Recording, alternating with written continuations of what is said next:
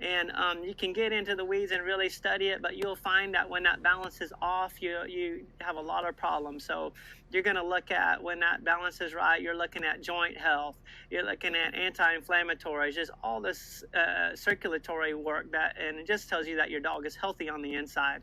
So that's the main reason. We're not going to show these dogs at Westminster or anything and make them all shiny. What it's telling us is that how healthy they are on the inside, and that's the most important thing for us. So I'd like to, this product comes in this bottle here. It's 32 ounces, 1 gallon, and I actually can buy it in the 5-gallon. So how you do to feed this is half an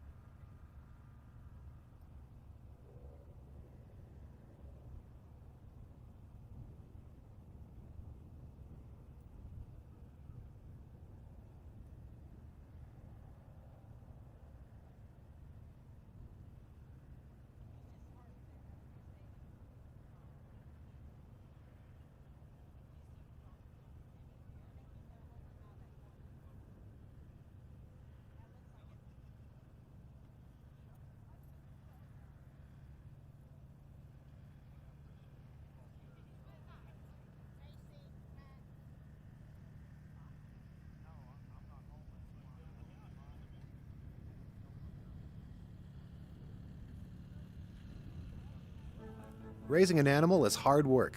Choosing the right feed can be even harder. The good news is, you can be sure each bag of Nutrina feeds is packed full of scientifically backed nutrition with industry-leading technology and a commitment to always do the right thing. We share your passion for happy, healthy animals, and we're with you for the long haul.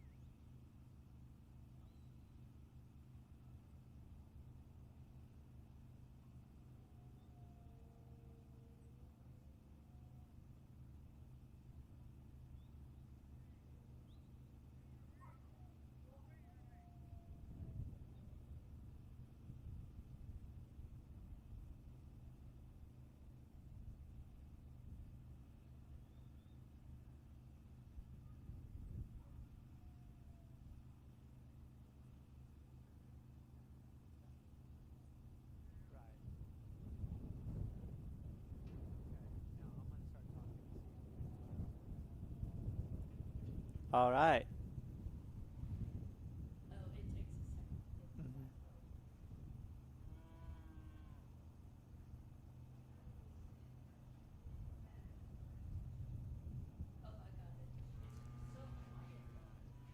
Okay.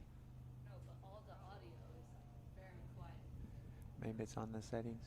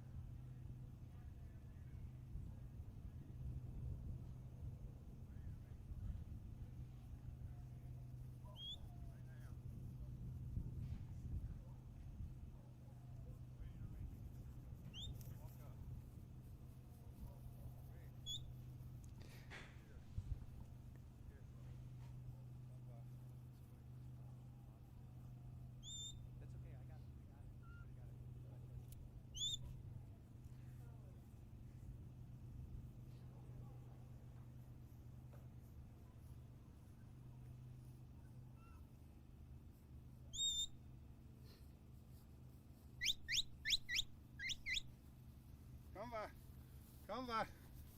Come by. Come by. Come by. Down. Come by. Come by. Down. Wait a minute.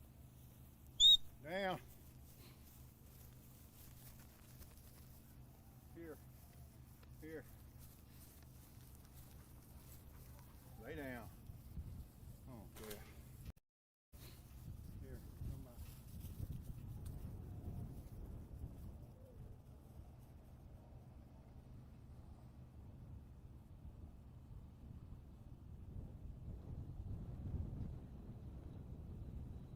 All right. Lay down. Lay down. All right. Good morning, everybody. Thanks for joining us, Dog Training Online's here in Center, Texas for the round 3. This is the final round of the Open on the field. We're working today. We're working from our slowest to our fastest times. So as the day rolls on, people that are more apt to win the average will be obviously have the faster time. So everybody gets a third round though, a third run, regardless how the first 2 went. So it's really a good deal. And it's chilly this morning here. We have had generator issues with several generators not wanting to start in this colder weather, but we got them up and running now. The sun came out. The wind has laid down a little bit. It's pretty nice.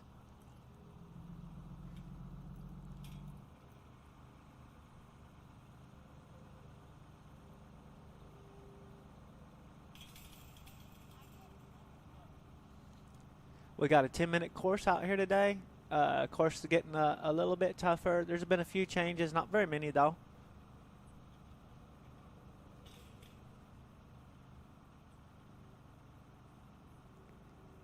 In the 3rd day of the HR Stock Dogs New Year Shootout. It's been a great trial so far. Weather's held out good for us. A little cooler today, but that's okay. It's better than being a little hotter. And them cattle should move out pretty good today. So as Dana Penrod takes the field with her dog Val. She's coming in at 38th.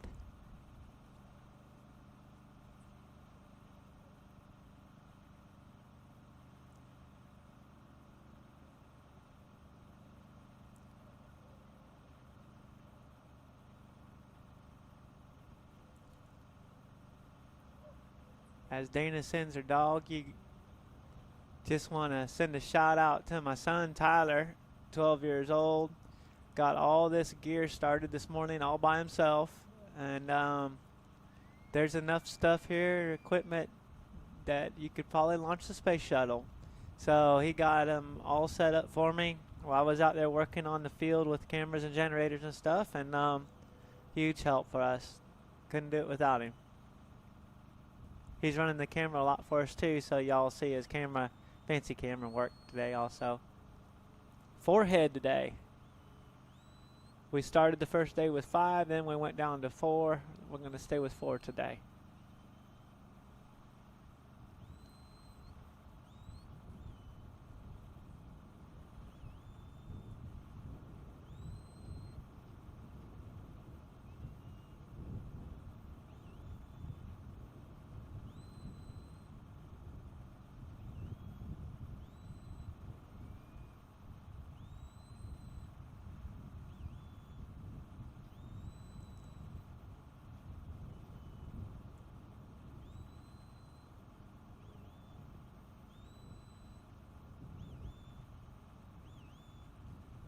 As Dana and Val try to get him started up the hill. This first obstacle is the fetch, 1 try. So if you break the plane with the cattle on either side, you must move on. Everything else on this field is going to be able to be retried today. So this is the only obstacle. You got 1 chance.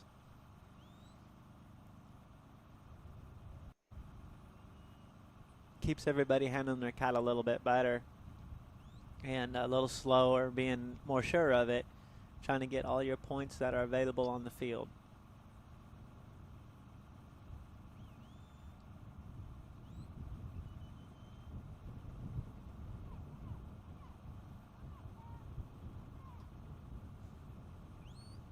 Well, she's got them moving good, but they're moving maybe a slightly more left than she wants, so she gives her dog the counterclockwise flank. Trying to get him moved over here across the field, going to our right. And that actually is not Dana anyway. This is Verona. So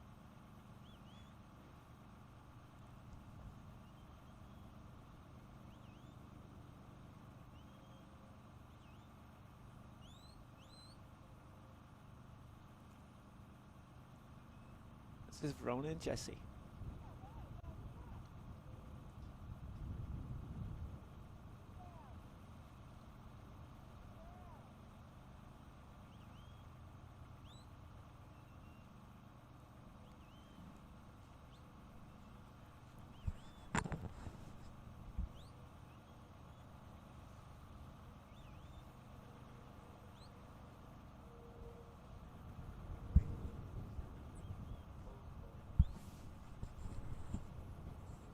Yeah, round 3, open. We're trying to get our draws scheduled up. I think we're back on track, but we're going to double check.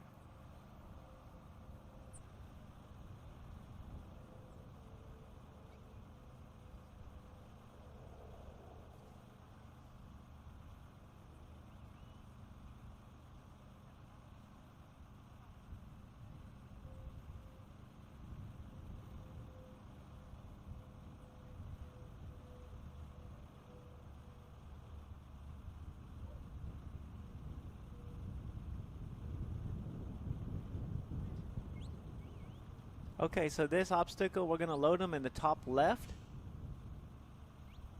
You'll see her do here shortly.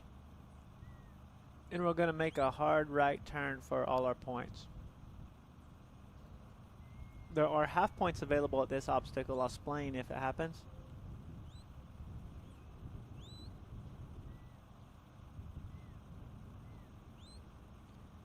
So that is how it's done correctly. So far we have a nice clean run going. So we've got to watch where she's going. There's been a few people take some spills out here. This this patch is actually kind of rough. But it's all good. You just got to watch where you're going.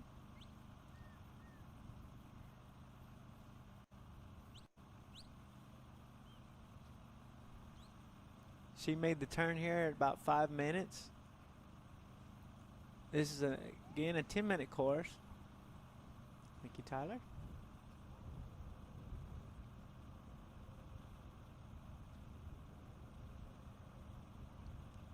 Yeah, I'm back on track with my draw. Sorry, y'all. This is Verona and Jesse. Before that was Keith Gillian and Angus. Anna Smith and Tippy. And Mason McGraw got us started. So if you're waiting, our next runs are going to be John Stottlemyre and Eve, Stuart Mitchell and Rip, Mike Grucky and Kuhn. That's what's coming up. Again, we're running slowest to fastest today. But that don't mean that one of these dogs here early in the morning can't get them a big day money check. Because these big classes at High Roller pay out really nicely. They, James and Verona and all HR crew, they donate all their time and energies and to keep this payout really good. So Verona did not get all of them loaded correctly. I'm not sure what she's going to do here. We're going to find out. I think she's going to rework this obstacle.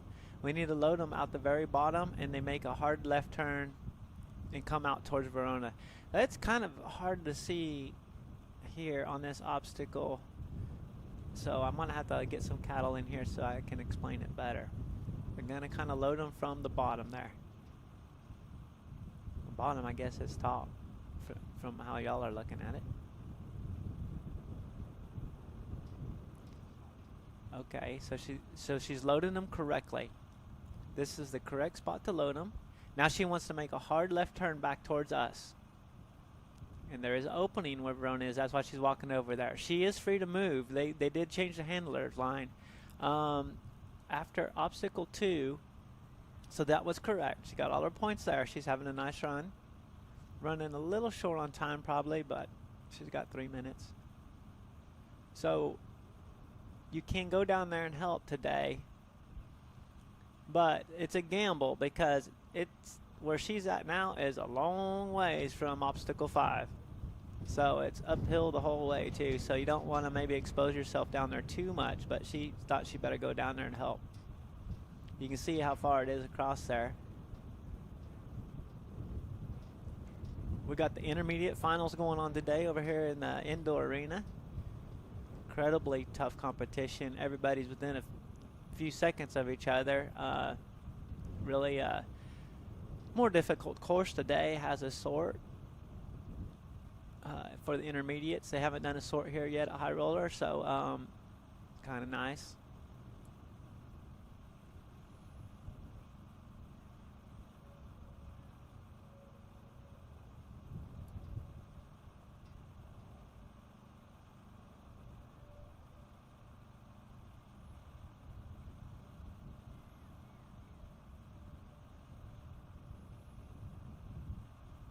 Verona made short work of that. Like I said, now she's way down there and we work our way up the hill. She's at 8:40 on a 10-minute course. We still have a pin and a sort to do.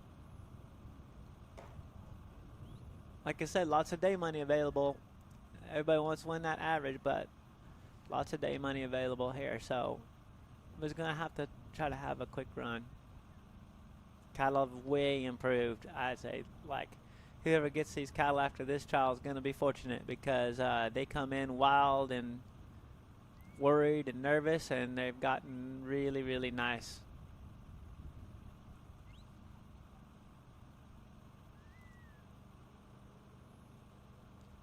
So Verona would like to pull them off that fence when she gets a chance to.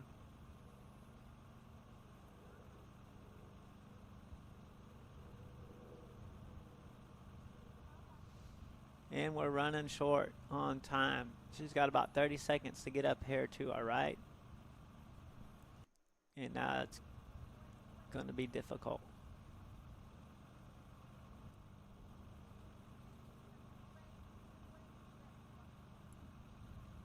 There's our judges right there, keeping an eye on everything for us today.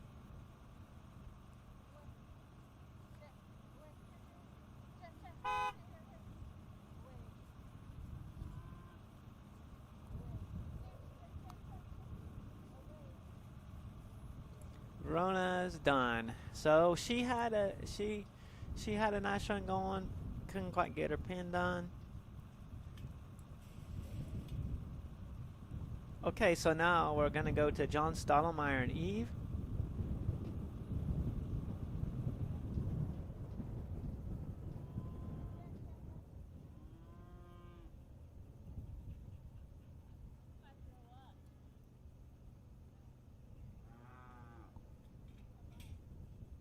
Number 36 in the draw today.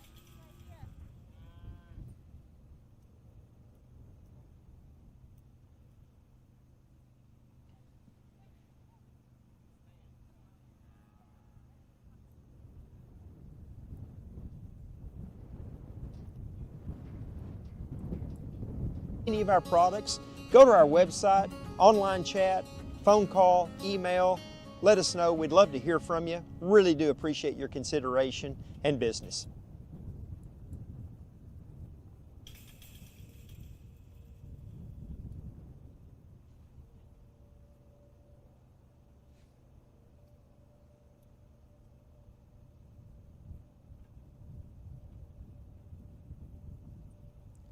We get the call for the cattle. Sends his dog. Off we go.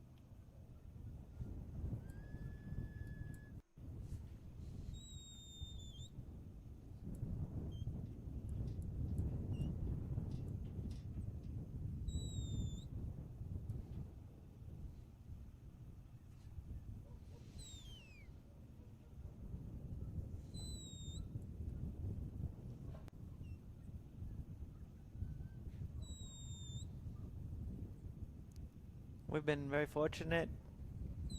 The JC Cow Dog crew is doing good this trial, so I'm gonna leave here after a bit. Tyler's gonna have to hand it over. We got some of our novices have been doing extremely good here. We're very, very thankful for that.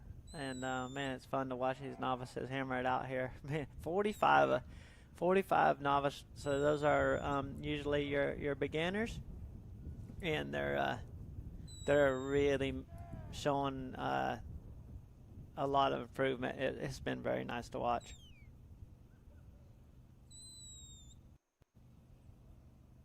Good stuff coming into the cow dog world for right now. Really, really talented people.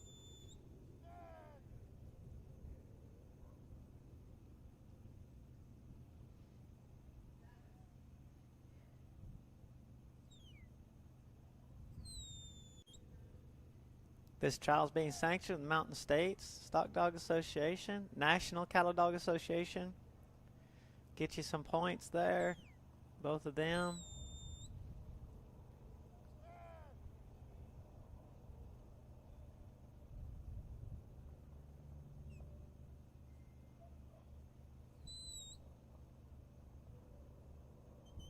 Both of those organizations have really nice finals. That's why everybody's here getting points so they can qualify to go to the finals and just have a good time here in Center, Texas. John's got them cranking right along now. Fetch took him a lot longer than he would have liked for sure. We're looking at 3 minutes. But it is what it is, right? You just can't force a square peg in a round hole. He just did what he could, and now he's going to have to make up some time across this field to get his run completed. Eve will bring him. There's no problem with that. She's plenty fast and plenty bitey. So when he decides to accelerate the herd, it's not going to be a problem.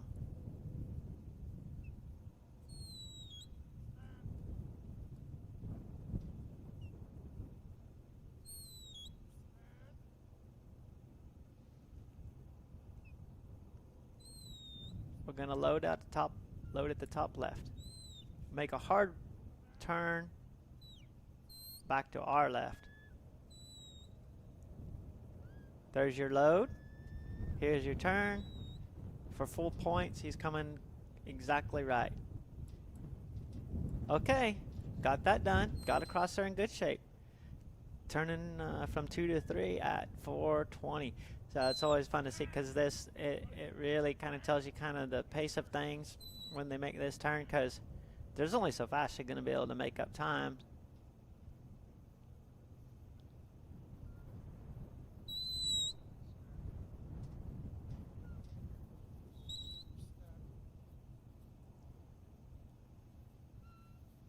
They've been feeding us every night here at High Roller. You don't have to go to town for nothing unless you just want to.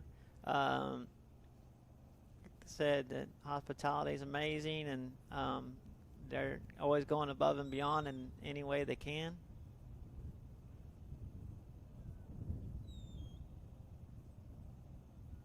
So many sponsors we have that make this all possible, so we can bring these live streams to you, so y'all can enjoy it at home and watch your family and your friends and your mentors.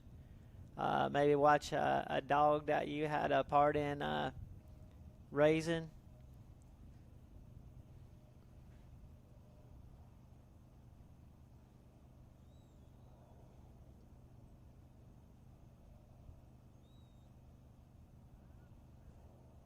Or maybe you're at home strategizing about how you're going to come win this thing next year. And that is be a really good plan. Everybody should be here at this trial. You want to operate against the best in the nation, this is the place to be. And every class is available, so you can operate your dog at your skill level to be competitive. And if you're not sure about that, reach out to the NCAA, the Mountain States, or find your local trainer and get them to help you get started.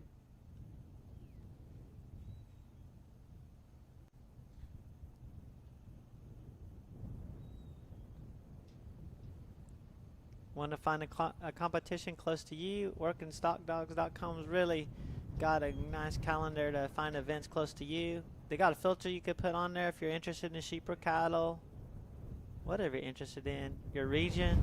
Really nice. So here we go to obstacle 4.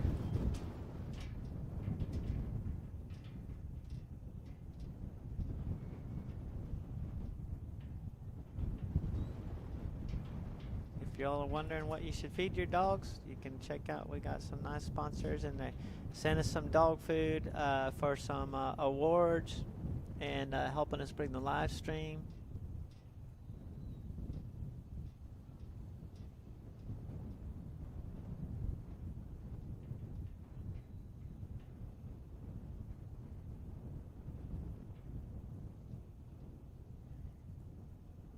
We're fortunate in this business. There's some companies that give back a good bit to the people that use their products, and they deserve your support when you can.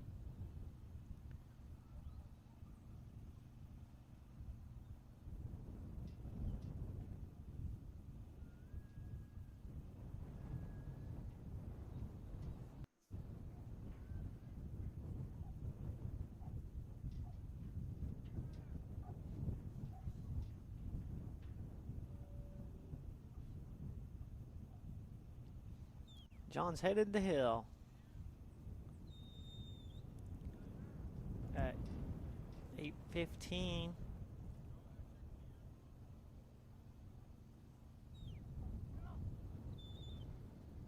Eve's fast. She's fast, and she's quite a bit at dogs, so get her engaged in the process right here and get this thing rolling along.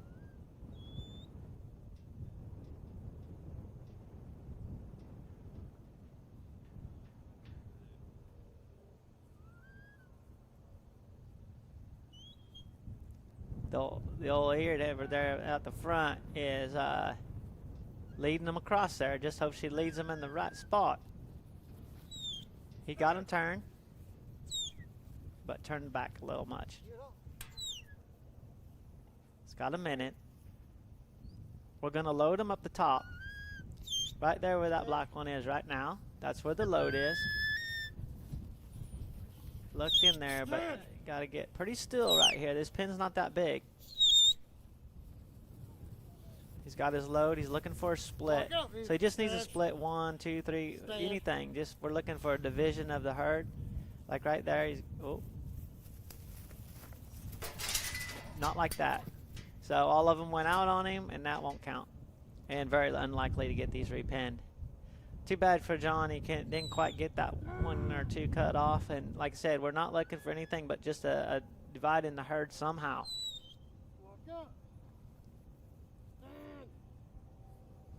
Okay, thank you, John. Walk up. Stand, look back. Eat, stand, stand, look back. Get up. Stand. Ounce is what you want to feed per day, and you'll squeeze it up into this mark, take this cap off, and dump it into your feed, and that works amazing. But I have a very big kennel with a lot of dogs, and so what I've done is I get these water bottles, and when we get done drinking them, these are super strong bottles, and they're square on the bottom, and I go on an online merchant, and these are called cappuccino pumps, and these cappuccino pumps come in 1/4 ounce squirts. So what you can do is you'll just put this bottle by your dog food, scoop it, and then give you 2 pumps. You got your 1/2 ounce. Takes just seconds. So with the big amount of dogs that I have, it just saves me a little bit of time from squeezing on the bottle. But either method works great. I'm just gonna share with you that's how I feed the product. I appreciate your time today. Again, we're super satisfied with this product. I think it's an amazing supplement to keep your dogs healthy, and joint and their endurance and circulation is just paramount in what we do. So thank you for your time today.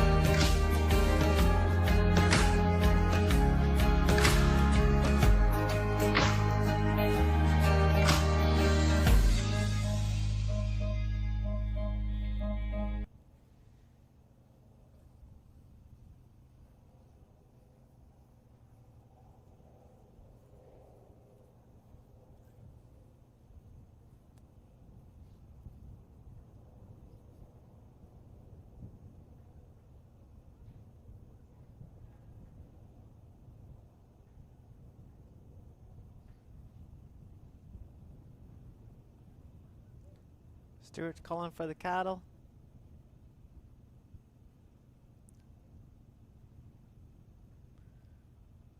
Stuart Mitchell's draw number 6.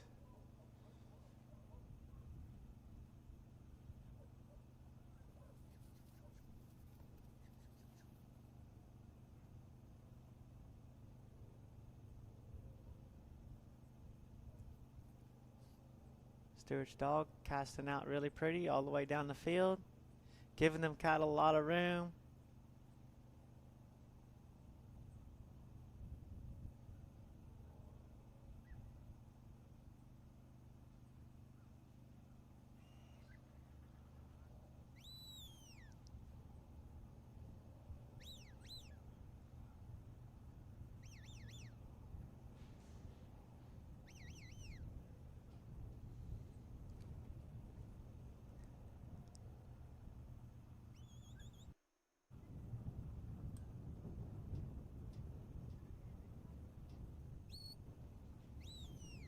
seat.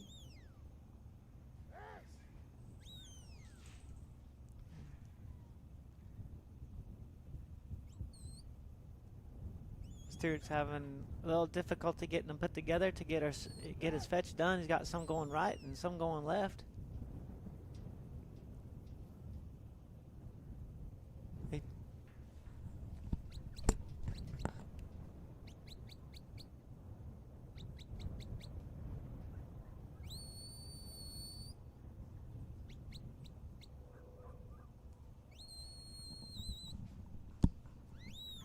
Sit down, you want?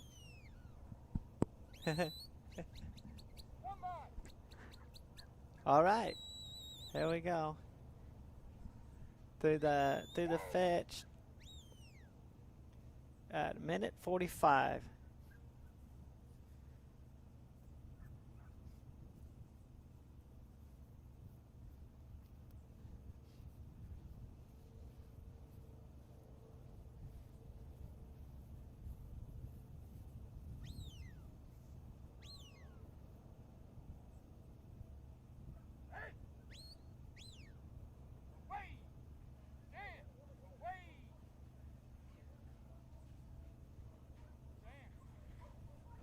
Okay, hang on, let me get.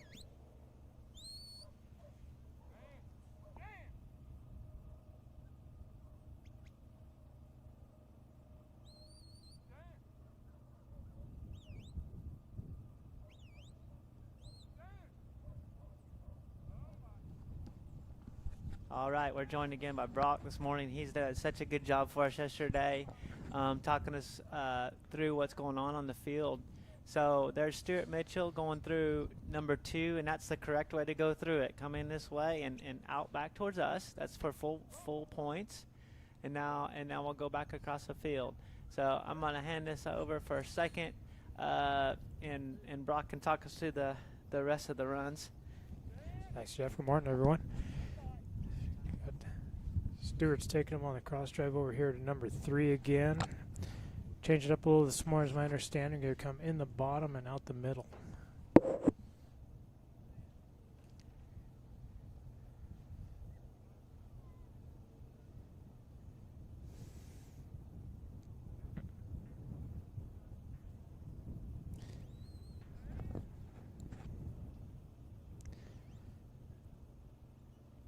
Stuart and Rip are doing a good job here, trying to keep these calves together and make up a little time on their way across the field. Doing a good job on the time as well.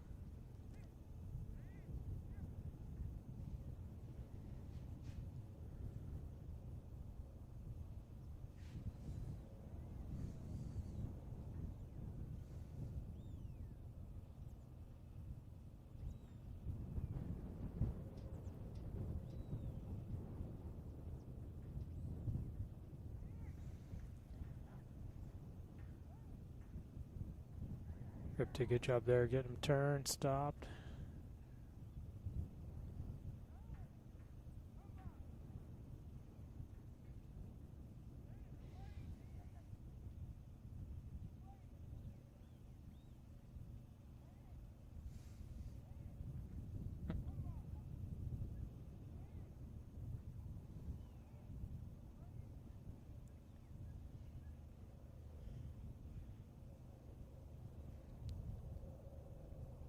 All right, Stu and Rip are moving on from number 3, heading 4.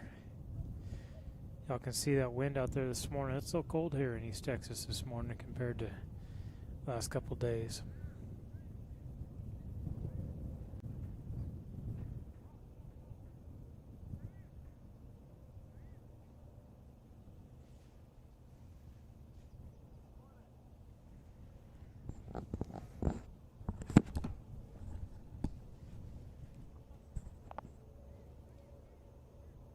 All right. He's got them together. We're heading to 4. What about that? 5.5. He's in good shape, huh? He's doing good. Looking good this morning. Maybe this cool air fits old Rip. Got to keep moving so he keeps warm. Yeah, that's right. So the wind, it didn't come up the way they thought it was going to, so that's fortunate because it's actually very nice today. I actually like it today better than I have because I don't really like running dogs in the field on cattle when it's warm, you know, and so yeah, it's good. Yeah, that cool air is helping the dogs as well. Yeah. Like you said, really nice. And they got some sunshine today. Yeah.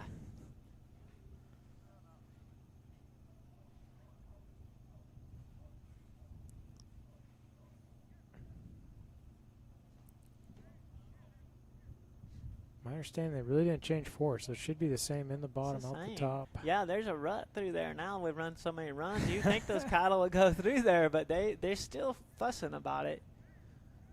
So those that are tuned in, waiting to watch someone special, Mike Grock is going. I know he's not special, but anyway. But no, he's a good dude. That guy's a good fella. He's running his dog Coon. Shannon Fritz will be running Radar, and Cindy Good will be running Nash. Those are your next 3 to go. Again, we're going slowest to fastest today, but that's just for the average. There's still lots of day money available. So everybody's going to be hammering down, try to get something done.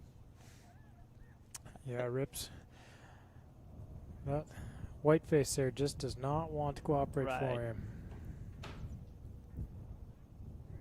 Stewart's from Alabama. He comes from the southeast, and he's a real important person helping bring the Southern Stock Dog Association. They're seeing a lot of growth there. They're having some really nice trials in Florida. They had Tennessee, Alabama, Georgia, everywhere. They're seeing a big growth down there, and yeah, it's nice. That's exciting. Yeah, it is. It's really they're having some really good trials. I got to meet Stewart this year at the MSSA final. Oh, yeah. Real nice gentleman. He is, isn't he? Yeah, he's a good one. He's always pitching in. He does a lot of commentating for us too, and he's been a little busy because he's going to take over the judging today. The judge from yesterday, Jerry, he had to go out of town, so Stewart, someone's judging him right now, and then Stewart will get back in the judge's trailer. So like I said, he's always helping, always helping out. And these poor cows are not helping him No, on this no. obstacle. He approached it about 5 minutes, I think it was. right in that Man. I hate when they're like at an obstacle and they start doing this kind. It's just super frustrating.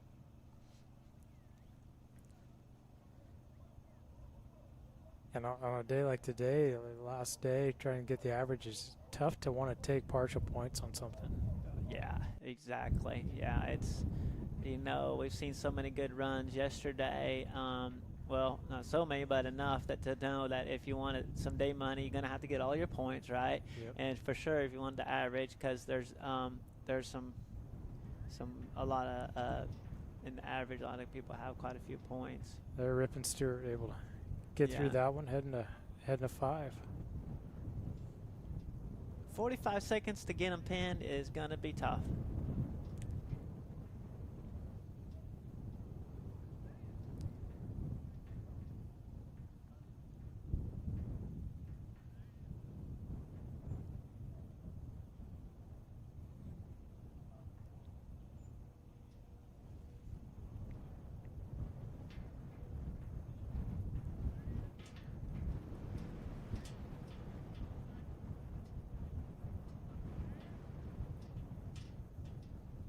It was so cold this morning, even this camera was slow up there. we had generator issues. Like everything's cold. And then they were, we did some course changes. Oh man, he runs out of time. He was within about 20 foot of getting them pinned. That is dog trialing for you. Be ready for some disappointment sometimes. Okay. Reset here. Let me get this thing sorted. That white-faced calf there just did not want to cooperate for old Stewart and Rip there. They had a nice run going. High Energy is one of 6 products in a family of foods we produce that is naturally formulated utilizing multiple protein sources, including beef, pork, chicken, and fish. Each of these foods contain what we call the VX Advantage, which is a proprietary blend of prebiotics, probiotics, postbiotics, as well as vitamins and organic trace minerals. We're one of very few companies that incorporate selenium yeast as the sole source of added selenium. These ingredients work together to promote healthy digestion and a strong immune system. Controlled minerals, including guaranteed maximums on calcium, is a cornerstone of all Next Level products. Our lab is second to none as we test all incoming meats, as well as every lot of finished kibble for all minerals, including heavy metals. I don't think there is another company in the United States that takes food quality to this level. High Energy is a nutrient-dense food that contains a very popular nutrient profile of 24% protein, 20% fat, 4.5% fiber that provides 420 calories per cup, fueling the needs of highly active dogs. The omega-3 to 6 ratio of just under 1 to 5 supports a beautiful, healthy skin and coat. There are several competitive 24/20 products on the market, but most of them are formulated utilizing lower quality ingredients such as rice bran, which has no place in a quality pet food, especially for performance dogs. These cheap foods simply will not digest, as you will see by the large volumes of poop produced. High Energy is a food of choice for hunters during the working season. I'm Scott, and this is Vega. I'm the co-founder and chairman of Next Level Pet Food. If you have any questions about any of our products, go to our website, online chat, phone call, email. Let us know. We'd love to hear from you. Really do appreciate your consideration and business.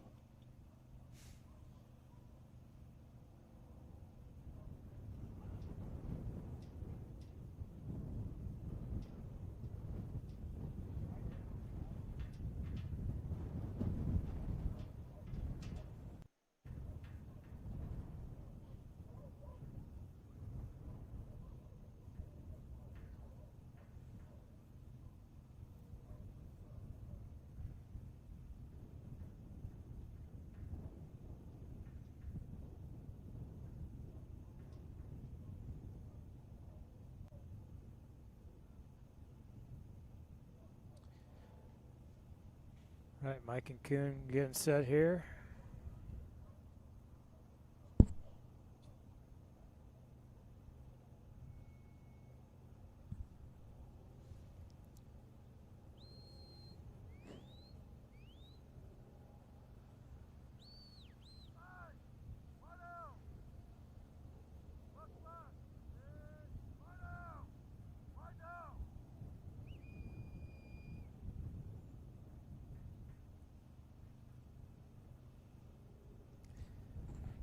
Now Mike's got him locked onto him. Should be looking pretty good here in just a moment, heading to the fetch. Those calves are lifting off that setup a lot better today. Oh yeah, right. I know. Yeah, I'm glad they're not fighting the dogs down there. That's good to get them up here and get things started. Yeah, that first day they were just turned back around and hit that wall, boy, and they didn't leave no room for those dogs to get in there. So it's kind of a fight to get them up. Yeah.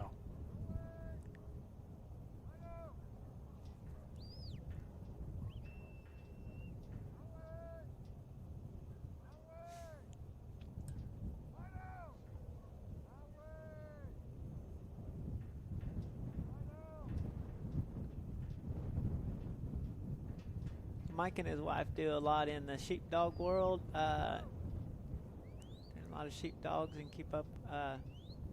Always at the shows doing good there. So this field deal is old hat for him.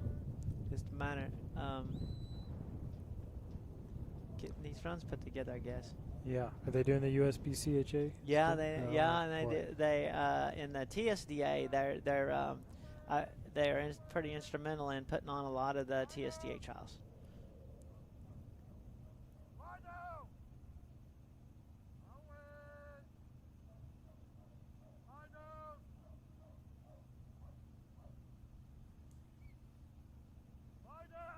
Whoa! You about stepped in a hole, and you got to watch it out there.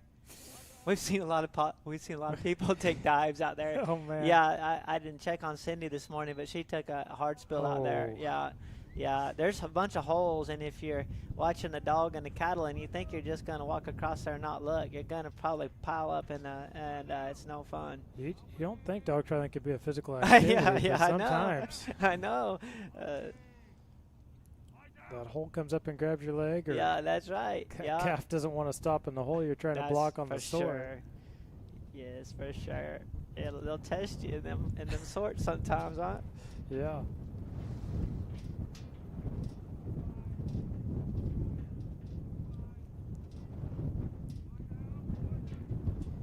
A little bigger hole on the backside that dog has to. Yeah, maybe it's the same hole. Looks a little bigger from this angle, but. Whoops, doing a he good lost job. one on the inside here, and I don't know what to do. He'll either wrap him around and try it again or move on. He can choose right here what he wants to do. Like if it's me in this kind of competition, the level is, well, he's going to move on, so that's why don't listen to me. Like me, I like with this level of competition, it's hard to leave points out there on the field because, you know, these, oh my goodness, there's so many good handlers and dogs here. It's unreal. It is unbelievable. Anybody you watch it out here is just as handy as it can be. It's really fun. A lot of factors for sure. Yeah.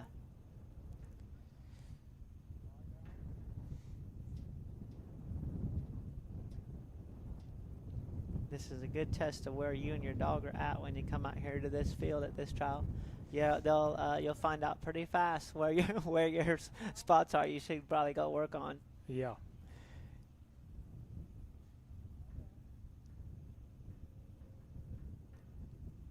Okay, and Brock might mention, but we're free to move after 2, so they can go down there and help like he's doing. He's a long-legged bugger. He don't mind to walk all the way across there, but but you get down there too far, boy, it's a hike up to 4 and then up to 5.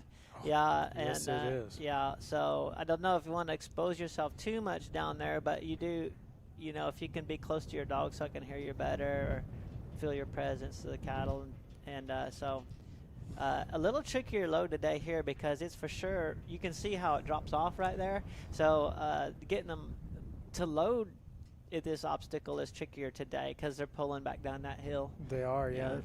Trying to take them down and almost turn them back up the hill. Exactly, and those are trotting right along. It's hard to make that bend. Yeah. But this is day 3, and it's supposed to get more difficult every day, which it has. And we start kind of sorting it out. That's part of dog trialing. It's going to get tougher every day.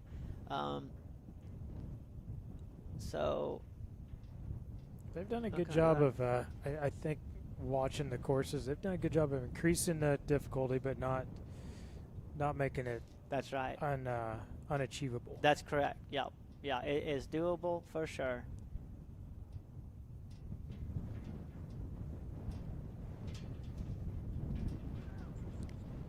I think we're in good shape if we can get the red one coming. Yeah, there he goes. Red one in there. Yeah. He should be doing good. Whoops, no, he didn't. It came back out. Oh. Yeah, darn it.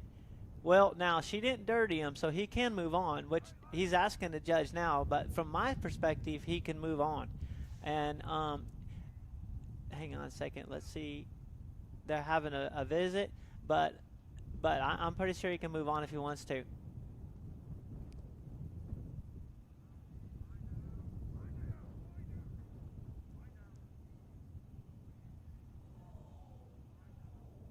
There he goes. Yeah, all right, looks like now he's we're moving going. it forward. Yeah, he's way down there. He's going to have to start heading this away. He is way down there, that field. That is a long ways. Oh boy, yeah. I was Yeah. down there yesterday in the handlers meeting, and that's a. Yeah, it's For my short legs, that's a hike up that I hill. know. That's what I'm saying. He's not in a good spot to get back up here, but that's all right. He went down there, reckoned it's the best way to get it worked.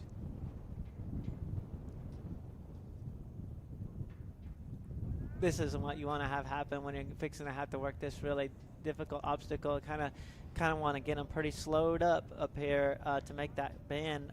If you have them trotting around and looking around, it's pretty hard to get this one done. Yeah, the ones that were successful yesterday seem to be have them pretty slow, like you're saying there, Jeff, and just nice and easy, settled as they're coming into it. Yeah, they see that hole a little bit better. It's hard once it's on the vent to let them get that slow, but it's part of it. You got to speed up and slow down, speed up and slow down. And then some cattle will not let you slow them down. That's just the nature of it, right? Yeah. That's real life working cows. Yeah, that's there. exactly right. Exactly. So this course is, there's going to be some fast times today, I think, because, yeah, you know, most everybody's getting over here, you know, 6 or 7 minutes. That leaves about 4 minutes to get there. That's plenty of time to get them pinned and sorted. Yeah, I think we're going to see some pretty quick times today. The winner of the Open yesterday, Dana, ran at 6 minutes. Yeah, low sixes. Yeah, Low sixes. I have it wrote down somewhere, but yeah, it was a good run. Really smooth. Her and Hula. Yeah, yes, it was really nice. Lincoln Rogers had a really nice run yesterday on Huck. I'm sure he thought he was really safe until Dana come up there and did that. Yeah.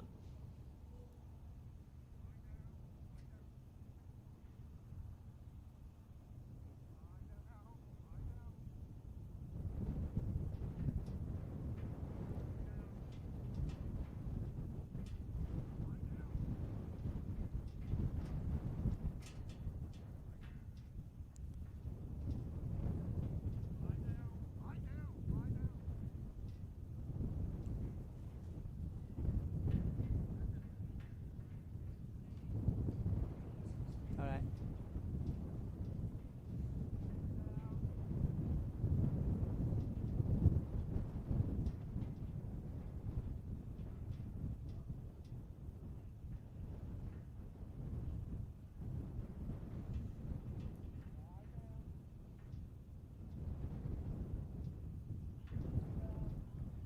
So we got a little less than a minute. He's getting pretty close to the pin.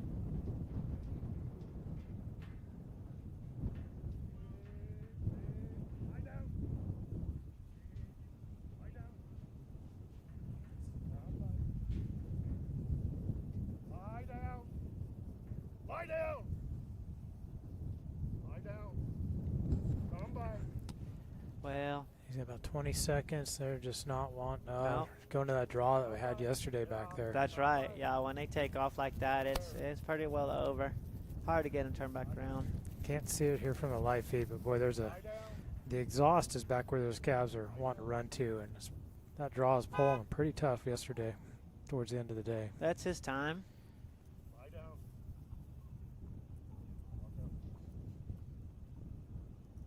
Lie down. Lie down.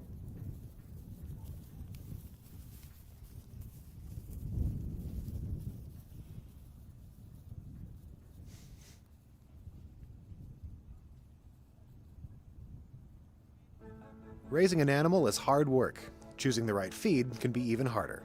The good news is you can be sure each bag of Nutrina feeds is packed full of scientifically backed nutrition with industry-leading technology and a commitment to always do the right thing. We share your passion for happy, healthy animals, and we're with you for the long haul.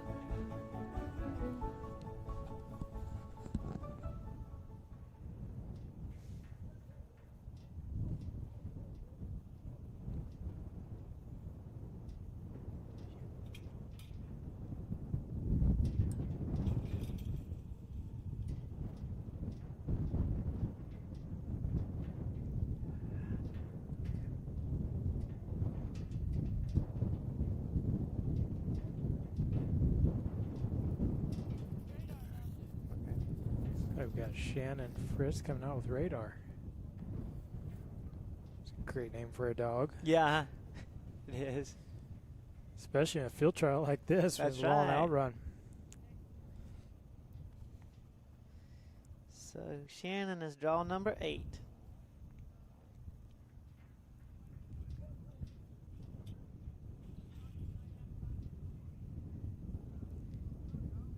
James Butler's coming back today. He's the high callback with Slash J Hayes with 530 points. He's only got 10 points on his competitor, second place Dwayne Hurleman and Quinn. And then he's got 40 points on Lincoln Rogers and Huck. So It's that's good watching. Oh, sorry, guys. Yeah, it is. That's why getting all the points on the field really kind of is priority, because if when you get down to these averages, just 1 point here or there, like one cow makes the difference. Yeah, so James, if he comes out there and has a clean run, but that's hard to do here. This is tough. It's tough. Yeah. Shan's got radar off, and he is trying to get around him here and turn him up towards the fetch. She comes into this with 170 points after the 2 days. Then we get Cindy Good and Nash, and we're going to get John Stottlemyre and Jim, Anna Smith and Rome. So that's what we have coming up. Ooh. Yeah. She's really trying to get them work back over here because they're really drifting left on her. She needs to get back over here. Like I said, one try at this fetch. And the black one's like, I don't know. He's either going to lead him the right way or Yeah. lead him astray. That's right.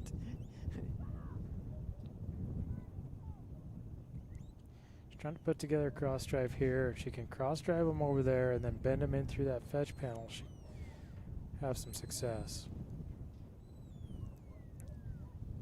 There's that plane on that fetch. If they cross it, Yeah, I think she probably did with a few. I don't know if all of them did, but that'll be up to the judge to decide, not me. I'm glad I'm not the judge on that because that depth perception is tricky. that is Yeah. tough. Look at that. Yeah, I hope she got it done. She's really cool. They're really good people.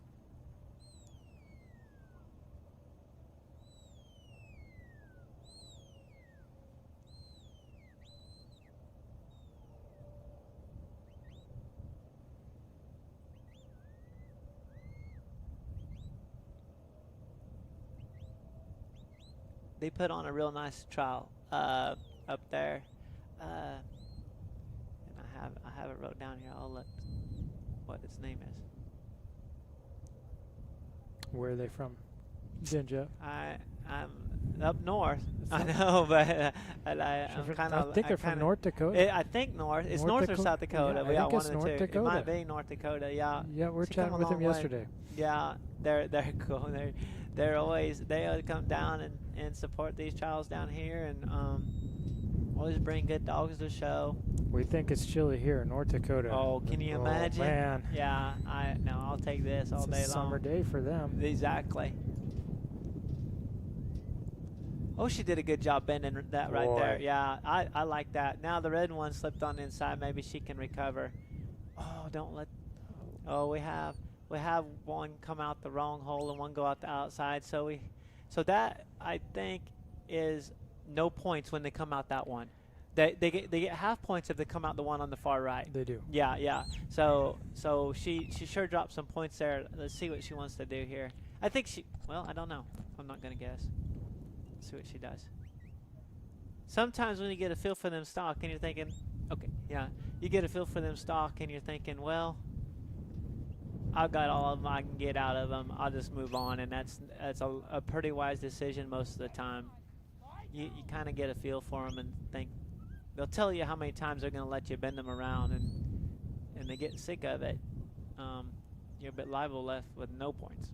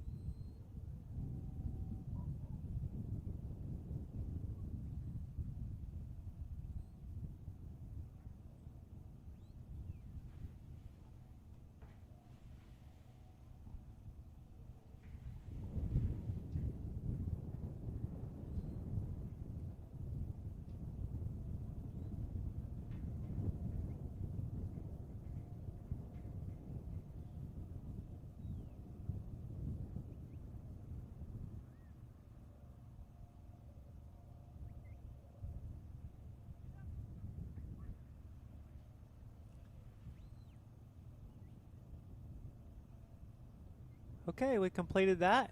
And now we're going to go. At 6 minutes, we're headed to obstacle 4.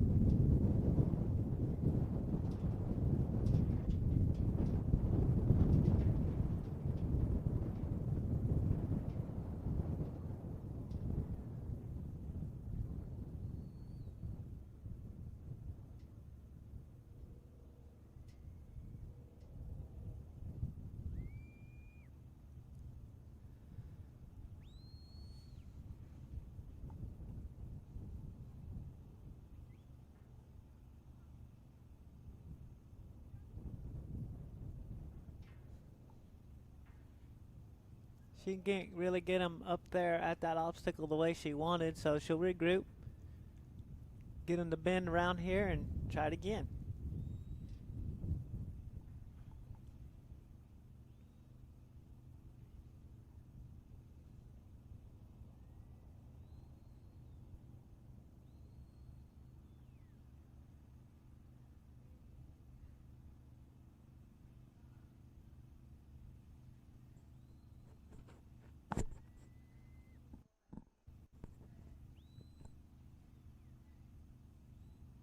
There we go. Good. Okay. Yeah. Okay.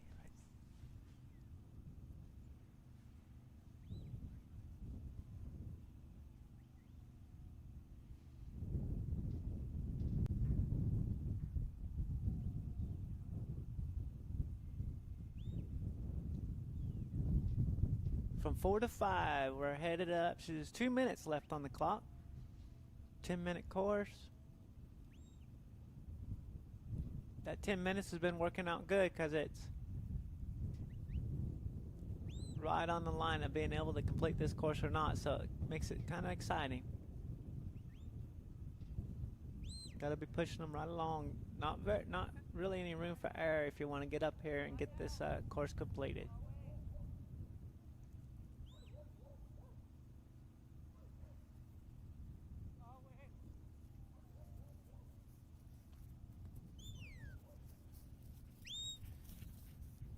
She really still having a little trouble with this one that caused her, this black steer caused her some trouble on the lift, and it just has never really settled from that time. She's managed to make it work through the course, but it's sure not trying to be very good.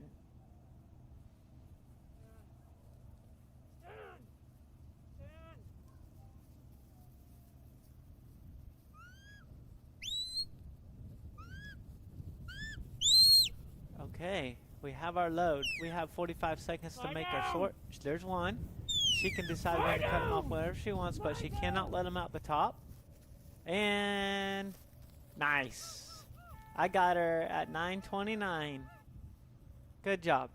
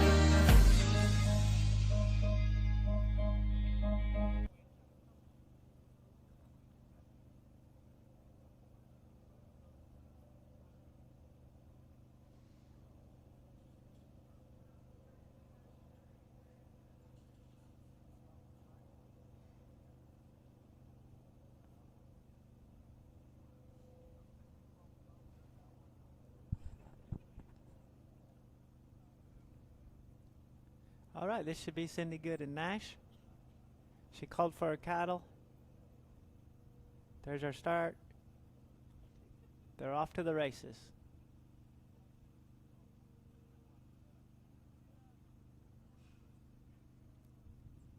The cattle are coming out today and going hard left. So I bet we'll see some people start sending their dog the other way. But we're in good shape here.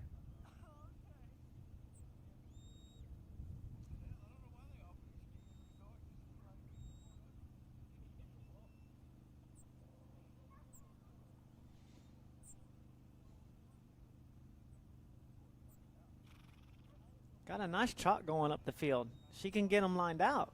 Really good.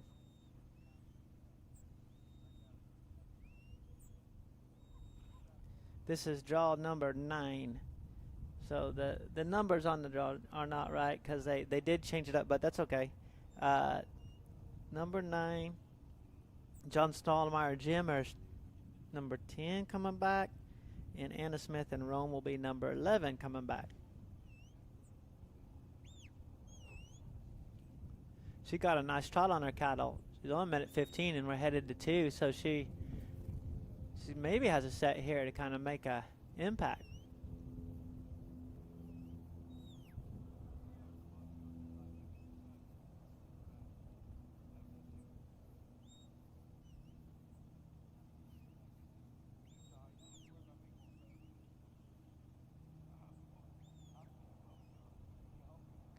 Dog maybe he's not in the ideal spot right there, but now we're better.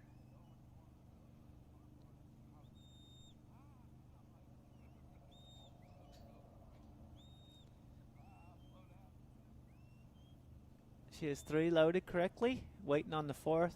She could like to get, yeah, she's kind of,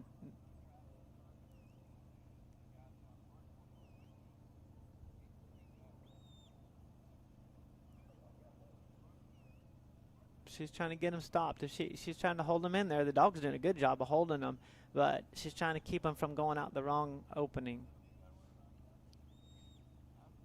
They need to come out to our left, closest to us and to our left.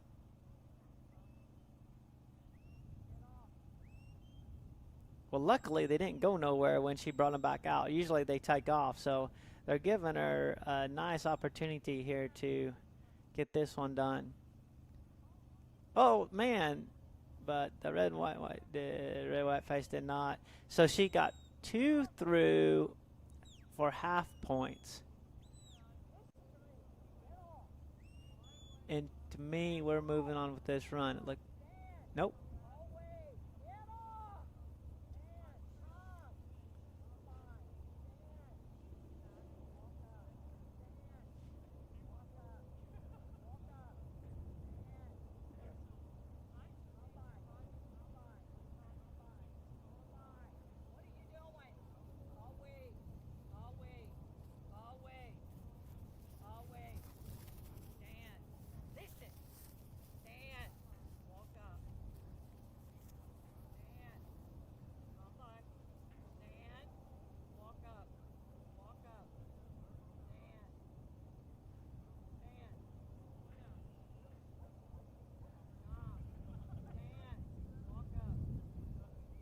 Not 100% sure what's going on. I think we're trying to go back to 2, but we do have a 6-minute rule. If she doesn't point 2, so when she starts going back to 2, she's at 0 points on 2 now.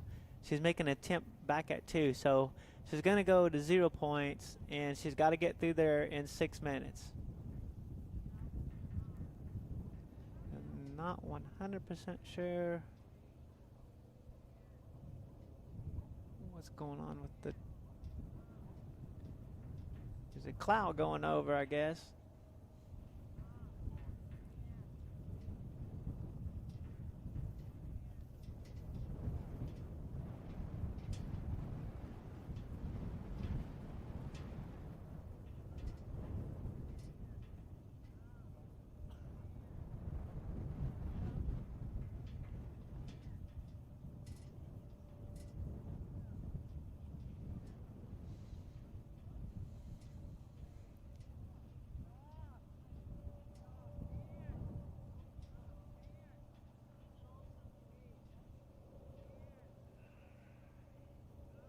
There's our correct load.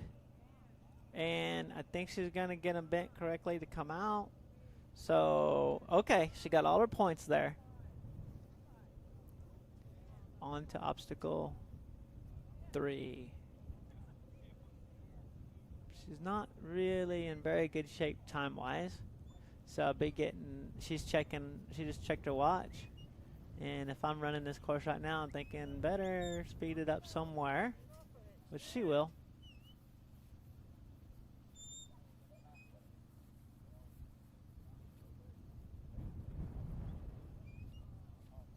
When you're doing this, you kind of lose track of time, and sometimes you don't know if it's going good or going slow. You just check and see kind of where you're at.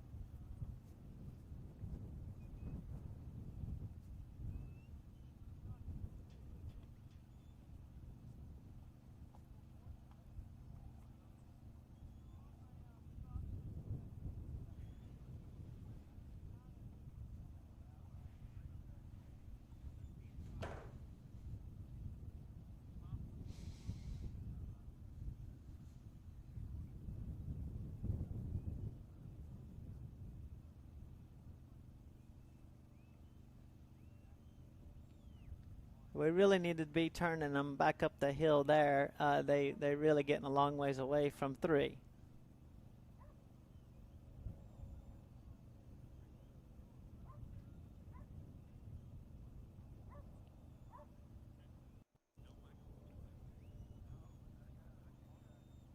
We got our load. They need to come out a different hole than that. That is not gonna, that's no points there. So she needed to come out the middle of the obstacle, so she's gonna have to reload them.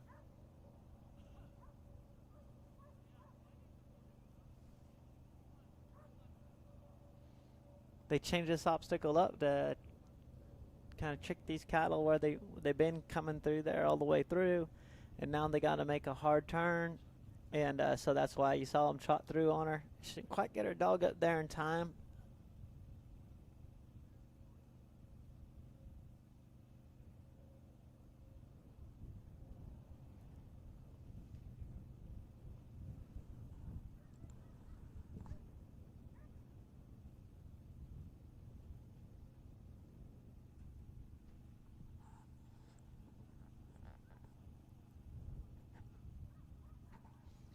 We're about to do the same thing again.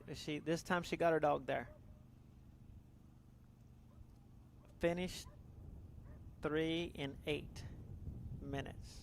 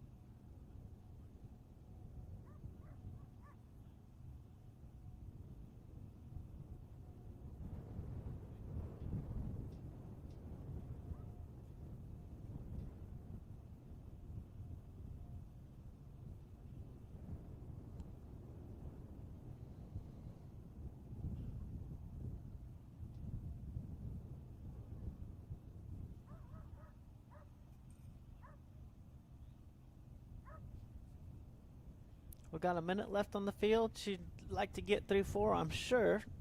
Give her some more points.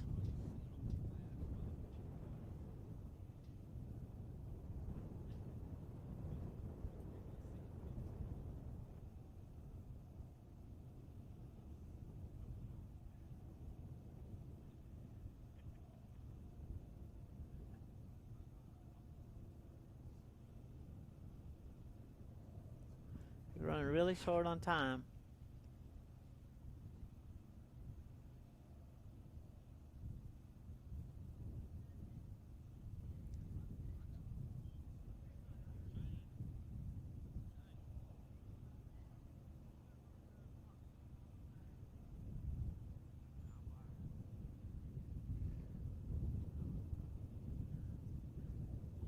That's it.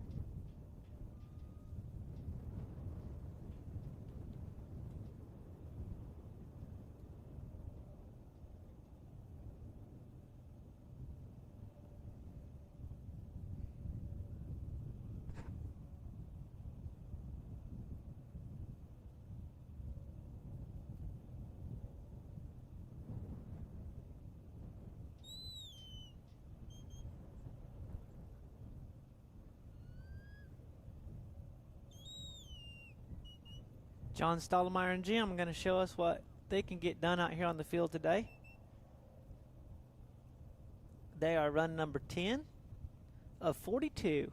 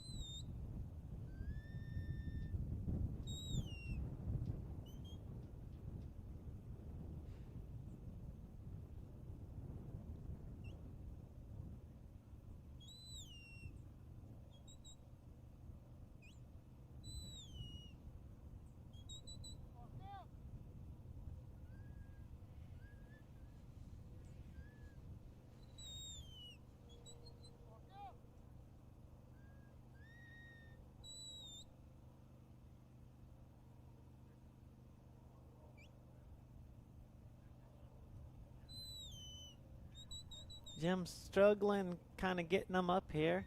Not anything doing wrong, they're just kind of not wanting to break loose and start moving. So we're coming through the fetch here, and it's going to be all his points at the fetch, which is really nice. He's going to be at 220.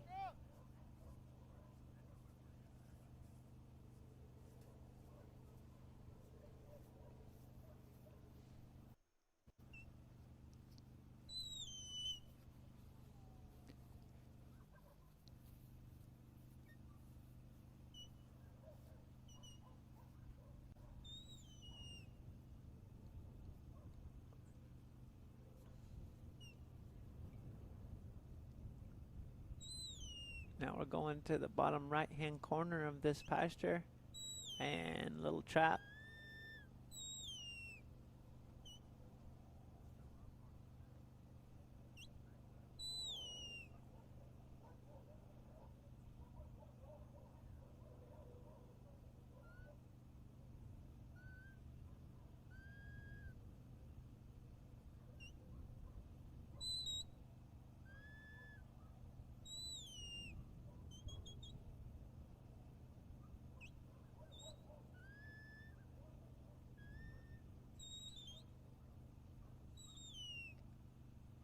You're watching day 3 of the HR Stock Dog New Year's Shootout in Center, Texas.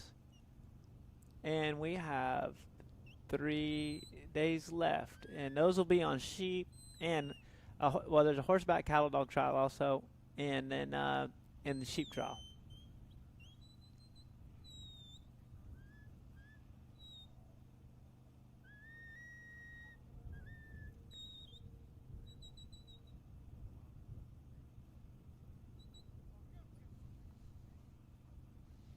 John's trying to get these loaded correctly.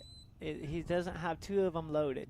Oh, he doesn't have one. Now it's a problem because one of them came in the wrong spot, and that's what they call a dirty pin. So he's going to have to clear all 4 of them out. Make sure the 4th one clears, turn them around, and reload them.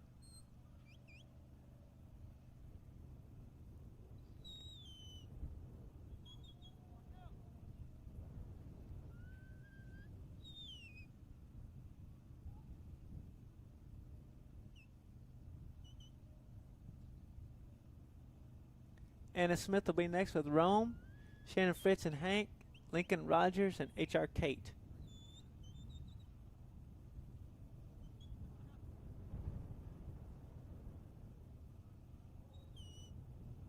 Okay, John gets her done in 5 minutes. We're headed to 3.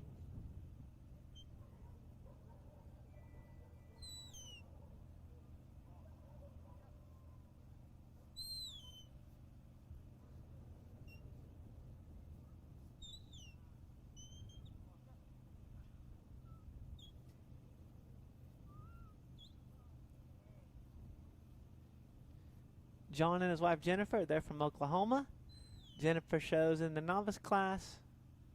John is a first-year open handler.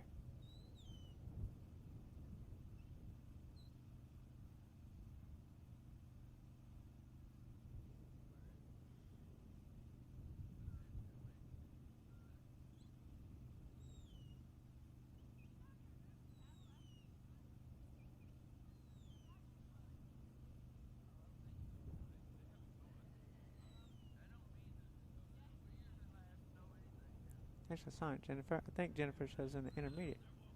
Got confused.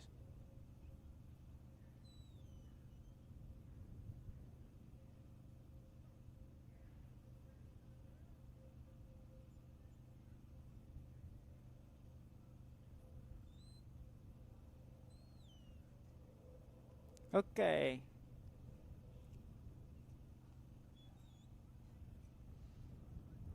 John's headed down there in really good shape to go on this obstacle, but he's got to let him drift down the hill there to the right. Come around that edge of that panel and put him in. You see the ribbon on the farthest right panel? He'll come around there and enter the obstacle behind that ribbon and then come out towards him.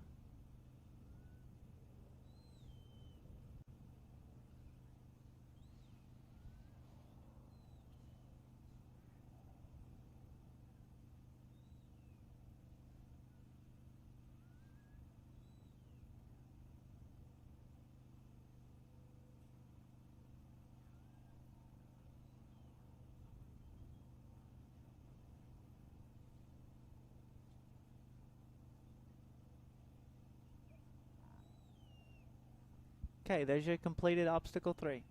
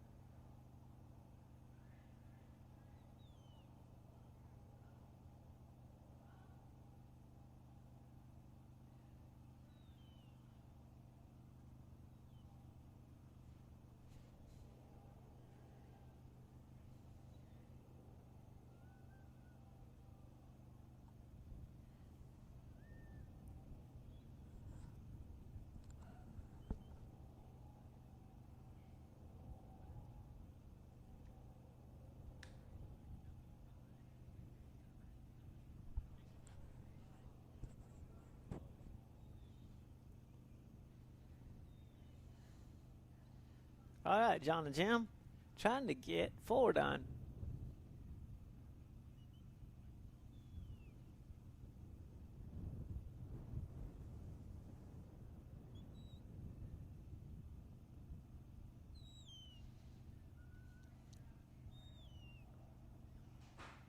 All right, we're headed to 5. We don't have much time to get there.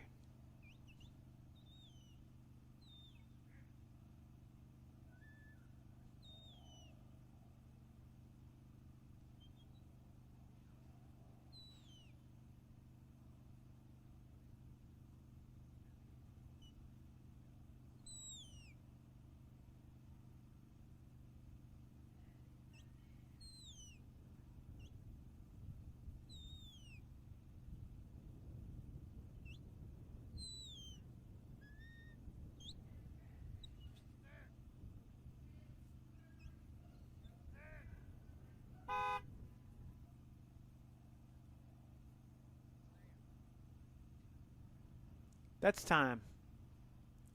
Thank you, John.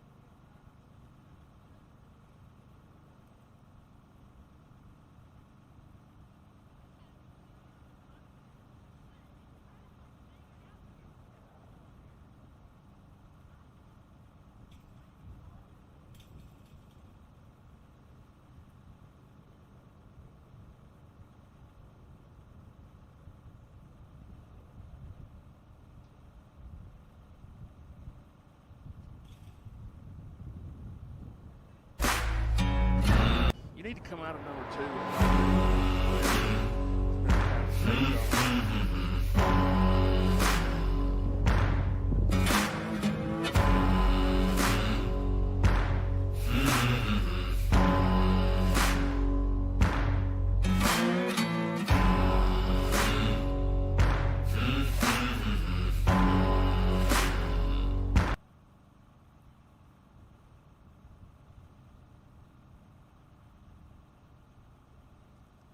Anna Smith and Rome called for their cattle.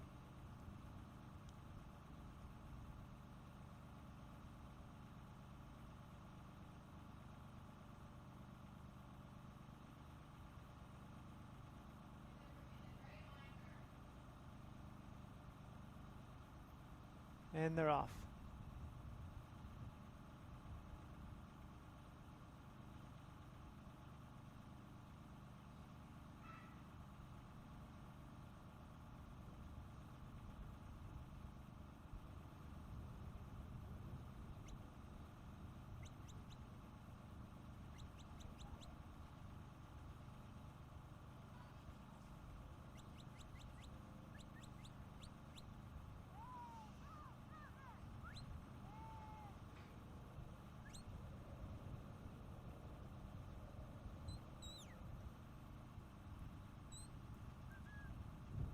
So her cattle kind of turned around and laid back on that fence a little bit. Some of them been coming up there and giving those dogs a little bit more room to work, and some of them haven't gone very far from the in gate. So her dog's gonna have to work at it here a little bit to get these things started.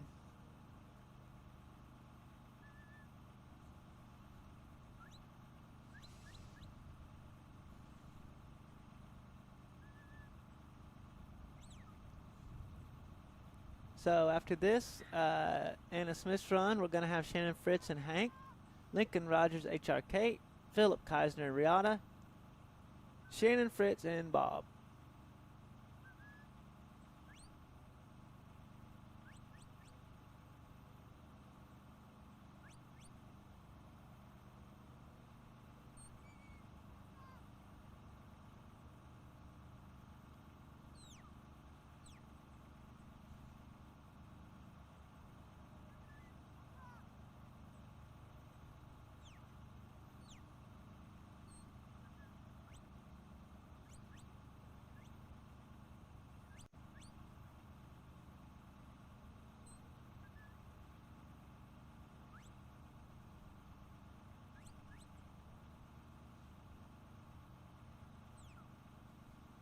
Well, so far we haven't made much progress towards the fetch, so kind of wanting to get things moving along a little better.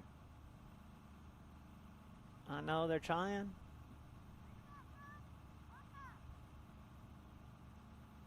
Today we're going from the slowest times coming back after the first 2 days to the fastest. This is draw number 11. It'll get pretty exciting when we get into the top there, but everybody's still trying to get that day money. A lot of money available in this trial. They pay out really good in the rounds.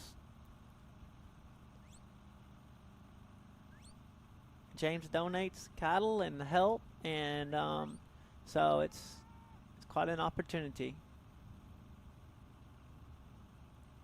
James and Verona, I'm sorry. Verona's out there working and hustling around, keeping everybody going, and takes a big crew to pull this off because we have multiple arenas going at the same time with a lot of runs. We're coming up on 3.5, but I think we got them broke loose now and getting the fetch. Good job. Got our points there.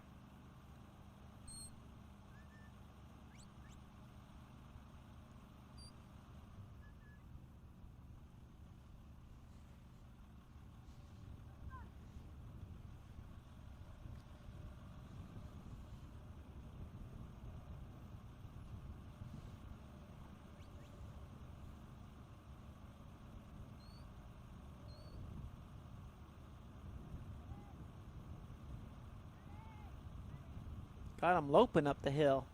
She needs him to. She needs to keep after him.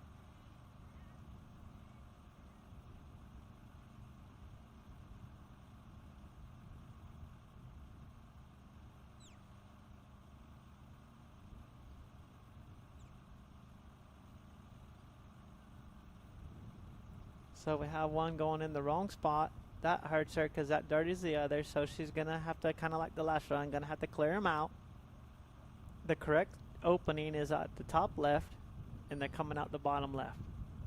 That's for all the points that are available.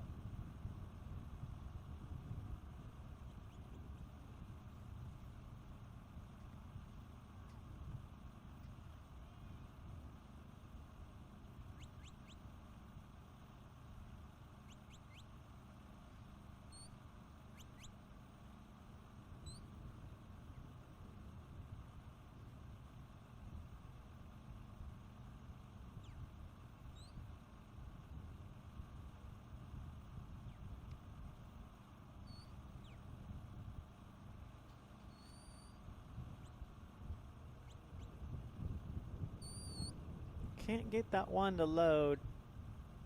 Now she's dirtied the pen again, and she's going to have to open, let them all out again, and reload them.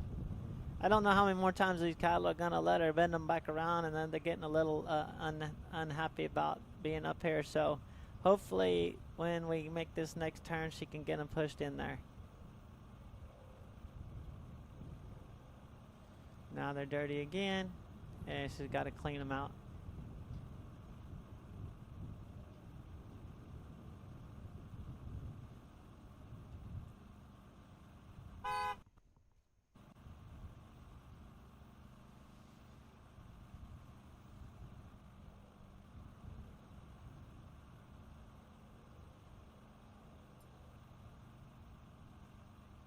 That's our no progress. So she didn't get done with, she didn't point to within 6 minutes. So they have called her run off.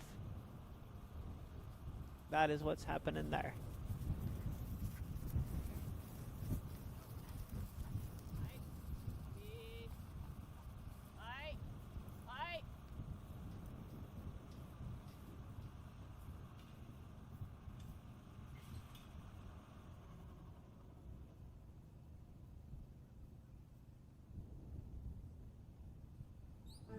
Raising an animal is hard work. Choosing the right feed can be even harder. The good news is you can be sure each bag of Nutrina feeds is packed full of scientifically backed nutrition with industry-leading technology and a commitment to always do the right thing. We share your passion for happy, healthy animals, and we're with you for the long haul.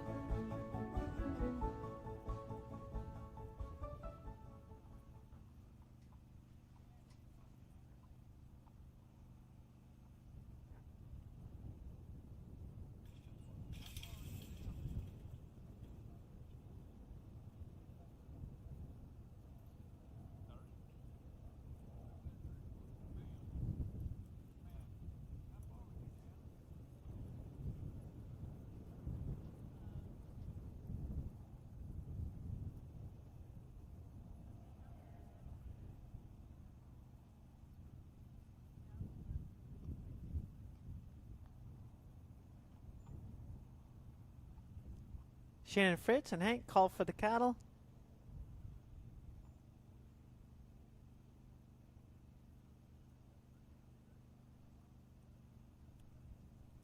Everybody's all bundled up. I can't tell for sure if but I hope I'm right.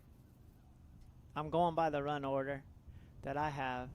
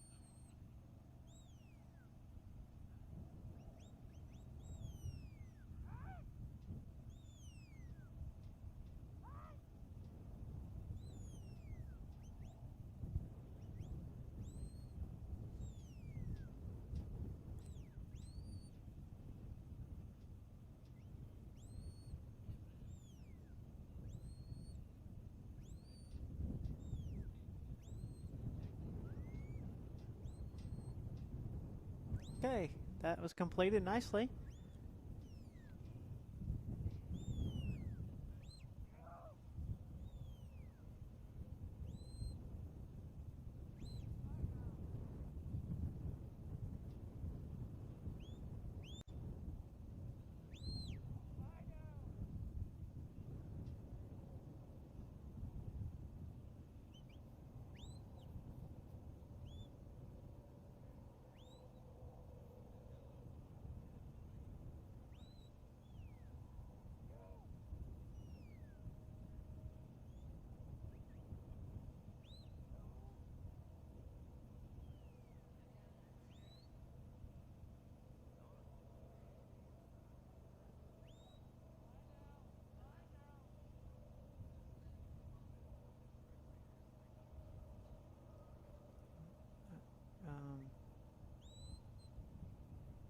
Maybe in about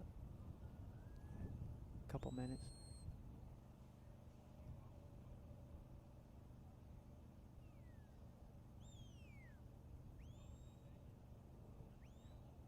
Okay, that's a nice load right here. And now she needs to bend them hard. Oh, I think she got confused on the course. That's only worth half points. She needed to make a hard turn and come back left. I think that she did it like we did it yesterday. So yesterday we went straight through, and I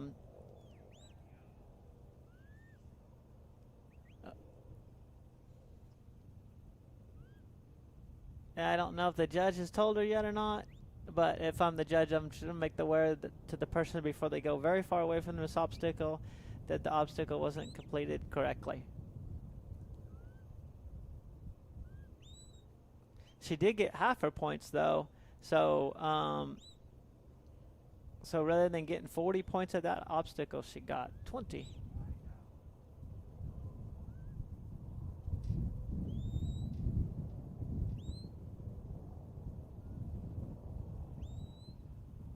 She's hustling right across here.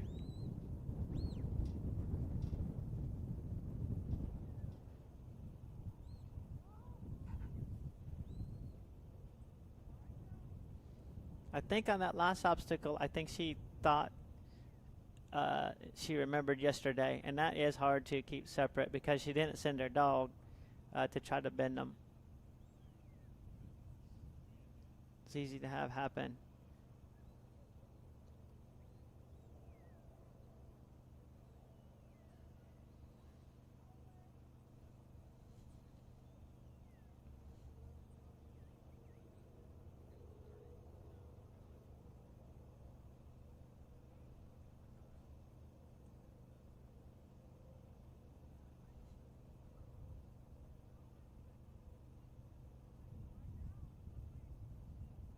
Coming up next, Lincoln Rogers is going to handle HR Kate. She comes in with 210 points. Philip Keisner and Riata 220, and Shannon Fritz and Bob again 225.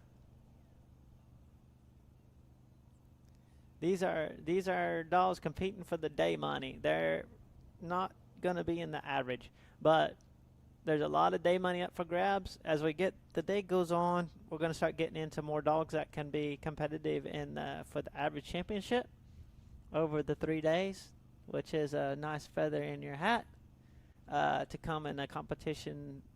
This many good handlers and dogs at this level is quite an accomplishment.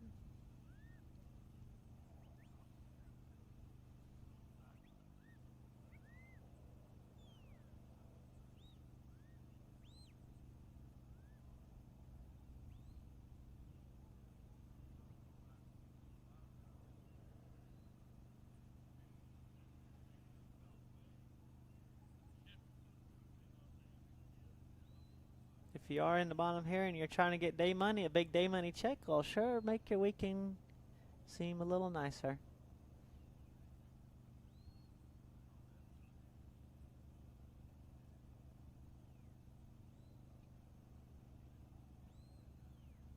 Nice job here. That was really good. She's made up quite a little bit of time.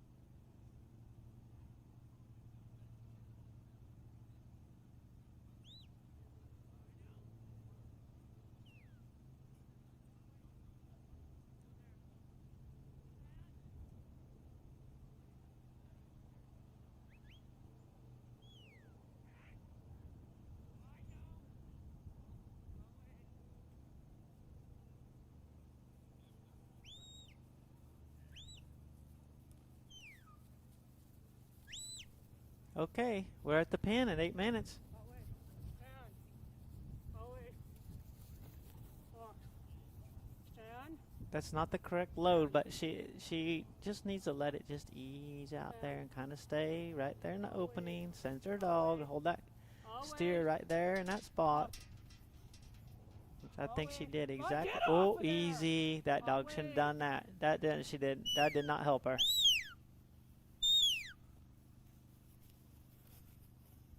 Away. That dog really felt like they needed a little more help getting in there, and Lie down. maybe not ideal spot. Come. Come. Now the dog's going to be some assistance here. Come. Come. All right, we're good shape. Right there. Away. Away. Walk up. You need to Lie move around down. really smooth here. She's got her pin. She's looking for a split. There's her split. She can't let him back out the top, though. She can't let him out the top. Oh, the dog held him good. Cow changed her mind. The little heifers come out there. Lie down. Good Grab job. I got her at about 9 minutes. She had a minute to spare. She's going to hate that she dropped them points on obstacle 2. That's for sure.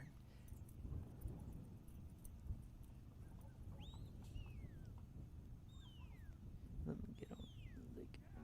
Okay, Lincoln Rogers is next, and HR Kate. I'll get that dialed up here, and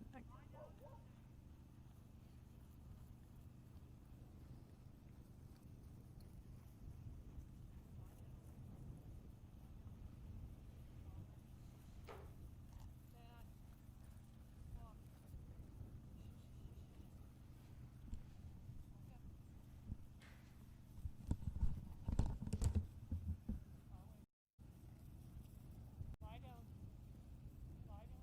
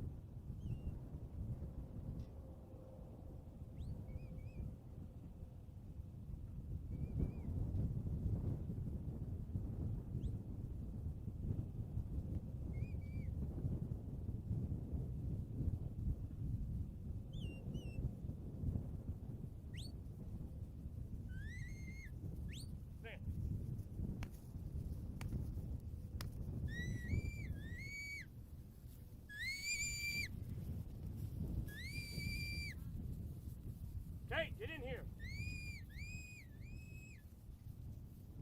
Hey, get in here.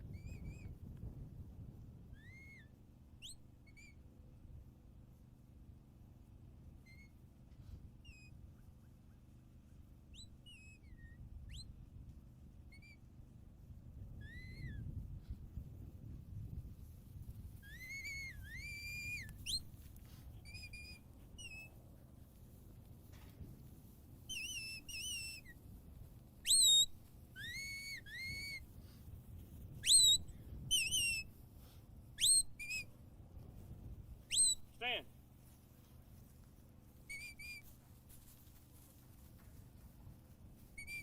Walk up, Tate.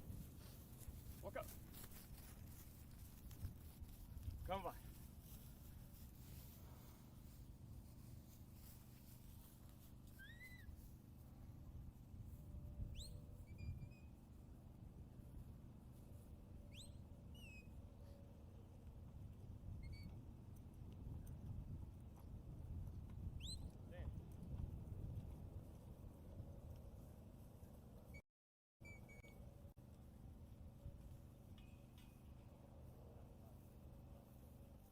Tate, they'll leave here.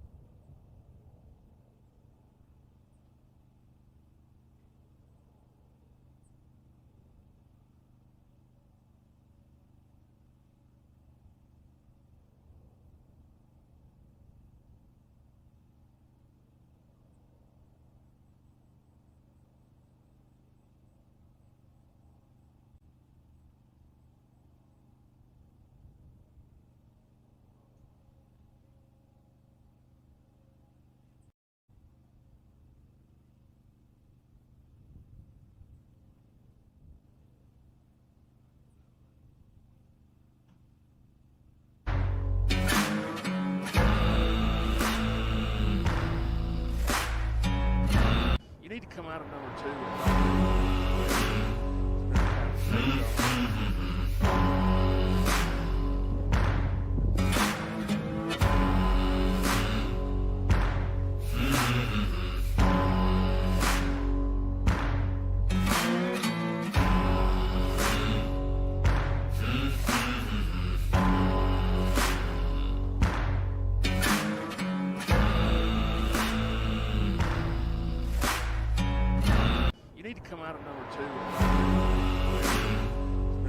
You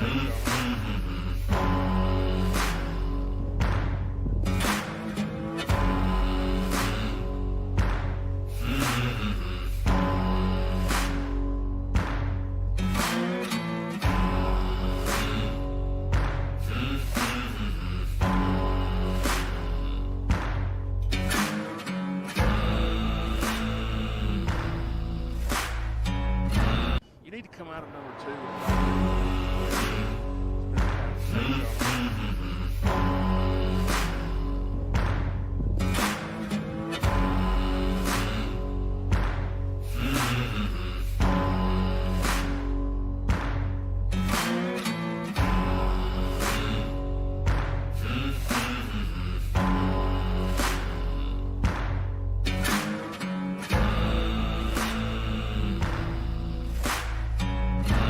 You need to come out of number 2.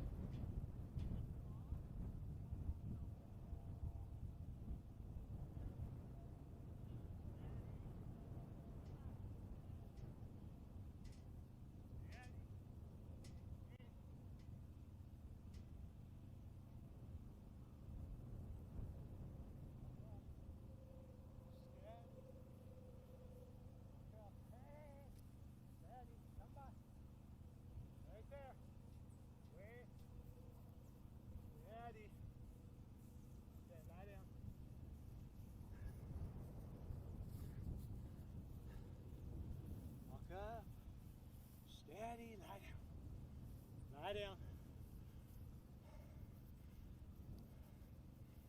Come by. Lie down. Come by. Right there. Ha. Away. Lie down. Away. Lie down. Hey, hey, hey. Away. Keep. Right there. Walk up. Steady. Come by. Come by.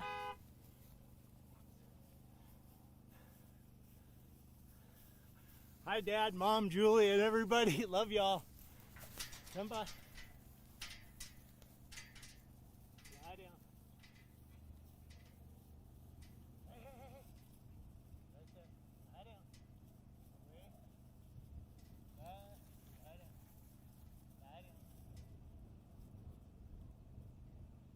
Here to me.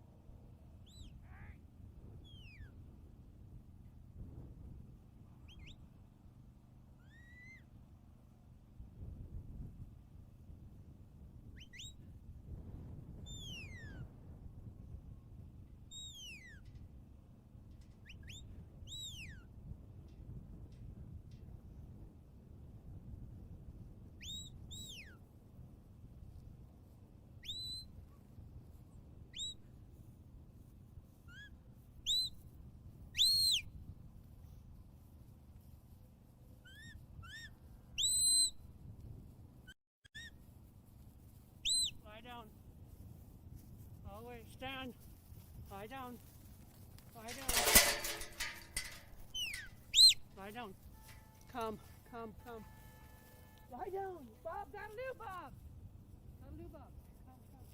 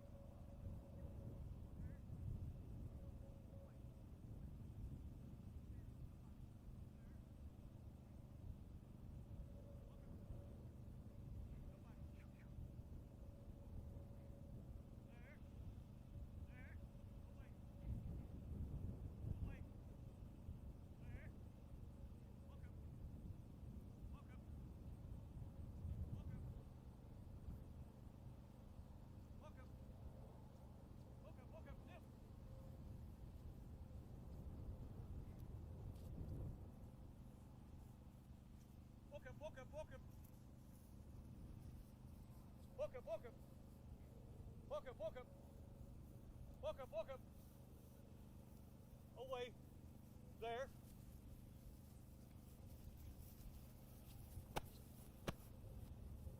Come by. Stand. Away. Stand. Away. Away. Away. Away. Away. There. Walk up. Come. There. Come by. There. Walk up. Yep. Away. Stand. Stand.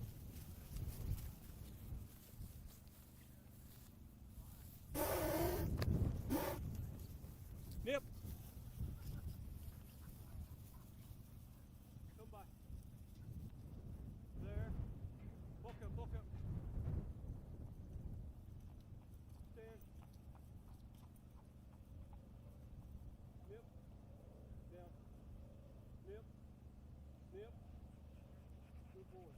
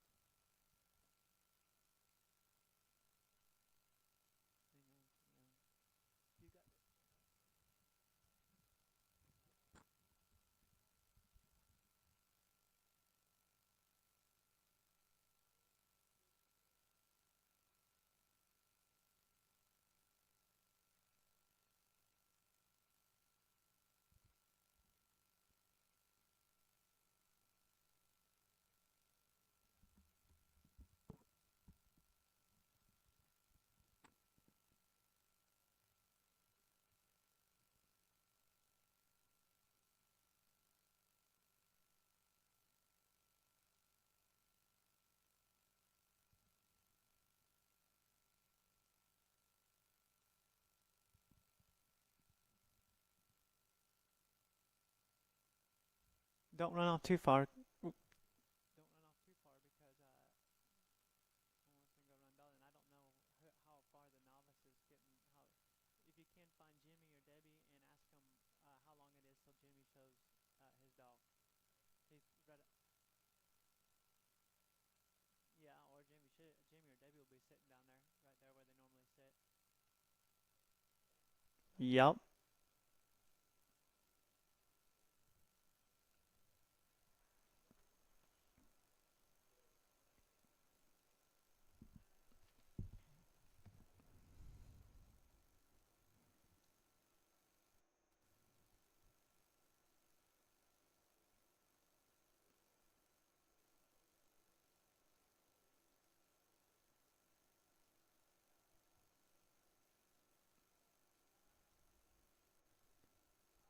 All right, we're getting ready for run number 18. Stuart, Mitchell, and Jill, they're coming to the field with combined points of 260. Take a little bit to switch out because Stuart's been helping judge.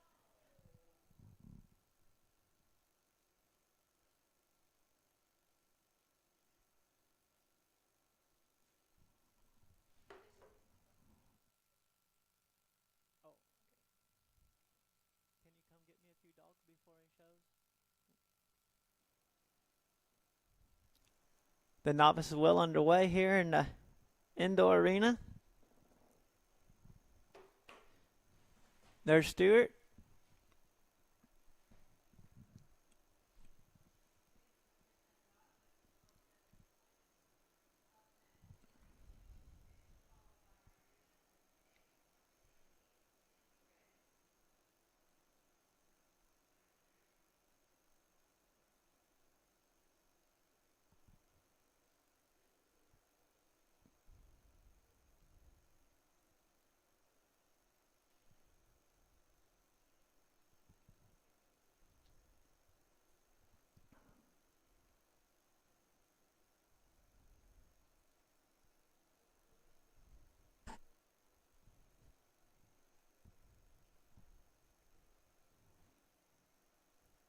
Stuart sends Jill on her counterclockwise flank.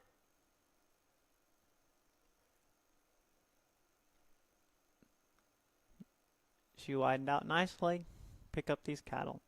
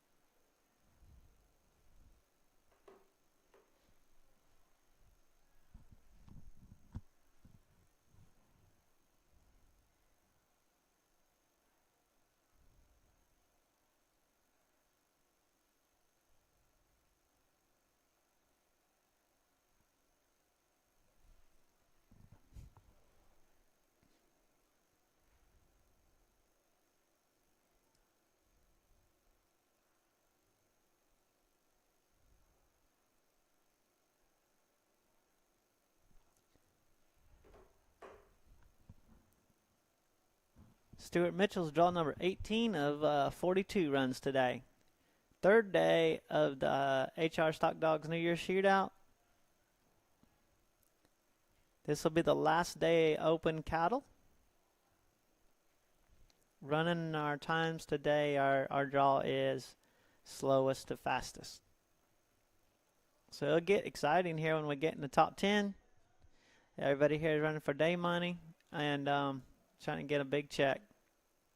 So he's kind of messing with wanting to get this black white face online, but the other three are leaving out while he's doing that.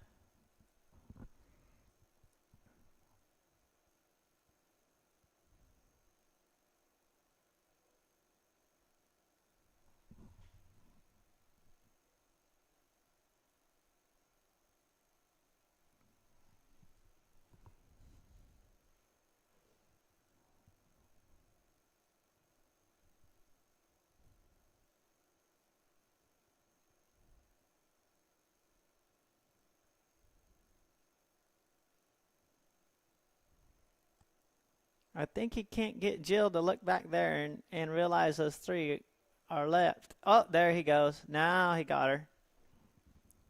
Got the black white man kind of line up in the middle of the fetch. Maybe that's what he had planned all along. Go get the three and put them right in beside her.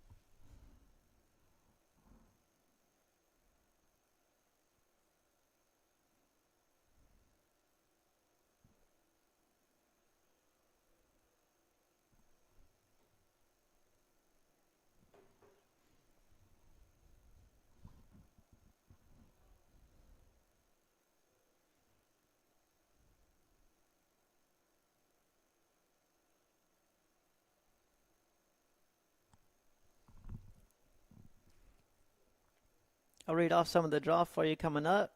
Wes Sterrett's trying to get them off the back fence. There's Dana Pidrod's going to be next with Val, James Butler and Grizz. Then Dana goes again with Hula. Mike Thompson and Dallas. Then Carter Harris and Lee.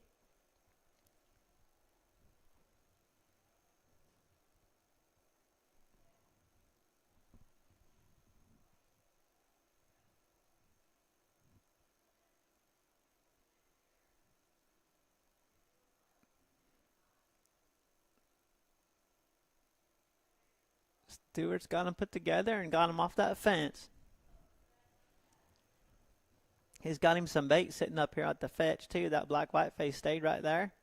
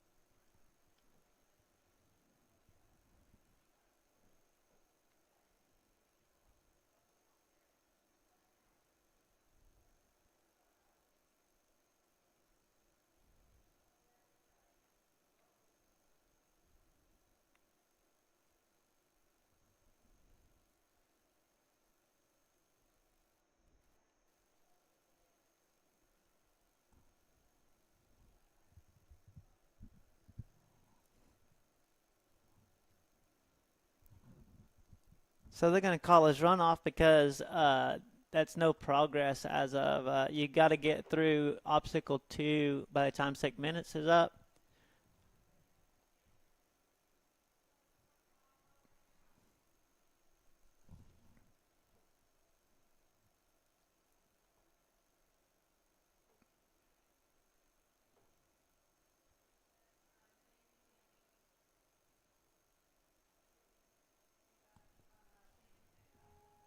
High Energy is one of 6 products in a family of foods we produce that is naturally formulated utilizing multiple protein sources, including beef, pork, chicken, and fish. Each of these foods contain what we call the VX Advantage, which is a proprietary blend of prebiotics, probiotics, postbiotics, as well as vitamins and organic trace minerals. We're one of very few companies that incorporate selenium yeast as the sole source of added selenium. These ingredients work together to promote healthy digestion and a strong immune system. Controlled minerals, including guaranteed maximums on calcium, is a cornerstone of all Next Level products. Our lab is second to none as we test all incoming meats, as well as every lot of finished kibble for all minerals, including heavy metals. I don't think there is another company in the United States that takes food quality to this level. High Energy is a nutrient-dense food that contains a very popular nutrient profile of 24% protein, 20% fat, 4.5% fiber that provides 420 calories per cup, fueling the needs of highly active dogs. The omega-3 to 6 ratio of just under 1 to 5 supports a beautiful, healthy skin and coat. There are several competitive 24/20 products on the market, but most of them are formulated utilizing lower quality ingredients such as rice bran, which has no place in a quality pet food, especially for performance dogs. These cheap foods simply will not digest, as you will see by the large volumes of poop produced. High Energy is a food of choice for hunters during the working season. I'm Scott, and this is Vega. I'm the co-founder and chairman of Next Level Pet Food. If you have any questions about any of our products, go to our website, online chat, phone call, email. Let us know. We'd love to hear from you. Really do appreciate your consideration and business.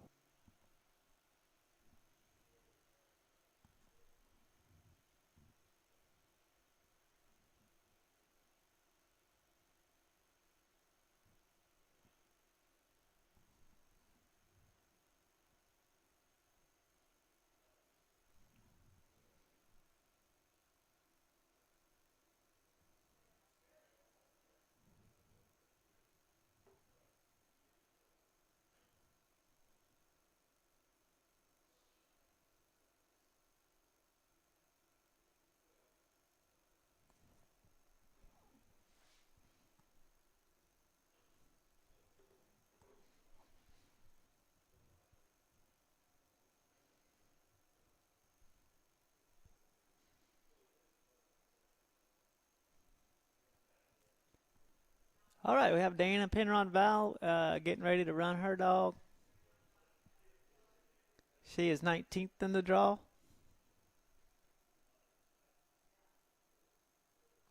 James Butler and Grizz need to be getting ready. Then Dana's going to run our next dog after that.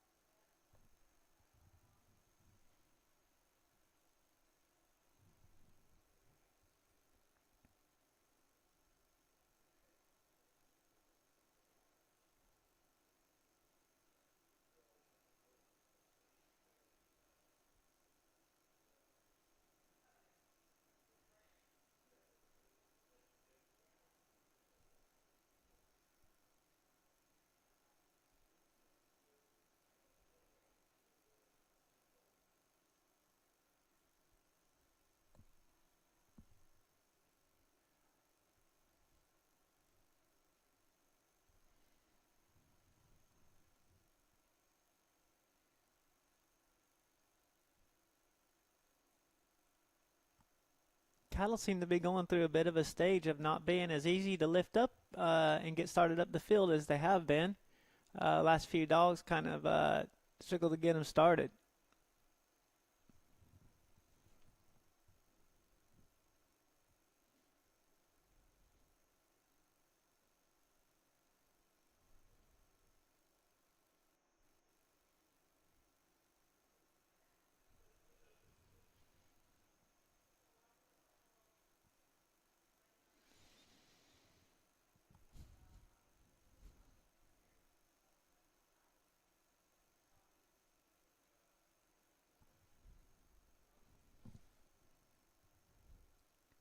So James Butler and Grizz will be coming up.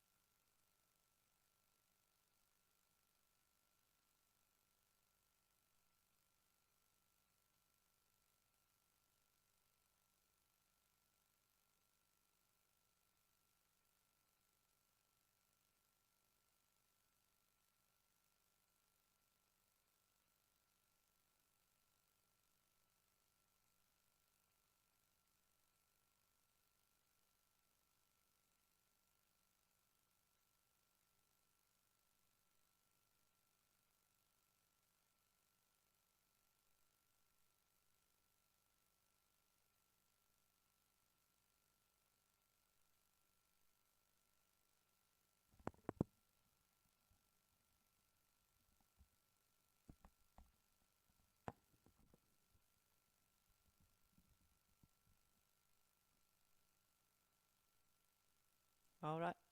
All right, I think we're going to have a no progress call on this run also. There's no way she's going to be able to make it up to number 2, and no progress at 6 minutes if they haven't completed number 2, and we will move on when they get the cattle off the field, and we're going to be going to James Butler and Grizz.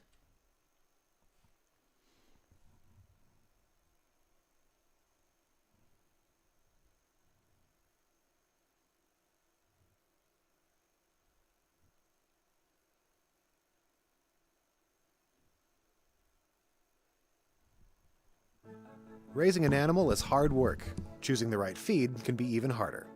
The good news is you can be sure each bag of Nutrina feeds is packed full of scientifically backed nutrition with industry-leading technology and a commitment to always do the right thing. We share your passion for happy, healthy animals, and we're with you for the long haul.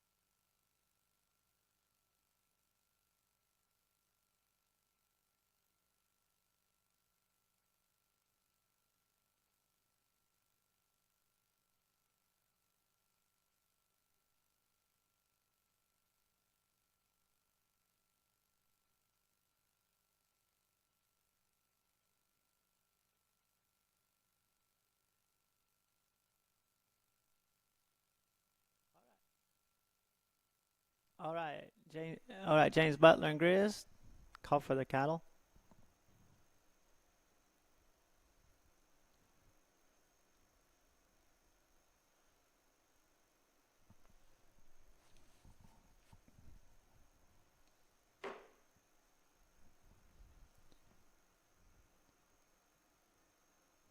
James sent his dog on, and now he does a little redirect, coming back up here.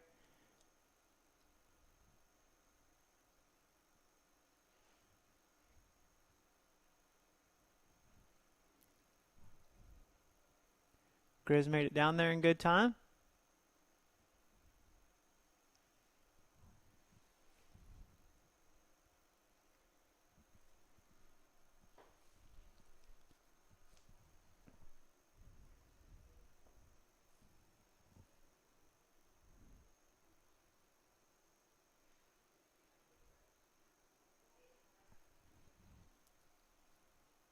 James has run number 20 today so far.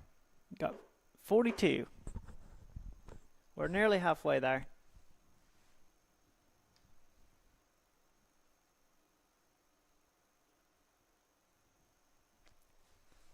He's got these cattle picked up nicely and moving along.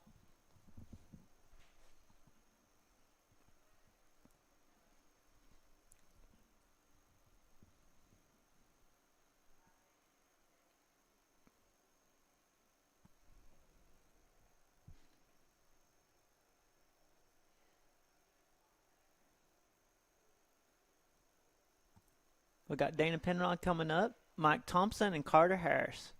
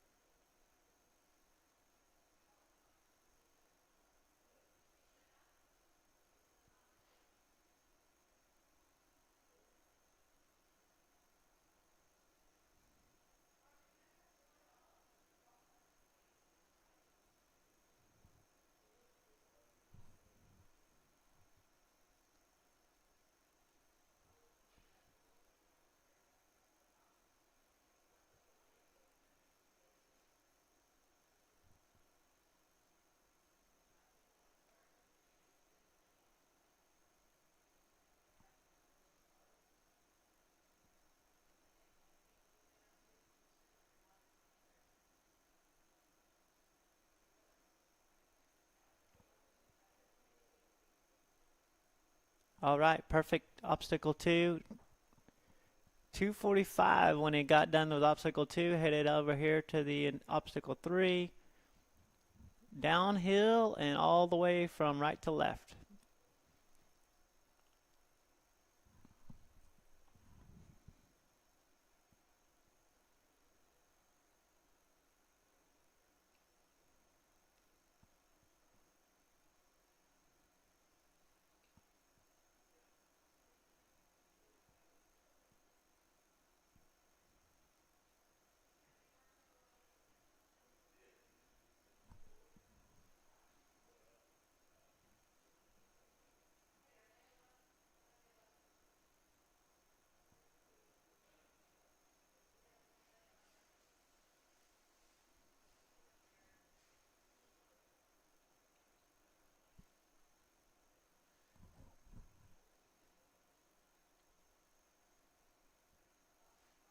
So they're trotting off a little bit on him on 3, but Grizz got him turned here and gonna get a good shot at him up straight up this hill, I think, into this opening. There's our 4-minute mark.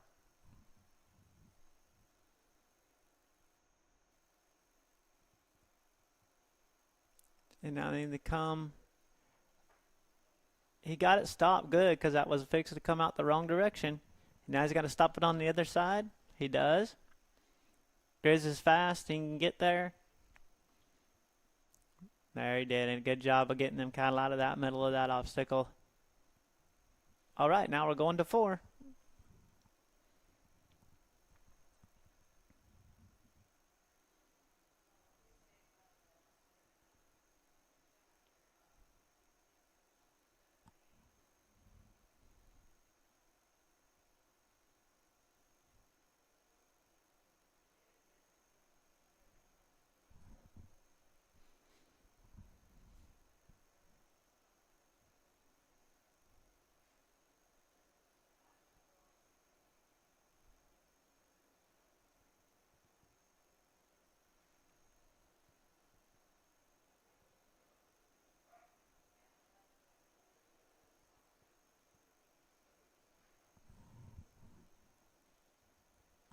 James got these shut down very good.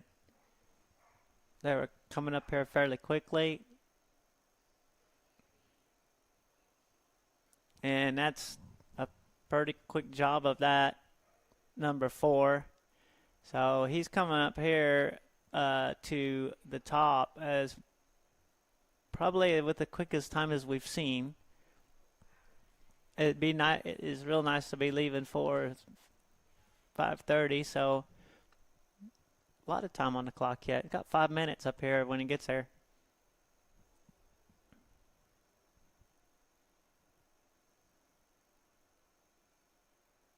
Four minutes.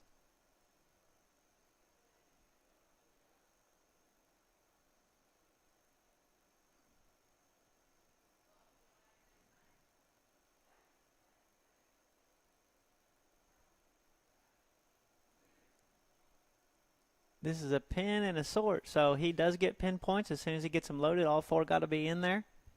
And then he'll do a sort, split them, some to our right, some to our left, but none can come out the top.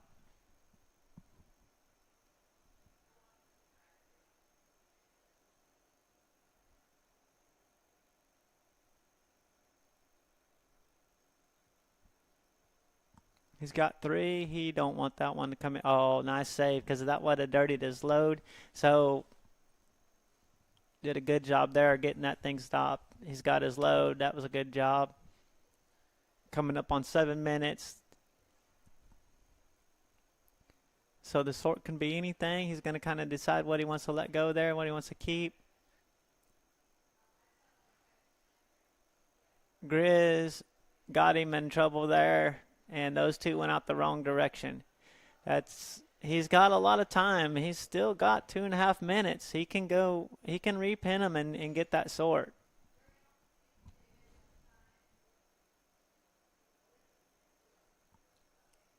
Cattle are behind the judges and behind the camera. James will get him back out here in a little bit.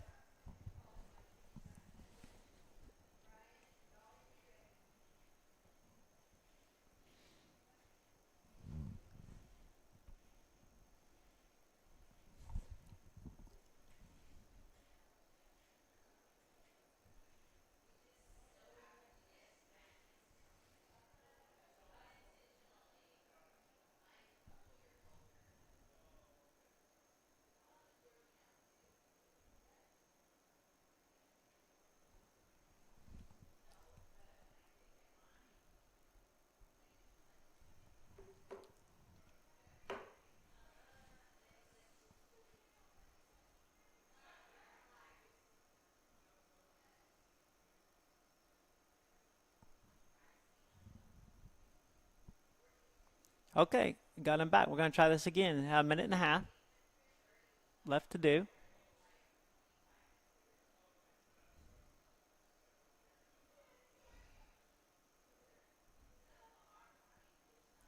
He went for 2 again, now 3. And good job, Grizz. Held the 1 and got 1 out. Probably about 8 minutes and 50 seconds, somewhere in there. That was a good save. Grizz redeemed himself there.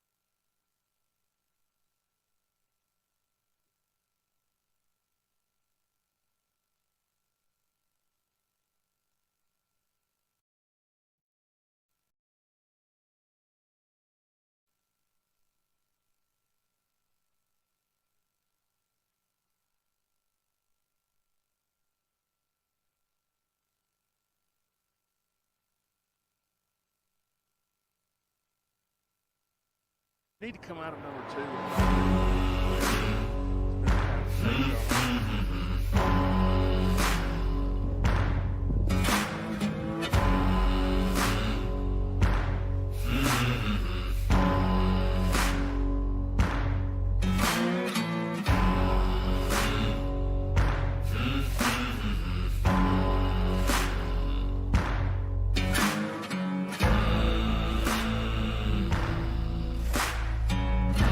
You need to come out of number 2.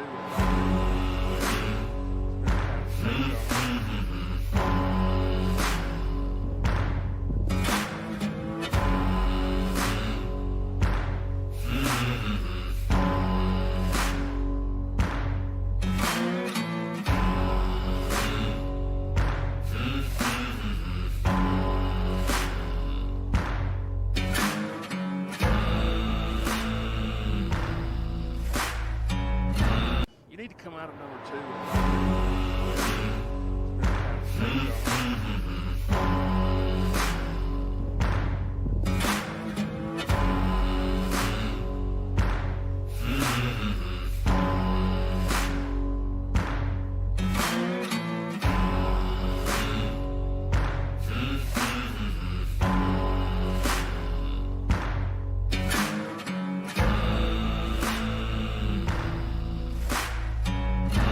You need to come out of number 2.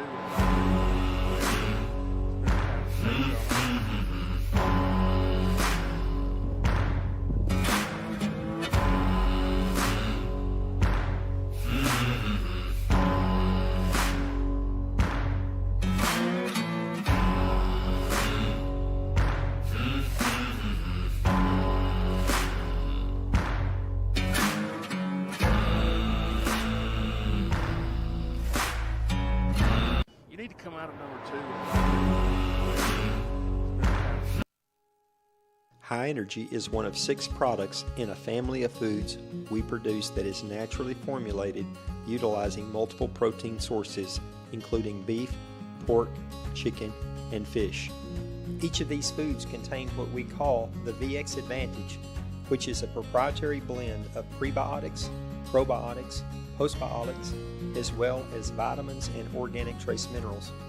We're one of very few companies that incorporate selenium yeast as the sole source of added selenium.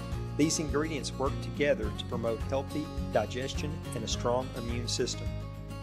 Controlled minerals, including guaranteed maximums on calcium, is a cornerstone of all Next Level products.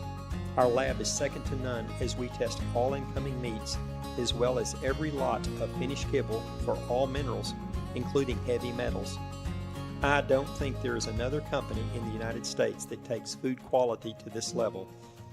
High Energy is a nutrient-dense food that contains a very popular nutrient profile of 24% protein, 20% fat, 4.5% fiber that provides 420 calories per cup, fueling the needs of highly active dogs.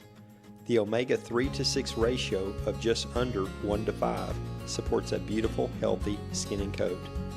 There are several competitive 24/20 products on the market, but most of them are formulated utilizing lower quality ingredients such as rice bran, which has no place in a quality pet food, especially for performance dogs. These cheap foods simply will not digest, as you will see by the large volumes of poop produced.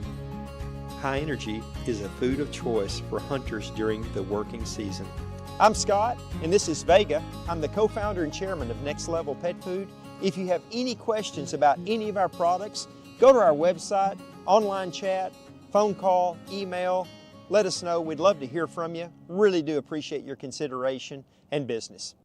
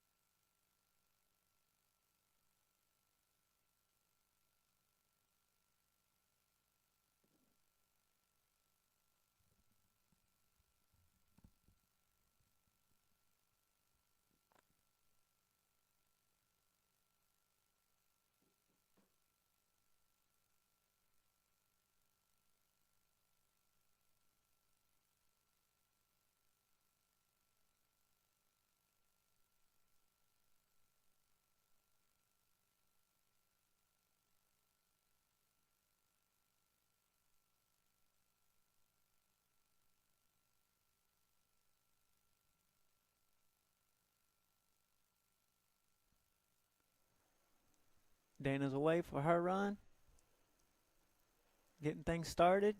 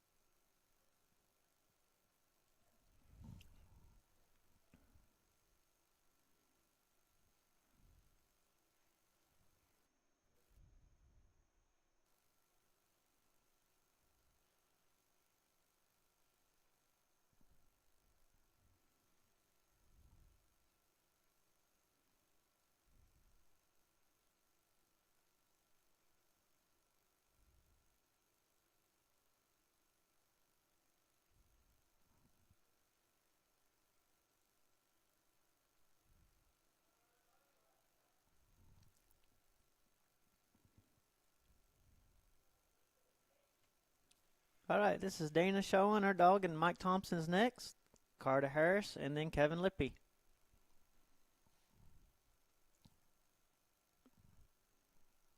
Dana's cattle are a little stuck down there, and she's trying to get them moving up this hill. Time is clicking, not her friend right now.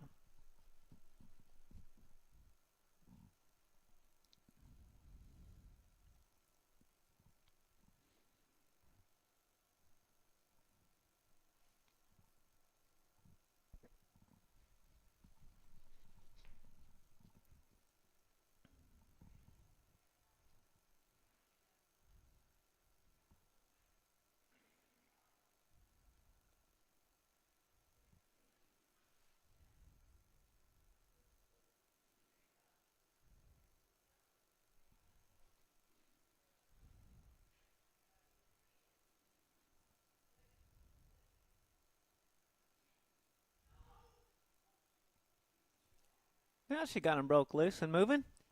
Getting through the fetch. Got through the fetch for about 420.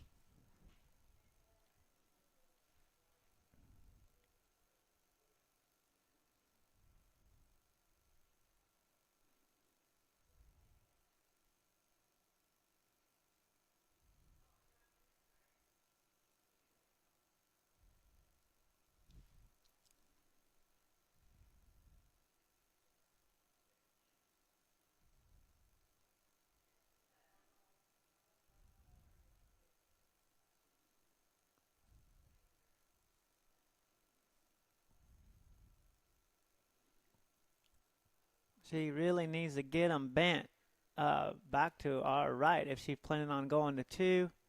And I tell you, I think she's just kind of called the run because I don't think she can get over there and get that obstacle completed by 6 minutes, which is a no progress situation. Yeah, she clearly passed the handler's line. She's called a run. Okay, we're going to move on to another run.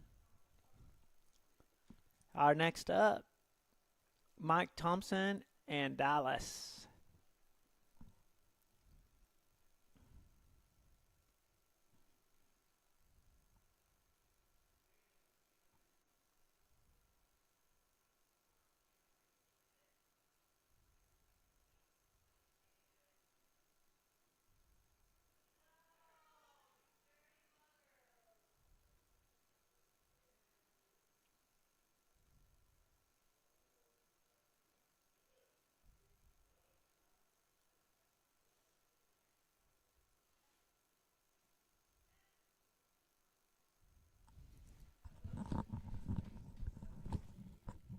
You want to help?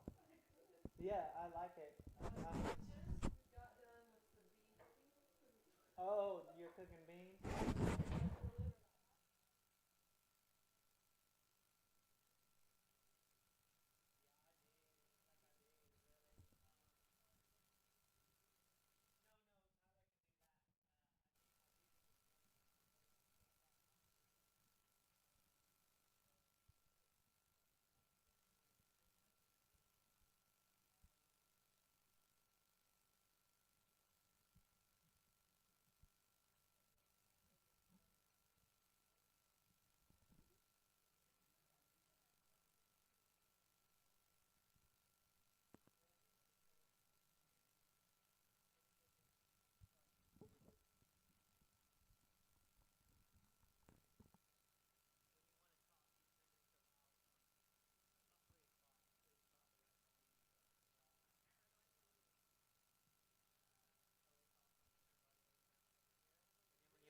When you want to talk, it's that. Yup. When you want to talk, where.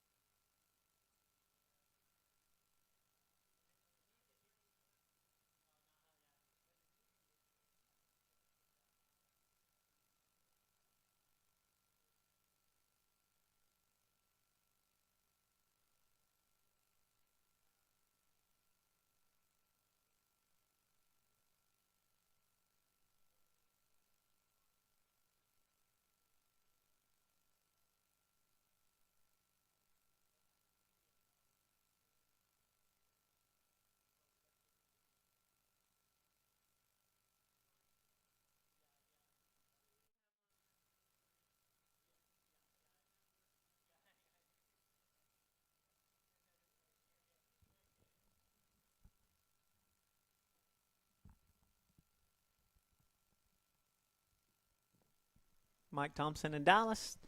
2.5 minutes. We're headed to obstacle 2. We're going to change over commentators here, thank goodness. Joni's going to take over. I got novices to go help get through the runs best I can. A little coaching. They don't really need it, though. They're doing really good. And then Tyler's going to take over the camera work. It's kind of been a one-man show up to this point, but I think we're going to start getting some help. Mike didn't like the way that deal went, so he'll reset and try it again. So Mike is draw number 22. So we got 20 more left. Carter Harris is going to be next. Kevin Lippy and Newt. Ron Insroth, Maisie. Then Ron Insroth goes again with Annie. Well, Mike's going to go on with this set. I don't know if that was a thing to do, but I don't think he got but maybe 1 point through there. But I hate kind of leaving points on the field, but I've had to move on before also to keep things rolling, so that's what he's doing.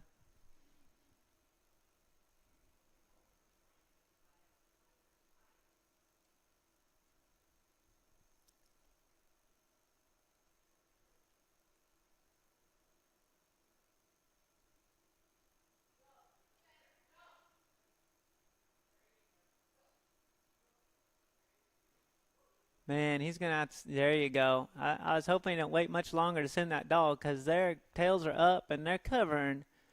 I feel like he probably should have sent Dallas a while before that because those cattle sure got the drop on the dog running downhill with their tails up. And he kind of missed that opening. So easy to see from here, but probably looked right for him at the time.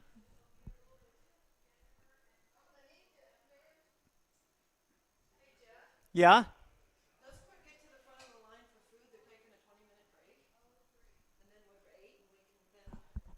Oh, they're taking a break in the field? Right now. Yep, 20 minutes. After this run? Okay, thank you. So they said we can cut to the front. Thank you. Perfect.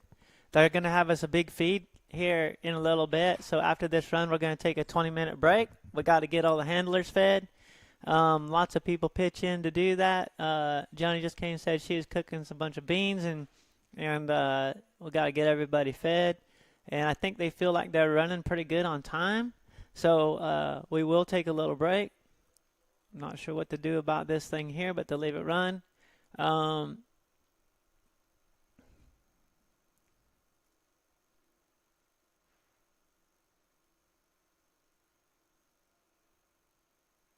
I'll find out from my technical supervisor here in a little bit how to handle this.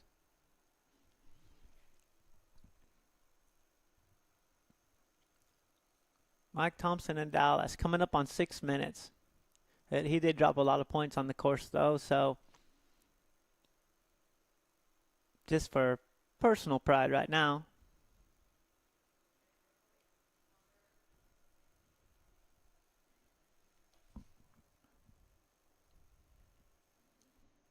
So when we come back from our little break, I'm going to have Carter Harris is coming in with 290 points. Kevin Lippy, the same. And then Ron Insroth with 350.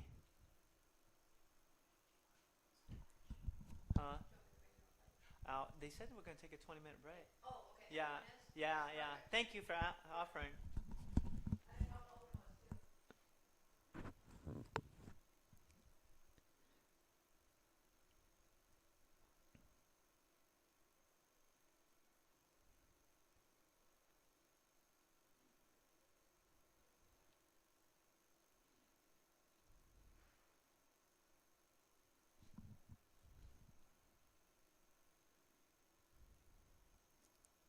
The hill we come. He's got 3 more minutes left on his clock, the 10-minute run clock. Haven't seen anybody get up here for a while, so this is nice. Get somebody up here to get a pin and hopefully get a sort.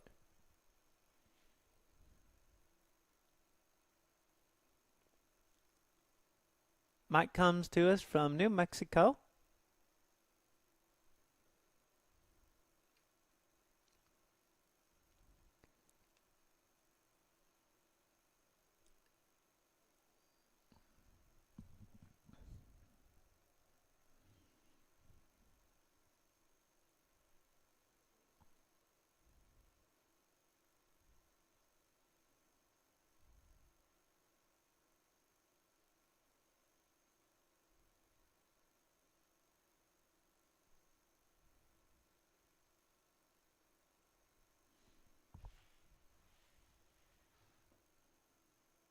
Well, that didn't work. He's okay if he just loops it around though. So they're not dirty. He can leave the 2 in, but he does have 1 on each side. It'll make it a little difficult. Mike cannot enter that obstacle. Everything has to be done from the outside of that pin.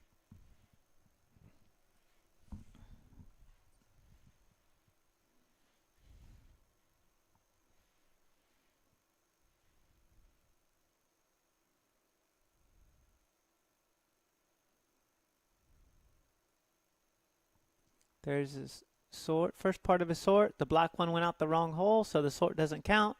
He does get to keep his pinpoints though, and he's got a minute, so he could regather them and give it another shot.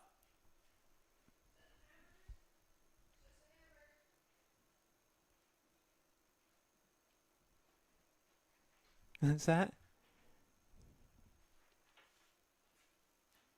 And so we got 30 seconds left to pin him. Well, he's got his pinpoints, so he's wanting to get his sort points.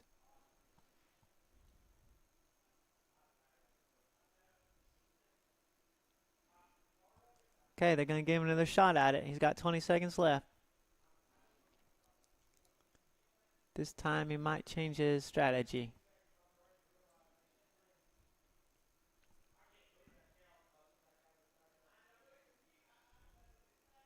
Much better strategy this time around. And, oh, yeah, it was right at the end, wasn't it? Yeah, it's hard to say whether they got it done or not. I'm not going to. I'll leave that up to the judge. Yeah, too close for us to call.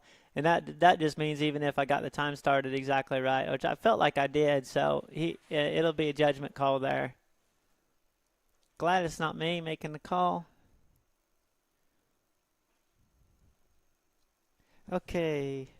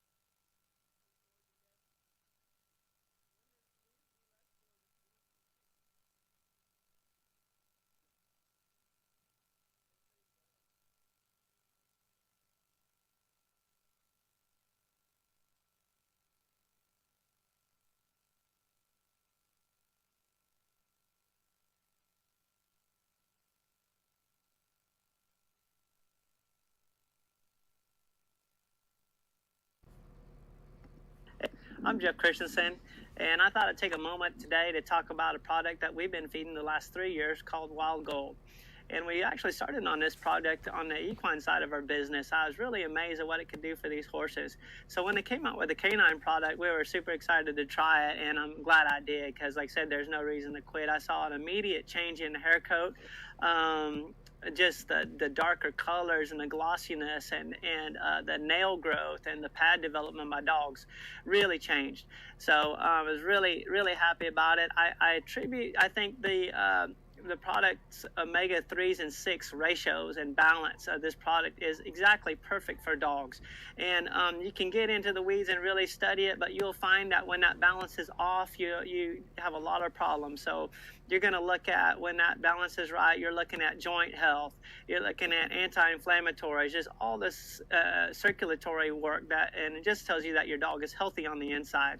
So that's the main reason. We're not going to show these dogs at Westminster or anything and make them all shiny. What it's telling us is that how healthy they are on the inside, and that's the most important thing for us. So this product comes in this bottle here. It's 32 ounces, 1 gallon, and I actually can buy it in the 5 gallon. So how you do to feed this is 1/2 ounce is what you want to feed per day. And you'll squeeze it up into this mark, take this cap off, and dump it into your feed. And that works amazing.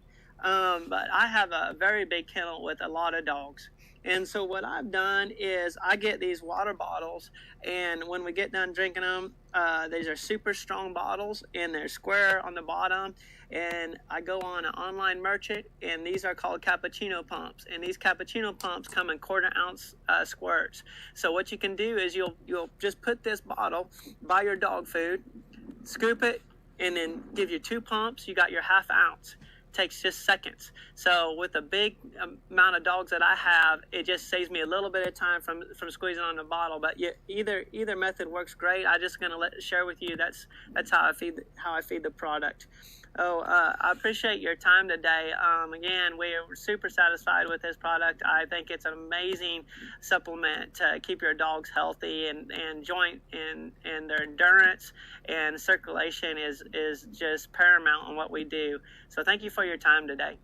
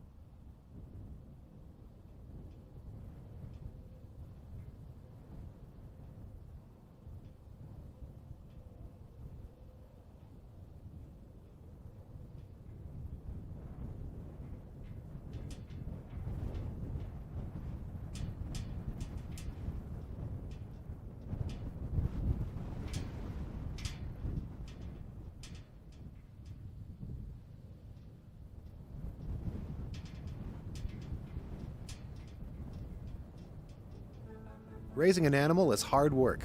Choosing the right feed can be even harder. The good news is you can be sure each bag of Nutrina feeds is packed full of scientifically backed nutrition with industry-leading technology and a commitment to always do the right thing. We share your passion for happy, healthy animals, and we're with you for the long haul.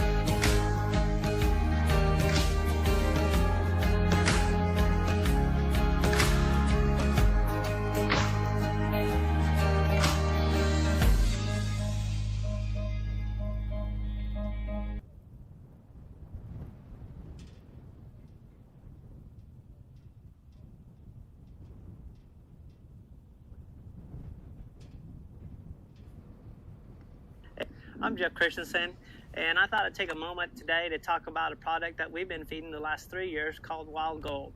And we actually started on this project on the equine side of our business. I was really amazed at what it could do for these horses. So when they came out with the canine product, we were super excited to try it, and I'm glad I did because, like I said, there's no reason to quit. I saw an immediate change in the hair coat. Just the darker colors and the glossiness and the nail growth and the pad development by dogs really changed. So I was really happy about it. I think the product's omega 3s and 6 ratios and balance of this product is exactly perfect for dogs. And you can get into the weeds and really study it, but you'll find that when that balance is off, you have a lot of problems. So you're going to look at, when that balance is right, you're looking at joint health, you're looking at anti-inflammatories, just all this circulatory work and it just tells you that your dog is healthy on the inside. So that's the main reason. We're not going to show these dogs at Westminster or anything and make them all shiny. What it's telling us is that how healthy they are on the inside, and that's the most important thing for us. So this product comes in this bottle here. It's 32 ounces, 1 gallon, and I actually can buy it in the 5 gallon. So how you do to feed this is 1/2 ounce is what you want to feed per day. And you'll squeeze it up into this mark, take this cap off, and dump it into your feed. And that works amazing. But I have a very big kennel with a lot of dogs. And so what I've done is I get these water bottles, and when we get done drinking them, these are super strong bottles, and they're square on the bottom. And I go on an online merchant, and these are called cappuccino pumps. And these cappuccino pumps come in 1/4 ounce squirts. So what you can do is you'll just put this bottle by your dog food, scoop it, and then give you 2 pumps. You got your 1/2 ounce. Takes just seconds. So with the big amount of dogs that I have, it just saves me a little bit of time from squeezing on the bottle. But either method works great. I'm just going to share with you that's how I feed the product. I appreciate your time today. Again, we're super satisfied with this product. I think it's an amazing supplement to keep your dogs healthy, and joint and their endurance and circulation is just paramount in what we do. So thank you for your time today.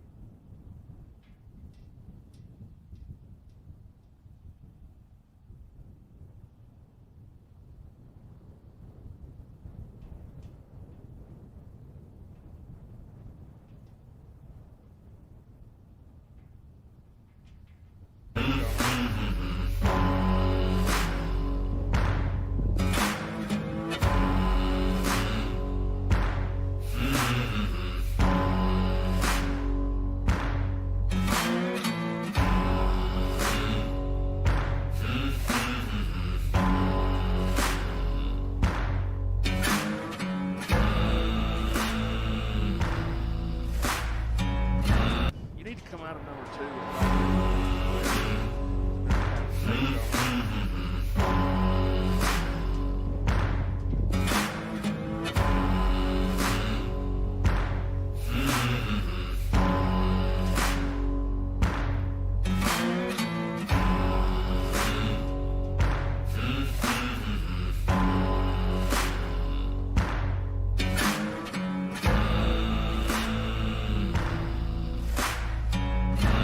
need to come out of number 2.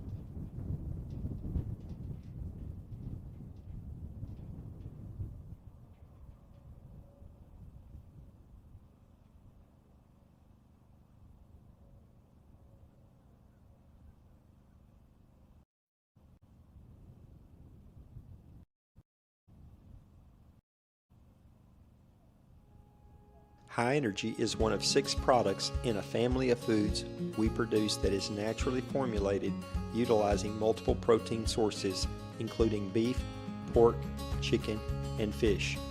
Each of these foods contain what we call the VX Advantage, which is a proprietary blend of prebiotics, probiotics, postbiotics, as well as vitamins and organic trace minerals. We're one of very few companies that incorporates selenium yeast as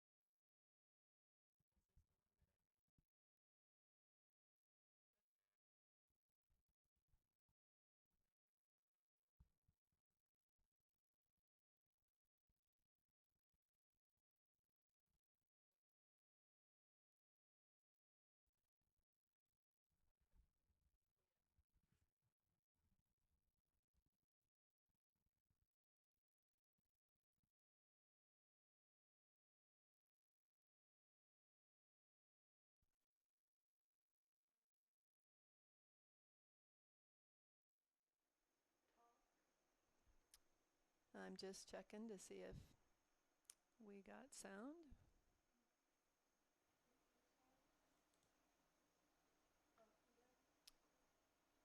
Check, check. Getting ready to come back for a lunch break. What do you think, Tyler? I got Tyler helping me here. This is Joni Titchin. I'm going to be your announcer. I think we got it.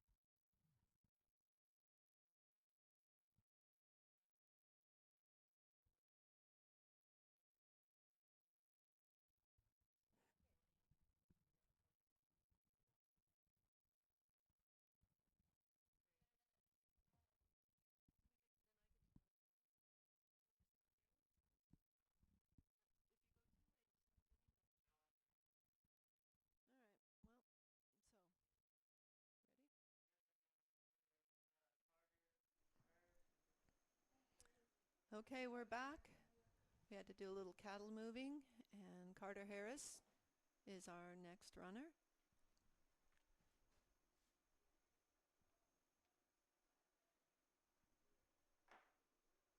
He is dog number 23. Following Carter will be Kevin Lippy, and then Ron Ansroth with his next two dogs. Dog 25 and dog 26 are both run by Ron.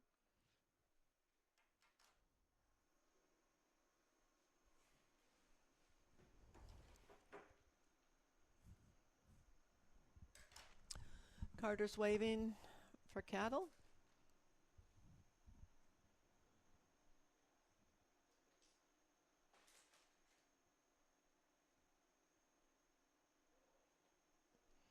And his dog is off to the right on a right-hand outrun.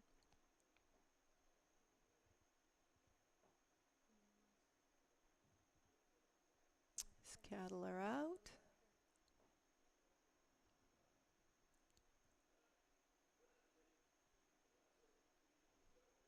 Making a nice pass.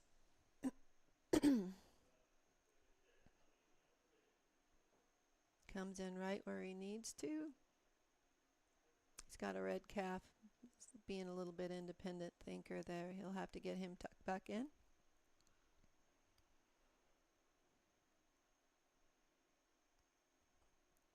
It's not easy picking cattle off of the pen where the rest of the calves are hanging out behind and bringing them up the hill. You know, cattle love to go downhill, but they're not super excited about coming uphill. He's got them coming. Our first obstacle is the fetch. The fetch, you only have one chance. If you pass the plane of the fetch gates, you just take whatever points you get. You don't get to go back and retry it. So he's going to be thinking here about having his cattle lined up nice and having them settled, and right now he does not want to miss those fetch gates.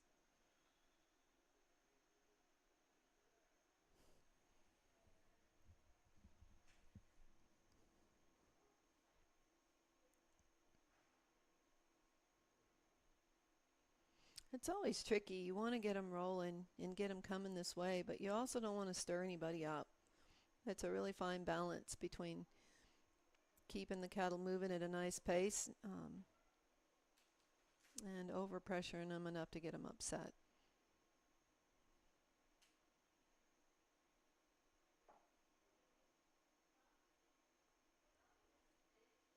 Any chance you get, though, like once he gets through these gates, he's going to probably put a little more pressure on him. He's going to try to make up a little time so that he has time to do his other obstacles.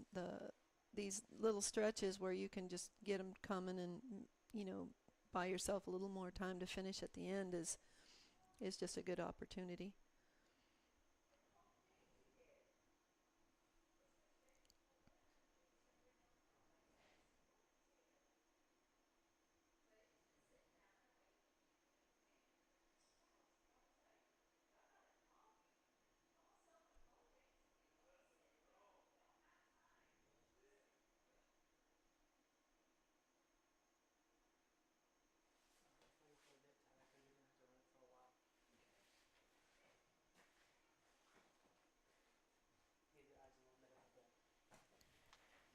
He's got him coming. He's coming over to obstacle 2.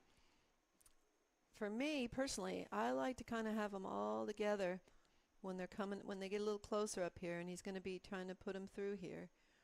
If they're strung out, it makes it a little harder to turn the front and bring the back. So about now, he's thinking about getting them all tucked up. He's going to come in the bottom right hole, and then he's going to make a sharp turn and come out. Not if he comes out that hole, there's no points for that hole, is there? No. So he has three calves out the right hole and one out the wrong. And I think he's just going to go on. And I think that's a wise move than to go retry that and lose a bunch of time there, because there's more points at the end in the pen sort. So I think that's a good strategy. And right here, when you turn here, the exhaust pen is up there, and the pull is heavy up the hill to the exhaust. So getting them out of here and heading down there is a little bit tricky, right through this little area. That one calf, he just wants to hang back. And I know Carter's probably thinking he'd like to get him tucked up there, if he can.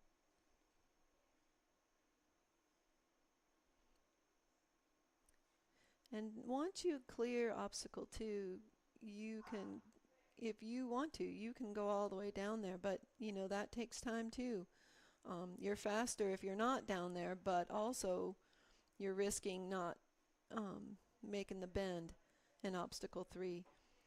You'll go in the bottom and make a quick turn and come out on the side.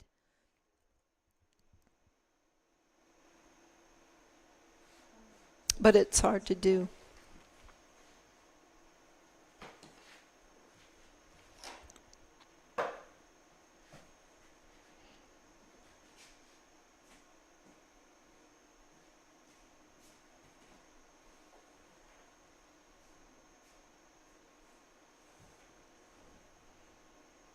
Carter's going to bring them down the hill a little bit and turn them, and they'll have a clear shot. The thing is when they come in that bottom, where they're supposed to, when they look straight through there, they see that out, and they need to make a bend. So Carter's walking over there to probably block that view, so they're not thinking about, you know, they'd like to go on up the hill and back to the exhaust pen. So a lot of people have been blocking that hole for the dog. You can see they'd like to come right on through there, and they need to make that bend.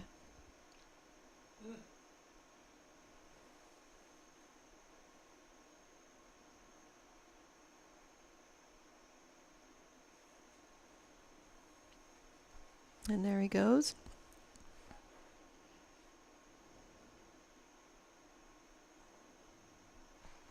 He's cleared obstacle 3 with all his points.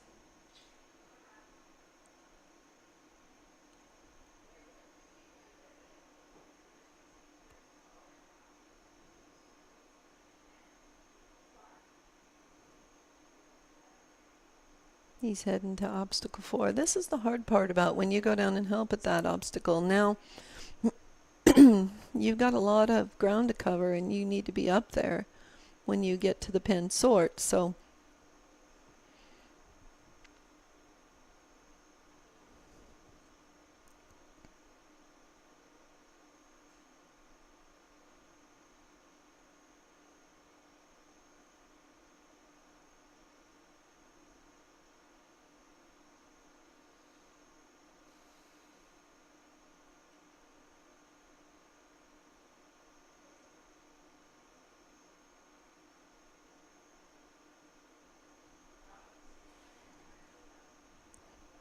it's a really big difference today in the temperature.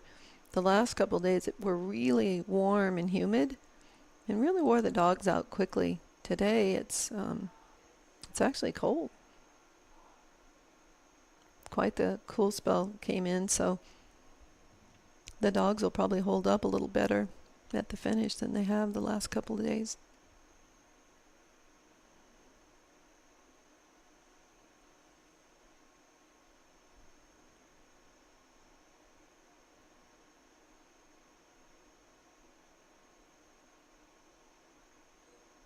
But this is the part that gets you on time, is if you go down to that obstacle and you need to kind of, it's a gamble.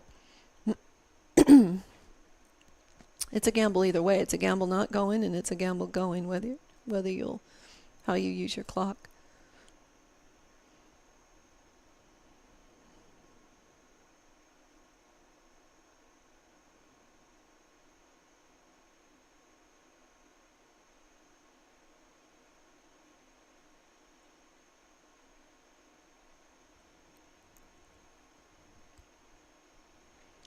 So he's coming to the final obstacle, and it's a pen sort. So once all his cattle get into the pen, he'll have his pen points. He can't start to sort until they're all in. Now he's come in the wrong hole and he has to go out and of course regather and reapproach.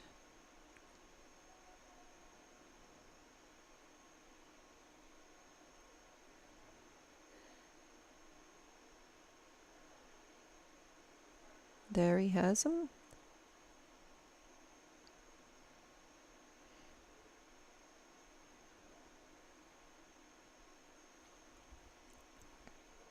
He just needed one out one hole and the other's out the other. And he's got her done. He dropped one on course though. Yes, he dropped. Yes, he dropped 1 point on obstacle 2. That was a good job.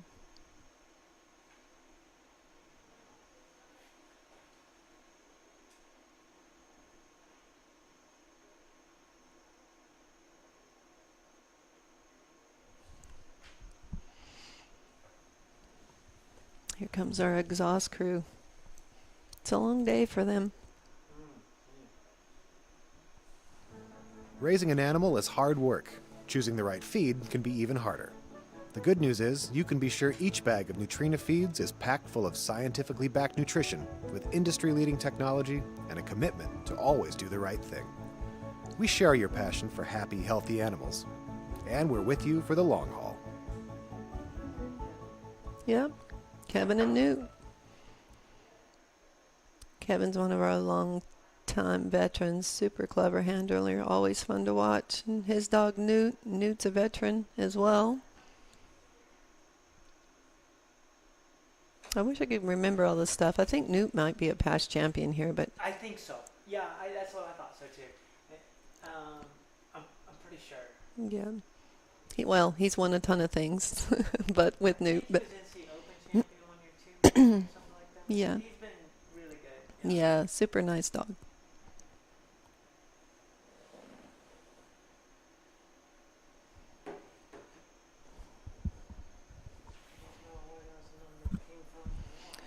I think I'll watch Kevin sort, seeing how I haven't been seeing how I haven't done very well at it.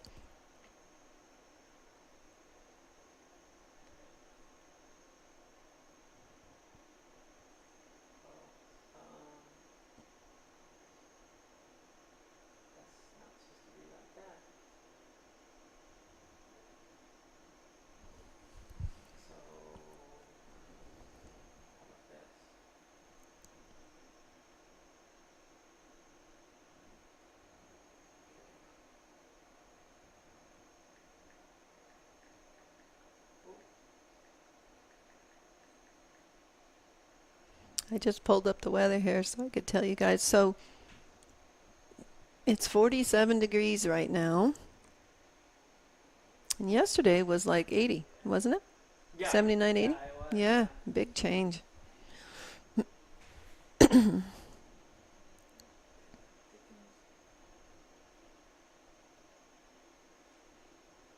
All right. Did somebody just go, Jeff? Maybe you could zoom out and I'm going to look. There he goes. Okay, we have to zoom back out. Sorry about that. He's off to the right. He sent from a ways back. Yeah, he sent a little further from back up on the hill. He's maybe can see a little better or something. Dog did a really nice job coming around, and he got over to the stop where the cattle were going, got back where he needed to.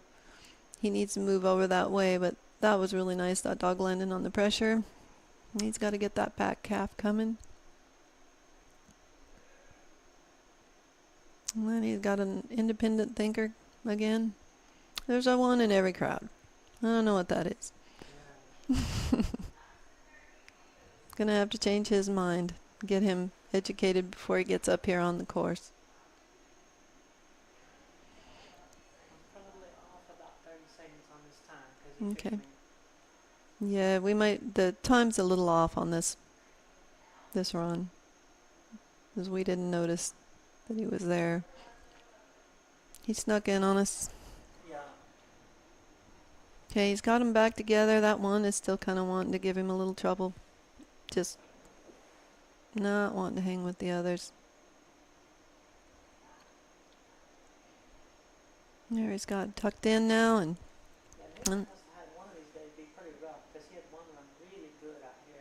yeah, and it didn't catch him up. Yeah, his first day run, it was tough going in the morning, and it was really hard on him in the average. But he's got a couple other dogs up higher, so he's probably going to try for the go-round with this one. That's the thing about being out of the average. You might as well gamble because most of the money's in the average, but they do pay go-round winners. So for the guys that aren't hanging in there very good for the average, they're gonna try to win something in the round. Of course, Kevin's always trying to win something in the round, but they're a little. When you're not in the average, there's something about being in the average that makes you safety just a little bit to not lose it. But if you're not in the average, you might gamble a little. Because he's pushing on him, trying to get him. He's trying to get rolling, yeah. He's wanting to make up a little time. They just didn't get coming like he wanted them to.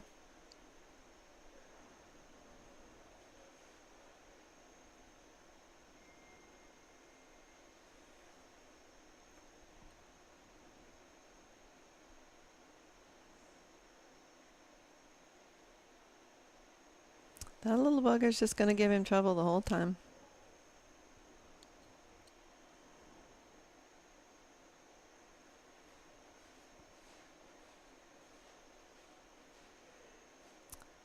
So he's come in the wrong hole. So he'll get points unless he redoes it. We'll see what he's going to do here. He's going to need to redo it. Oh, that's that calf. He's just been wanting to go back the whole time. His bud must be back in there and didn't come out with him. These are the kind of things that if you're trying to get a go-round check or just you're kind of starting to kind of feel a little defeated. And he's not defeated. Don't get me wrong. He can still just nail it and go on, but that's what I shouldn't speak for everybody, but I'm a little that way when things are getting hard. And I know the clock's ticking. Okay. Now he just nailed it this time.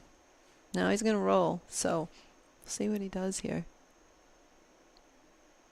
He's not going to wait around. He's getting going. He knows he spent too much time there.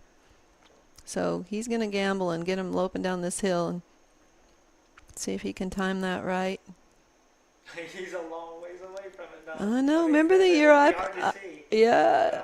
But, I pulled it off that year when I ran Win, and I nailed it. I couldn't believe it. Sometimes it happens, but it didn't this time.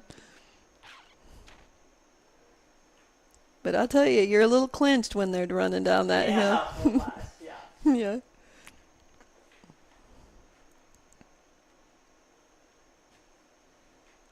I'm curious to see how far down Kevin goes.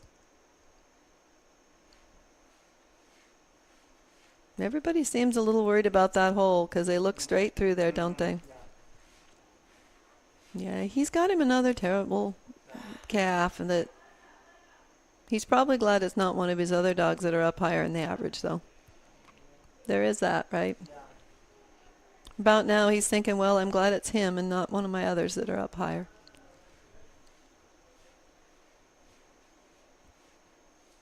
That's probably why I get distracted in the sort. I think too many scenarios while I'm going instead of watching my cow.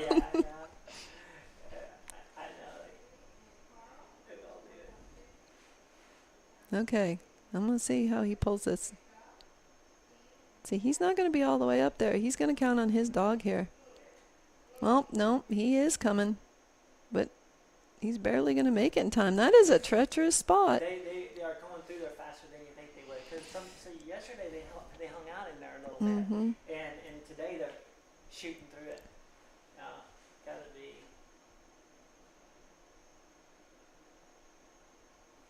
So really, truthfully, I don't think it does you any good to get them down there too fast. No, if you're not there, it's not going to help you. You're going to have to. There's been a few that come through and kind of look to the inside, but most of them are trying to run straight. Now, I wish I would have watched James run earlier because he said he was not going down there, and I want to know if he did. Do you know? I can't remember. I got. But he missed it. He missed Did the he? obstacle the first time by, Mm-hmm. and he regretted it. And yeah, I don't remember. He did run though. Yeah. Well, you have to wonder if trying twice is faster than walking down there. Right. Yeah. It's yeah, you got to do some kind of a strategy.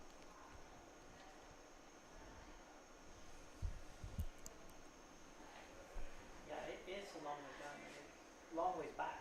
Yeah, that's it. It's the coming back that's really bad, isn't it? Going down isn't so bad. Right.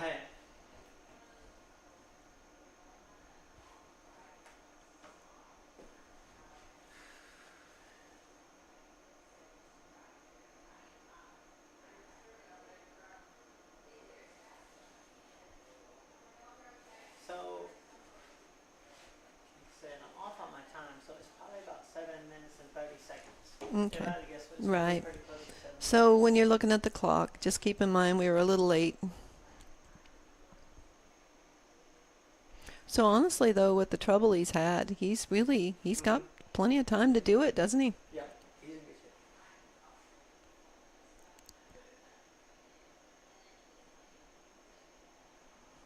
James left forward at 6 minutes. He had 4 minutes up here. Mm-hmm.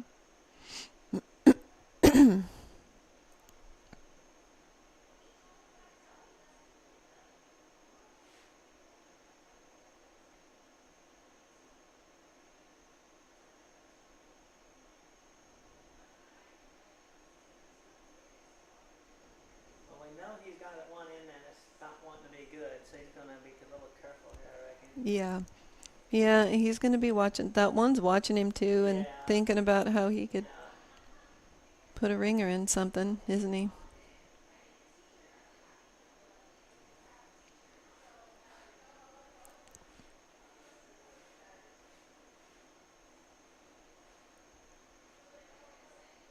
Nice. Nice job. I'll leave about 9 minutes or a little less. Yeah. Kevin's happy. Yeah, he is. Anytime you get through this course. Yes. It's hard. Yeah.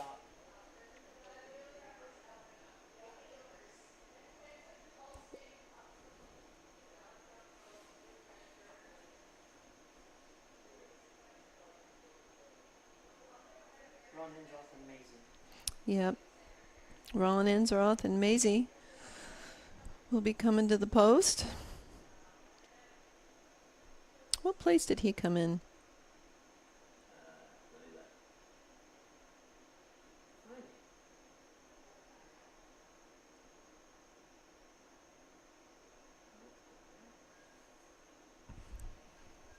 Look on my phone here.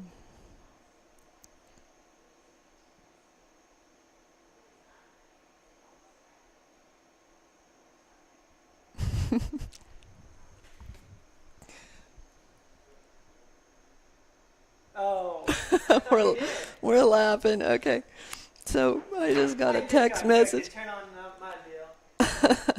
I got a text message from James, and he said he did not go down there and he did not miss. I thought he didn't make that turn. All right, James. Okay, James. He told me he wasn't going. Yeah. I can't find my buddy on here. Hang on. He's Ron, dropping Maisie, right? let me look.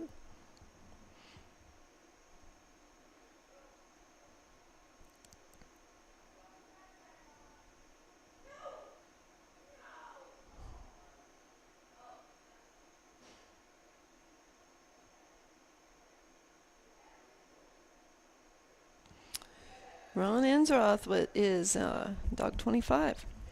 Yeah. And then he's dog 26. Yeah. And then we have Cindy Good and we have Kevin Lippy coming back. I'm going to put him in. I just got to do what I got to do. Okay. He's off to the right.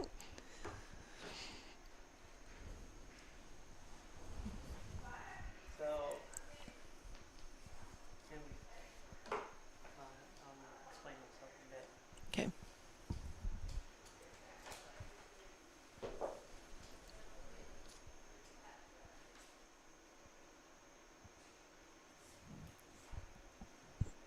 And he got down there in a hurry. And this set of cattle so far it's just coming off of there and heading.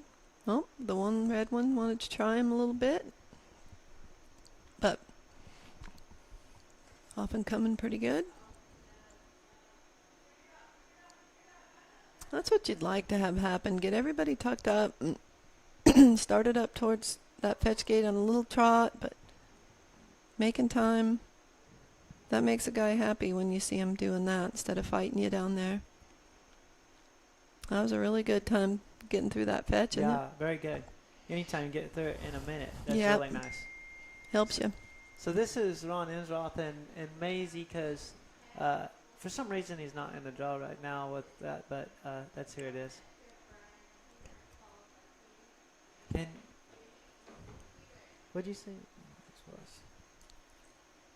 This was from 25th. Yeah, yes. this is run number 25.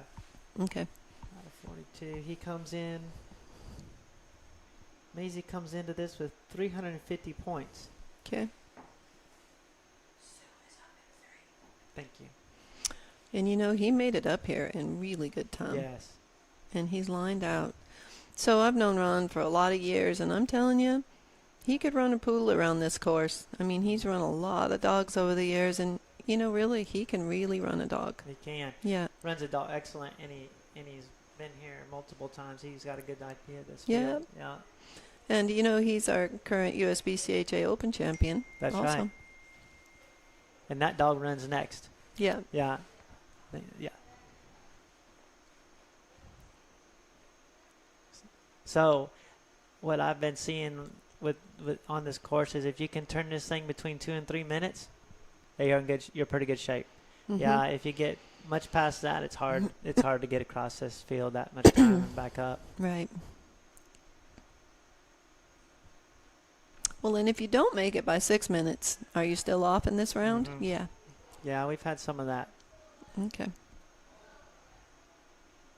Mostly because they were too hard to pick. They went through a spot. There's 3 or 4 runs where they were really hard to pick up from the bottom. Yesterday, the set that I had down at the bottom, I mean, I had a slow fetch time, but then I made up a lot of time and I blew it in the sort. But I was slow getting them up through the fetch. They just did not want to come off of there.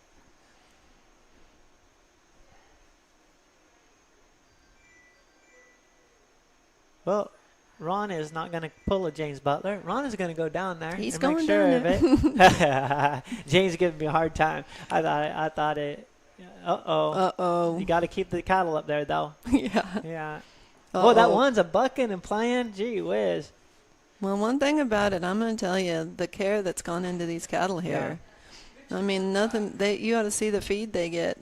They got them on top quality feed. And No, all my the lovely grass. wife is back, Uh-oh. so our life just went in the sink. Drink.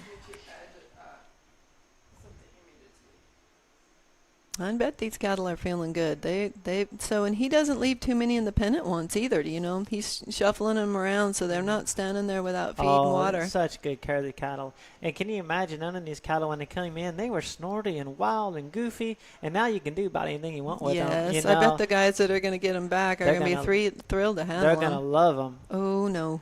Oops. Darn it. I'm going to go. Did he? Yeah, he's got him back. He's okay. Yeah, Ron's down there. He made sure of it. Yeah, he didn't. Hey, he's doing good. His 4 minutes 30 seconds. Yeah. He's if you can leave this in that much time, you're in good shape. Yeah. That Ron, he's sneaky. He'll slip in there and get big checks. He does. He's kind of my neighbor. He's not too far from me. Less than an hour. Gotcha. Yeah.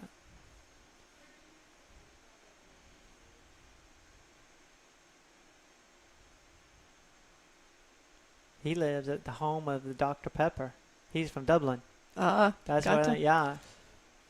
23 ingredients, whatever they call it. Right? Yeah. Yeah. All extremely good for you. I'm sure. Yeah. So I didn't walk down to that obstacle. Is there a little trap there? Like a funny little... So they have hung up in there a lot over the last couple days. Now there's a groove kind of worn in there, and I think they're getting better about it. I think they're getting better about finding it because the grass is kind of, you can see where they've been going through. But that's the only obstacle that's remained, well, that and the fetch. The only obstacles that remained all 3 days.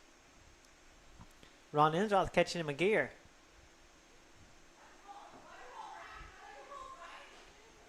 Well, he's in good shape. Oh, he's in. I think this is the fastest we've seen anybody go into the pin today. Yeah, I'm pretty sure of it. James might correct us again. He might. Might. What was? All right, if he's listening, what was he told me he was like a 6 something, but messed up his sort. So I can't remember what he said. Yeah, he did. But then he resorted. If he keeps correcting me, I'm going to talk about that sort more on here. Let's not talk about the sort. Okay, all right. I'll let him buy on that one. My husband said, honey, if you can't sort any better than that, should you be driving that far? That's what he told me. Oh, that's I rough. know. He was rough on me. Ron missed his turn into the pin. I think I don't know. He really missed his turn. Yeah, he made a big turn, 18-wheeler style turn here. Darn it. That killed him for time. It really did. Because they are hard to dig out of this banger. Yeah. Okay, here they're coming, so that's...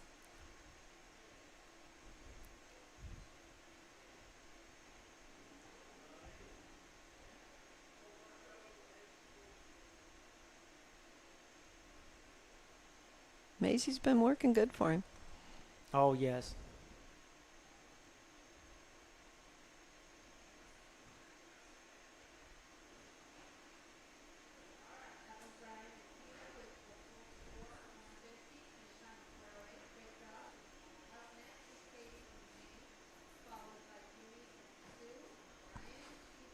You might need to go. Oh, yeah, I do. Let me finish this and... Okay. I get excited watching these runs. Yeah. Lose track of time. I haven't hardly even watched the time. I've been doing the errand boy stuff and running around, so... Man, we all got to help out to make this thing work. Yeah. There's lots of moving pieces. Yeah.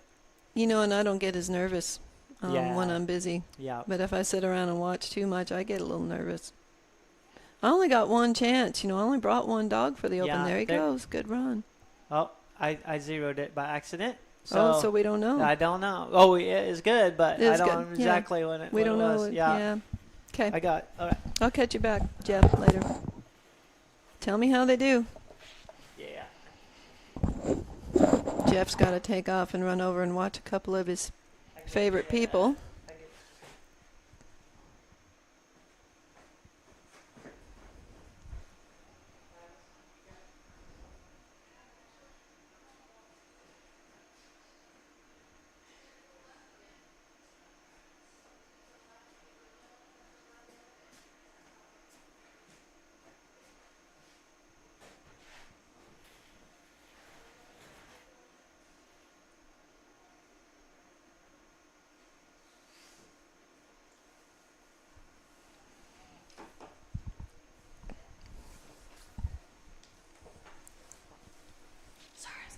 No, perfect. Rebecca has come up and joined me. I'm going to have to leave in a little while because I got to go run after a bit, but... Yes. Oh, we got a good crew now. Yeah. I'll get this out of your way. Oh, you're fine. Because it's chilly out there. I didn't queue up the next run, Tyler. You know, Ron has got to get his other dog. He just ran. He's probably got to catch his breath. Hopefully he's got his dog close. Unless they put somebody in between them. Yeah, they were running back to back down here. Okay. When they drew up like that, he should have got some more points with one of them.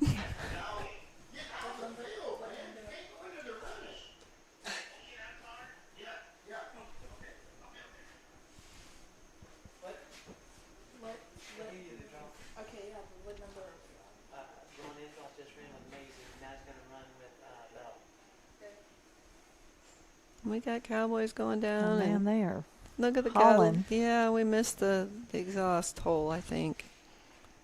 Got a little exhaust thing, but that gives Ron a second to catch his breath and Yeah. get his other dog, huh? Yeah, for sure. Those cows want to run again.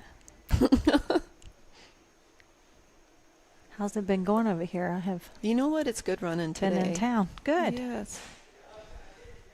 The one thing we were talking about is,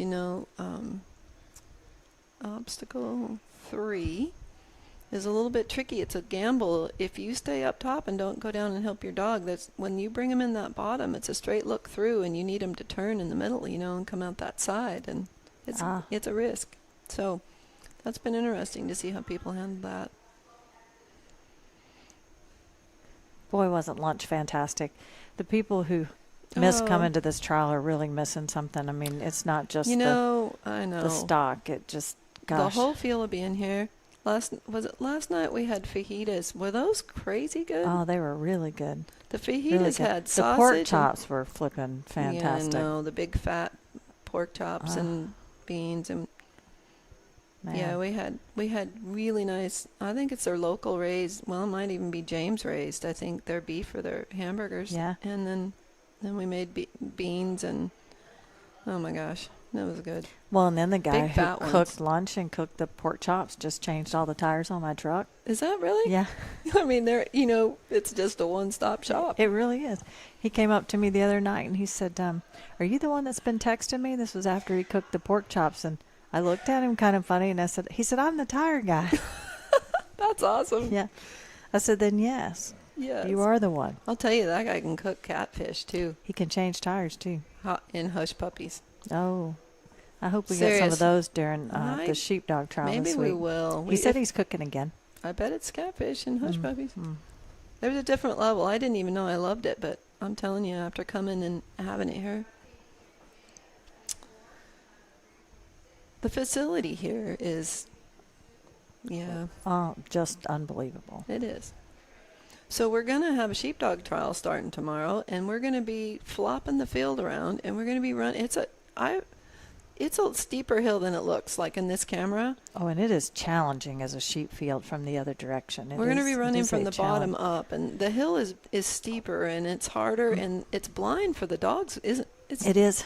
It is. When you go the other way. And, you'd be surprised because it's not a terribly long distance in comparison to what we run in some other places. But, we go from down there where you see the trees there, down in that direction, up to kind of where the camera's at. And you'd be shocked tomorrow how many dogs will get lost. Yeah. So we're looking forward to that. I actually only have one dog in the open and one dog in the nursery and the cattle. But me too. Yeah, I only have one dog in one the open and one dog in the sheep, and one dog in the nursery and the sheep. Yeah. So, but one of the things that made it fun and worth the drive was then to be able to run them again in the sheep. Oh, yeah, for sure.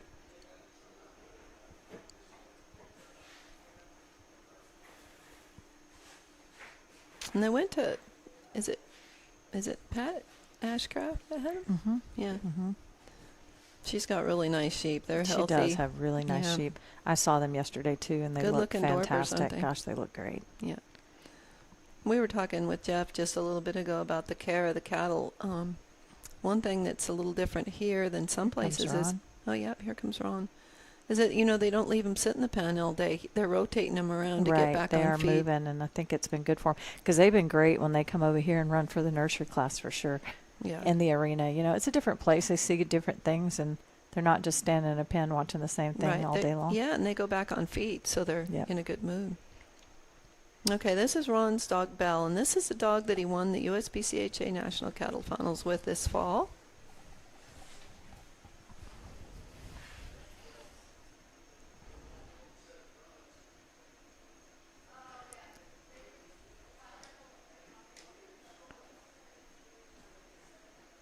This is like a fitness test for him. There you go. Tyler's back. I almost had to do something. It got kind of scary. Well, it would have been better if you did than me, because Denise's back. It's so fantastic here, you guys. You can't even sit in a hard chair without somebody bringing you a soft one behind you. They just take care of everybody. The thing that I love the most is, like, I know this sounds crazy, but every time they open the gate and the cattle come out, you're like, it's sort of like a box of chocolates. You just don't know what's coming out, what colors, what combinations. It's just a gate cut, and when you're up at the top and you see you're waiting to see what you get when they come out, you're like, oh boy. Josh is the only one who knows until they come out of the gate. Right. Josh is down there helping. He's always helping somewhere. But look at this, though. I would love to have some that come off like that just are happy to come. That's going to really give him a nice fetch time. And you know how the dog comes across the top makes a difference in that too, you know. Oh. A bad dog could have made a big mess of that, even Sure. a good group of sheep. Oh, for sheep. Or cows. Are you still sheep trolling? Sorry. It's hard. I know. I can sit here and look at them and still call them sheep. No, I know. No, see, and it's interesting because, you know, they just put these cattle together, you know, for grass calves. And I don't know how long they've been together, but, you know, James has been working them. I'm not sure how long they've been here, 10 days or so. Mm-hmm. And James has been trying to get them handled. Got one little lagger here, and that can get challenging if they don't decide to stay together. Yeah.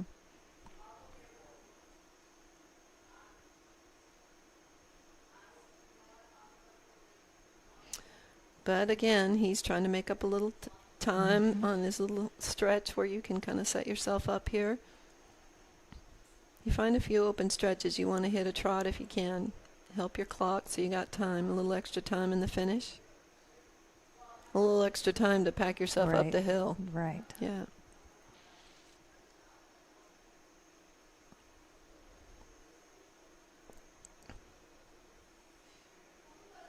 They flew through that pretty darn easily. Nice. Yeah.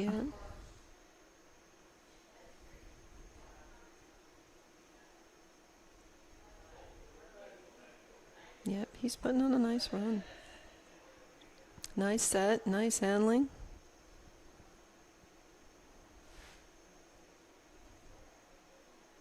Don't want to get them running too fast.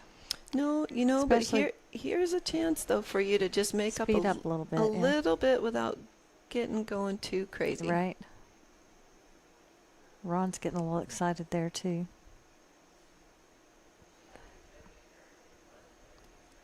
That white post is the line he can't go past. I guess he can. Yeah, after obstacle 2 in this round, you can go anywhere because see, what you're going to see is when they come in the bottom, they can see straight through there, but they need to turn and come out the side. So I gotcha. Yeah, you're allowed to go down there if you want to. So that's the gamble you were talking about. That's the gamble. Before. You Gotcha. could either try to turn them with your dog like James Butler did, or you can go down there and hold that hole. Hold the hole. Yeah, but then you're down there and it's going to take some time. There's one. Well, he needs them all. Now they're unloaded. Yep. He's going to have to kind of just regroup this. Now, unless he did a shed there and came in between, kept them separate, but that'd be too hard. Mm-hmm. Yeah.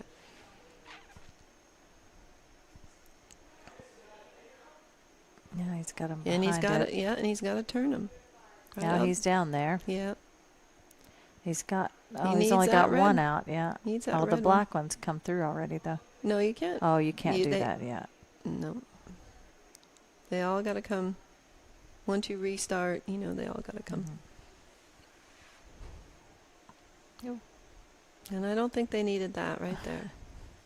I bet Ron's thinking that as well. Yeah, and we've seen it all week this week that when they get up against a fence, they become very challenging. They want to hang on that fence. Once they get there, it's hard to pull them back off. Mm-hmm. It takes time. I mean, they'll come back off, but you're just wasting time here.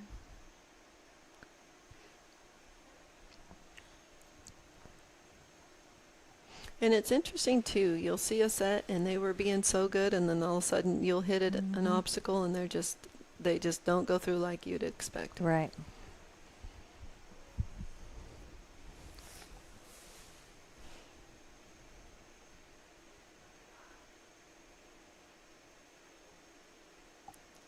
Boy, and the weather took a 50-degree turn today, and that's changing a lot of things, too. I mean, I think they said the wind chill was going to be 27 at 9 a.m. and it was 78 yesterday. So I know it.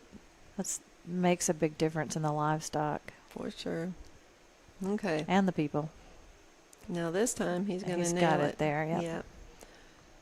So he still has time. He's just, he could have really been through there quickly, but just But anytime you hit one of those that starts to, suck time like that, it takes a little bit of wind out of your sails when things are going really well, and you just want them to just ease right through there, it's funny, I've watched people, and I'm not one of them, but there's some people, though, then put their head down and really, right, really make up for it, and then there's others that it just kind of depends on the nature of the person, how they deal with that kind of pressure. I talked about that the other day a little bit, that, the difference between winning consistently and not winning consistently is that ability to when things are really bad, put your head down and really not make something out of nothing, Mm-hmm. and make a 5th place run out of a run that somebody else would have ended up in last, Yeah. or would have walked off from. Sure. And that obstacle right there. Yeah, it looks simple. It looks so simple, and you think, and then it is just not.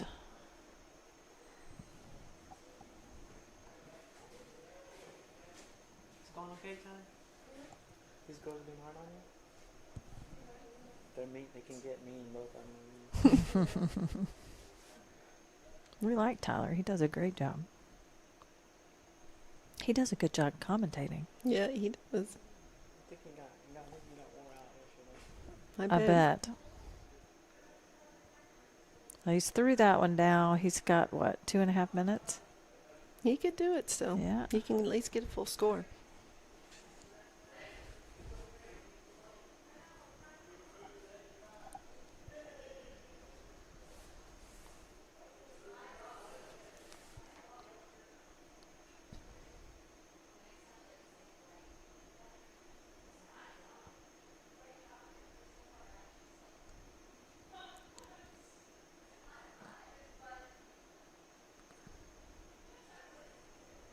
That's the thing too. You get down there to help the dog, and then you got to get back up here, and it's a lot more of a hill than it looks like there. Know. And then you get beat, and then you're out of breath. Yeah, and you've been outrun by the cattle there, and it just really puts you kind of out of position.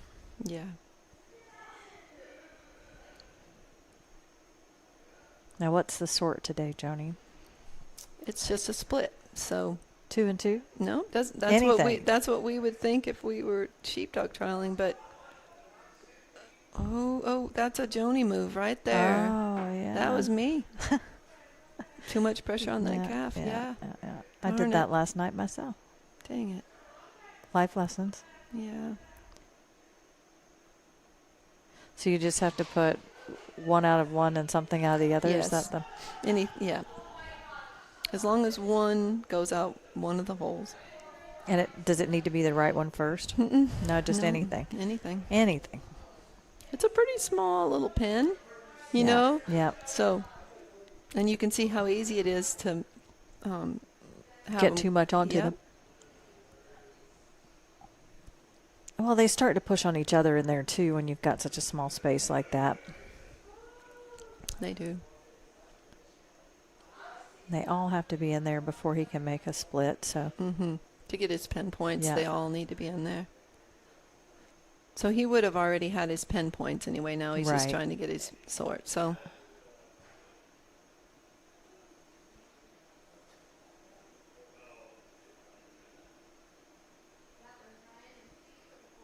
there you go. There we go.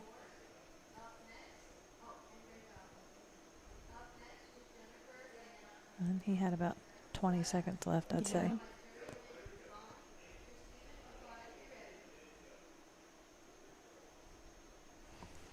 And I think, do we got, let's see here.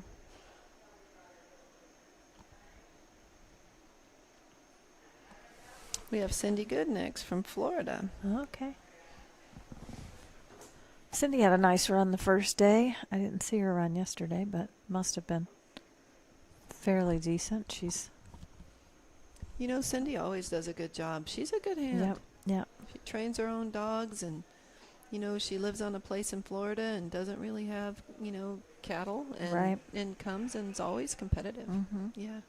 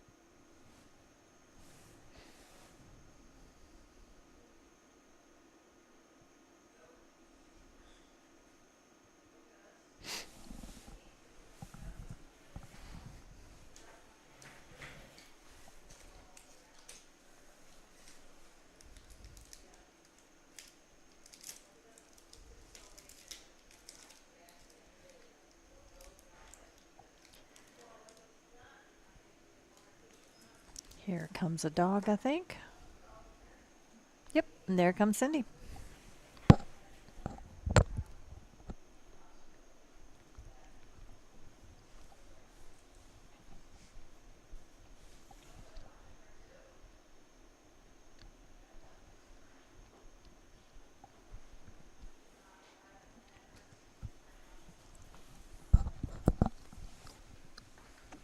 So we are running today from the lowest scores, which would be the bottom of the list, to the highest scores in the average, which should presumptively give you some great runs at the end of the day today for those folks fighting for the average win here. It's always fun to watch that.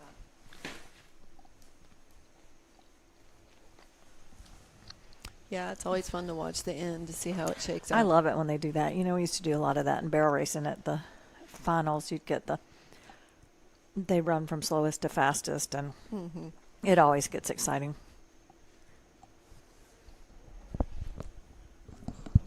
Uh-oh. She's got a little bit of excitement going on down there at the end. Sometimes that's not a really good sign.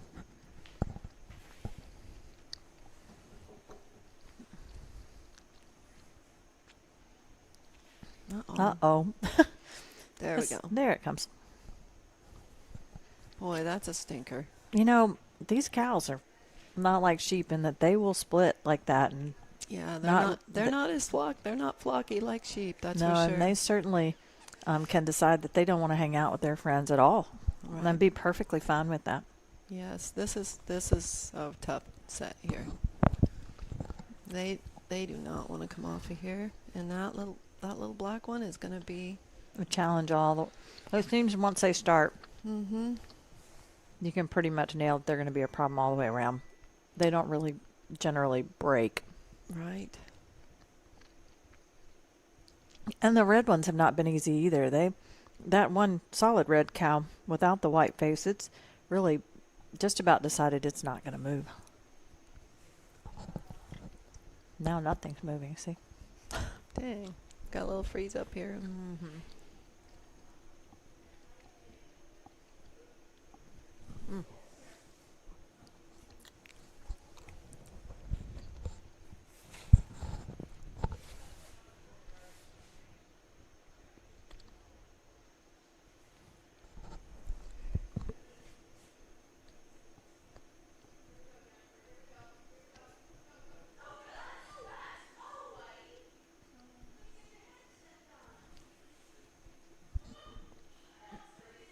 It'll be back.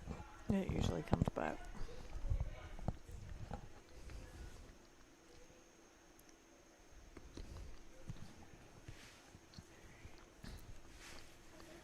I'll make the 911 call.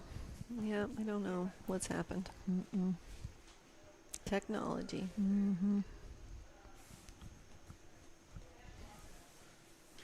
On the bonus side, since I sucked last night, I get to run second tonight. Perfect. You don't have to stay up all night. No, but I do to watch you run. Well, I was lucky to stay alive last night. Gosh, they got then some of the calves last night in the nursery were super touchy. Yeah. Did you see that group I had? They just came out and they just went straight across the pen. My dog never even got there before they did it. They were just gone. No, it's still frozen. I don't know that they like the tight spaces. Some of the, Mm-mm. I don't know. Mm-mm. You know, I'm not from Texas, and I don't know anything about primates, so. Yeah, I had But a I know they scare me. good-sized one in my group with big old ears. I had Looked to keep, like it was going to the rodeo next weekend. right? I had to keep mine way off of them to make it work. Yeah. We're just going to keep talking amongst ourselves, Jeff, and I don't think they can hear us, but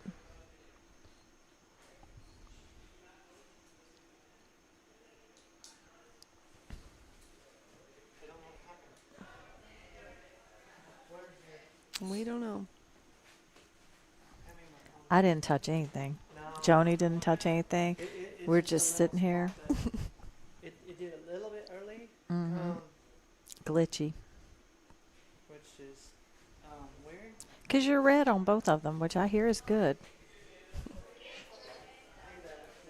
screen froze up on them. I just came up here. Yeah.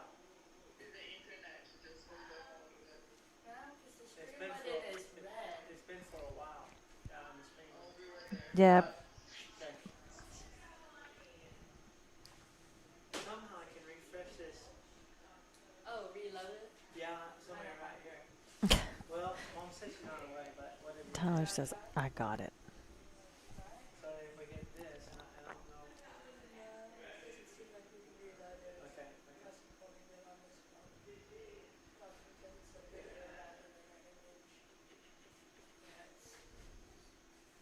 We didn't have the generator maybe die or get unplugged. Let's let Mama look right quick and then. Especially because of that long break, someone could have.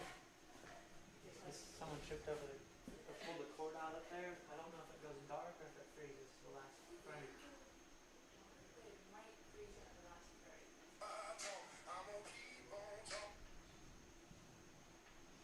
Has it been going on?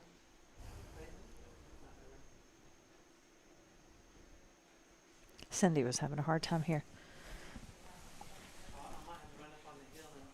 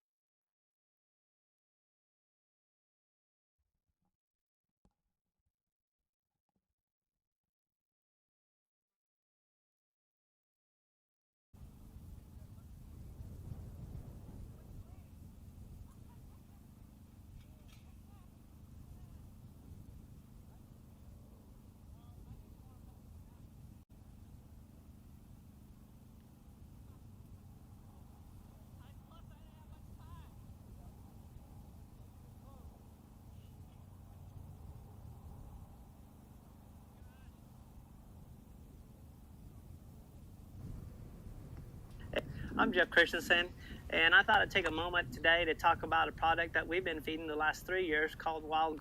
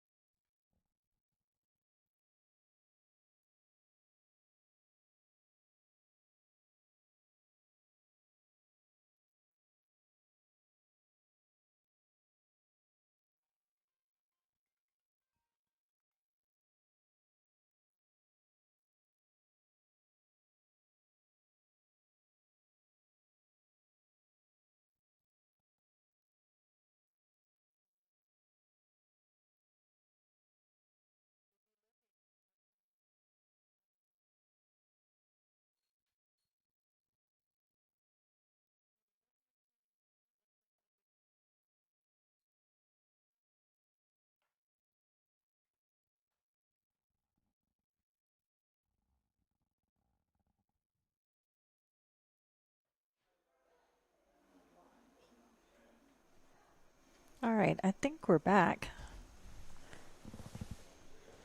I think we've got Kevin Lippy. Yeah, you're on. We had a little technical problem here, and Denise to the rescue. We don't really know why it froze up, but we're back. We don't know if you guys could see anything or you couldn't, but we don't know. Anyway, here comes Kevin Lippy. We don't know if he made the fetch, so we're joining late. Oh, no. Okay. You guys may still be able to see. It looks like you can. Our screen here is dark for a second. Yeah, it's okay. All right. Tyler will catch the cows here in a second. Okay. Look, I said cows. The cattle. The cattle. And we're going up to obstacle 2. And again, this is Kevin Lippy, not Cindy Good. Cindy had some trouble pulling the sheep off, or the cows off. Boy, whew. Cattle? Yeah, cattle off.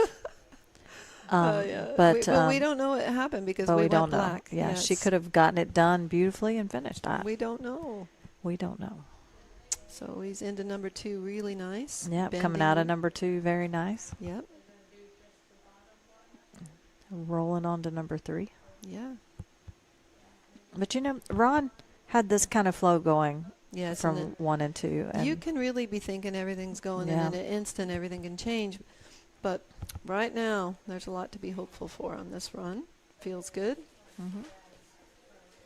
It's got a nice group of cattle. Yes. And he's making some time going down that hill. And they're staying together nice. You can kind of tell whether you want to risk it or not. And you can kind of see that, yeah. Yes. Thank you, Denise. Boy, these folks at Dog Training Online have got their technical stuff together. They do. Thank goodness we have them. No kidding. So great for everybody at home to be able to watch this.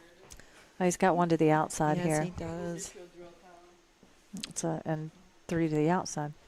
But, he was down far enough in the average that, he was thinking he would risk that and not walk all. And if it would have worked, go for the go-around. Mm-hmm. Pull himself up. I think there's a lot of strategic stuff that people who don't do this don't understand.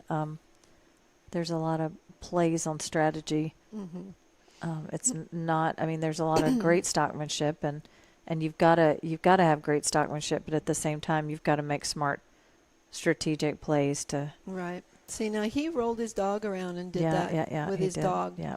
And that's what James did too. But wait, he had 1. Did they all come out? Because I thought 1 came out the right side. Maybe not. No, he's good. Okay. I think he's good. I can't even see it from here. I know I can't see it from there. Yeah, I think that was good, and he wouldn't be moving on if they weren't. Right. And he's got, really good time. If he gets through this next obstacle in around 5 minutes, he's golden.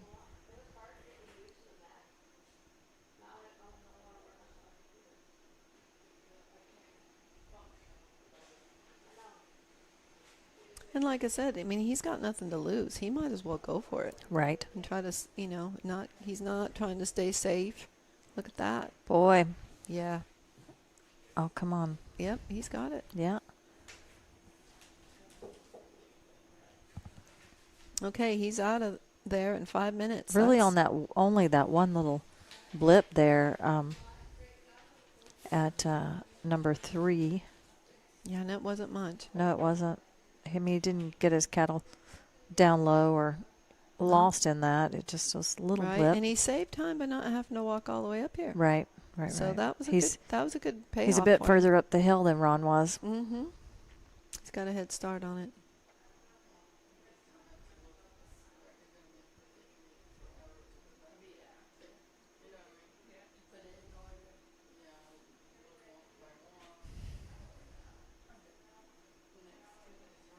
Yeah, he's getting to the pen in really good time. Mm-hmm. And they're nice. They're the type of cattle that are not looking to. They'll trot and they're trotty, but they're not wanting to run off. They're happy to be there, and the dog has good control of them. So it was. Kevin can read that. He would know the kind of cattle he would want to gamble on. And right into the pen, under 6 minutes. Oh my goodness. Yeah, there's his. There we go. Look at that. Very nice. Beautiful job. And it was a quick 6. Yep, that'll catch him up. Let's see, he was at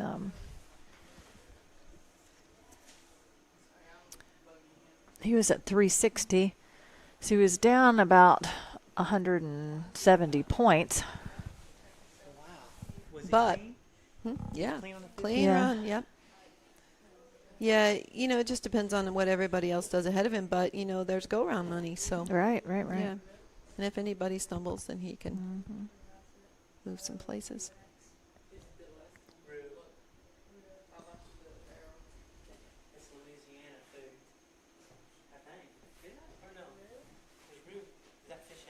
No, roux. I've already looked that up. It's the thickening stuff that you use in Cajun food. Oh yeah. It's a thickening. It's also for flavor too. Yeah, I thought that it was red in French, but that was rouge. Like Moulin Rouge, red. There's your French lesson for today. Okay, Shane Illenwood with Ike. That's coming up next. So he was our last year's average champion. I heard that. Yeah. He had a little bit of rough luck with Ike. The first day he had just terrible luck. That was a real shame. Yeah. He had a calf jump out of the pasture. And it was a wild one. It was crazy.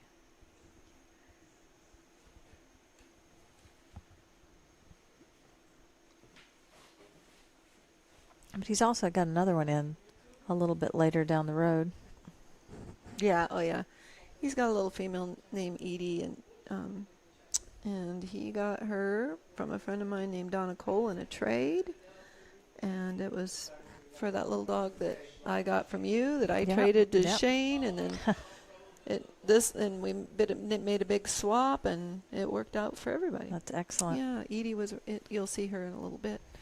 And this dog was Shane's first real dog. He's pretty new to this, really. He's a good hand. He was a horse trainer before, and the horse people really pick up the dogs, seems like. They do. Yeah. And, we talked about this the other day, too, that this organization has got such a great, the MSSA has such a great structure in place to bring these novice handlers up and forward, to the open class. No, that's true. So he He came up through the ranks there, but and now he's running also in the USBCHA cattle. Yeah. And in the open, right. and very competitive. So yeah, it's a the MSSA is a very good for the beginners, and it'll bring them up right on up right. into every level. So his cattle look like they're nice coming off of there, all tucked up. I like the looks of that. I'm good, thank you. Thank you. I've already eaten half of one of your Snickers. I was in the Reese's. I didn't drink coffee this morning. Smells good. Do you want a salt? No, I'm good, thank you. Cappuccino. Oh, Espresso. yeah, I might. Boy, I'm going to tell you, like I said, you don't want for anything here at High Roller. No. Denise came out with a charcuterie tray the other day, like we were royalty sitting up here announcing. Yeah, that's perfect. Shane just eased them through the fetch there, no problem. Yeah, in good time. If you hit that fetch at a minute, you're ahead of the game. If you've got to struggle with them to get them, the ones that don't want to come up this way, gosh, it really hurts. But and I'm going to say here that, you hear a lot as a sheepdog person that cattle dogs don't have outruns and, they don't care about the outrun. But let me tell you what I've not seen a lot of here. I bet I've seen less poor outruns on these cattle dogs here at this trial than I have at most sheepdog trials I go to. No, it's true. The level of training is stepping up in every game.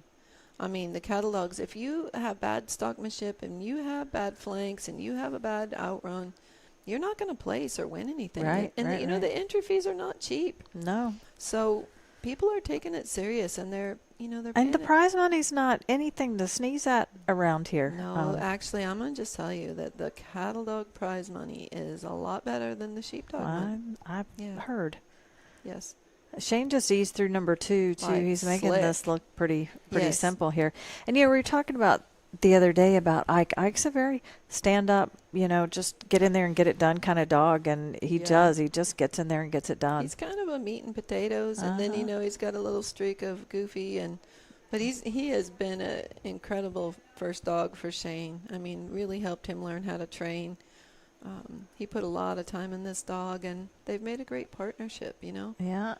And he accepts him for all his, little weird things he does, but, he's certainly a useful. But Ike probably accepts Shane for all the weird little things Shane does, too. The only reason I can say that about Ike is that he came from me. So, right. yeah, and I told him, I said, it's a 50-50. I don't know if you'll be able to make anything out of this dog, but he darn sure did. All right, Shane. He's won a lot with him. Let's turn him in here and knock Nail out number it. 3. Yeah, let's nail this. Yeah, that's Ike just trots on over there and says, hey, yeah, let's go this way. hope he stops there. Yeah. Took the reverse flank. Yeah. He's going to need just another needs to one. get another one here. Get him turned. Yes. There you go. Look at that. Whoa. Ike made that move. Ike's so proud of himself right there, too. You can see it. Is that it, Dad? Is that what you wanted? Yeah, he did. He was good. He's good at that kind of stuff. And Ike And is that's the cleanest number 3 I think we've seen since I sat down here. He just knocked that right out. I mean, he's at 3.5 minutes. Yeah, he's ahead of the pack that I've seen. Yeah. Right now. So let's not give him any bad luck going into this one, because this one can be a turkey. We saw Kevin, just ease right through this one after having some trouble at the other one, but. On the outside. Outside. Yep, he's going to have to redo this one. That's okay. He's got plenty of time. Yep, he does. Just needs to set him up, get that red cow tucked in, and eat the flank before that white cow gets. No, he's doing one of those James Butler send from the outside. Yeah, and it works. It does. I've seen it. I was shocked by it the other day. I was like, did he mean to do that? See, now this, it was going so good, and then we get to this little thing that looks so easy. Yeah. He needs a big flank here, one Well, way or the other. Gonna have to give a little space there, but Ike is fast, and he can get off and around. He does swing on around there. Yeah, he does. Okay, we're set up good here this time. I think he's got it. He's got, He does. you know, he's right at that 5-minute Yep, he's mark still that we were totally at. good, Yeah, yeah. yeah, yeah. That we were at with Kevin He just a few did minutes give ago. up a little bit of his lead that he had He there, did. but still, he's still golden. That calf's got quite the tag on there. Yeah. Looks like she's got a jingle bell I might on. even be able to read that one. Uh-huh. And I can't see anything. Oh, don't let him get up against the fence over here. He's trying to push him up there and get him there. Because, you know, he's got a nice set that wants to just stay together. So yeah, he knows he can push on these a little bit and not blow them up. The cattle are just getting better and better now, though, at the last day. Right. Well, Now that we're done. the weather's great. They feel good. And they've been eating a lot. And Yeah. Yeah. Yeah, like we talked about a little while ago. I mean, keeping the stock happy is such a big piece of it. You know, you see it in all stock that, you know, if they're happy, they're going to work better. And if they're super hungry, it makes it really hard to get anything done with them. They just want to eat. Right. You don't want hangry stock. No. All right. All right. And there's his pen. All he needs is to not put too much pressure. Yeah, I need to follow suit with what he does because him and I have had the same same sorts. There we go. Go. There we go. Yeah, that was good. One with. He's right there with Kevin. He is right Lippy. there. And, you know, we started Kevin's clock a little bit late because So we we had don't- some technical difficulties going on up here. So it's So- hard for us to say. No, officially we can't say. I don't know which one's faster. I guess They don't give us any official statements anyway. We're not official. But what we officially do know was there's a couple of good runs. Yes, we do know that. Here comes the cowboy. Zuh. Verona was out there cowboying on one Yeah. yesterday. She had one acting up a little bit, and she got it all worked out. Keith Gillian and Rue will be up next.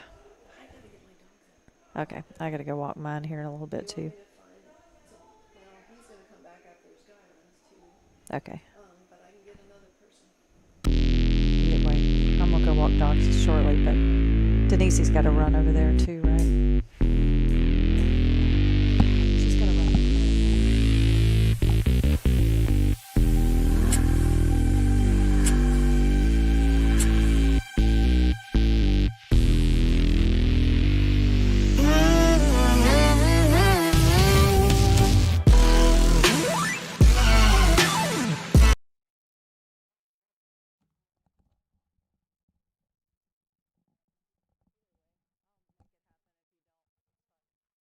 No big deal. All right. Let's see. Oh. Yeah, I just mine haven't been out since about 6 a.m. when I sent Josh out. Really? It's okay. They're fine. All right, so I think I'm on the wrong one. Would you want to go walk them and then come back? Yeah, I got a lot of them. It's fine. Okay, I'm good. I'm back. Okay. No, I'm fine. Thanks, Joni. All right, so Joni's gone to walk some dogs, and we've got Keith Gillian and Rue. Cows are out. Dog's gone. This is a red dog.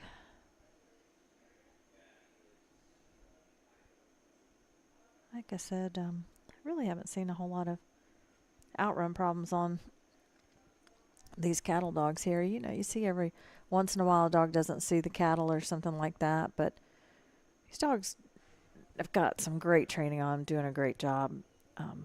You know, these open handlers know what they're doing out here. It's and it's a field trial, you know. Straight lines and good stockmanship are fast, and it doesn't matter what you're running against and how you're doing it. It's always going to be the case, whether it's an arena trial or a field trial. Straight lines and good stockmanship are going to be faster than just shoving things around. You know, you don't see a whole lot of dogs gripping and grabbing and making a mess, because that gets the stock all riled up, and cattle are, you know, a lot the same, and that you don't want to get them going too fast because or upset, because that really will cause a problem when you get to the precision pieces of the obstacles themselves. He's making up some time here, coming from obstacle 1 to obstacle 2. We've seen most people doing that, trying to get a run and go on these cattle coming up the hill.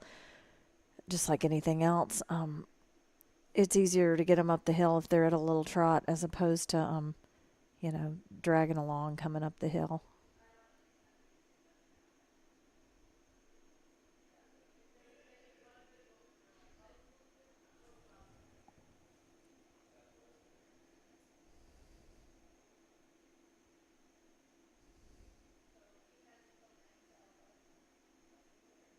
Nice turn there into number 2. He's going to need to ease him out this exit here closest or to the left-hand side there.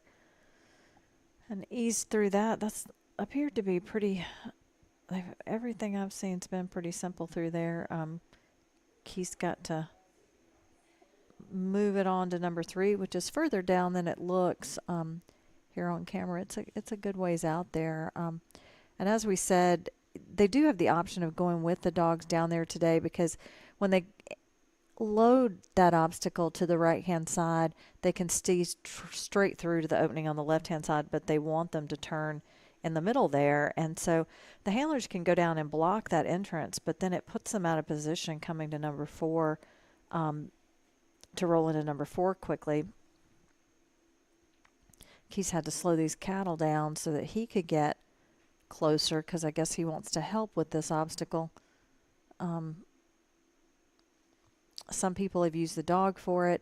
It certainly is safer for you to be down there, but it's a calculated risk. We talked about some of these people who are out of the average and the points. Do you go for the go-round win and just send it and, hope you fall in there somewhere in the average, even if you're behind in the points, and you've got to take some risk there. So, if you think you've got a group that you can take that risk with, it's an option for sure.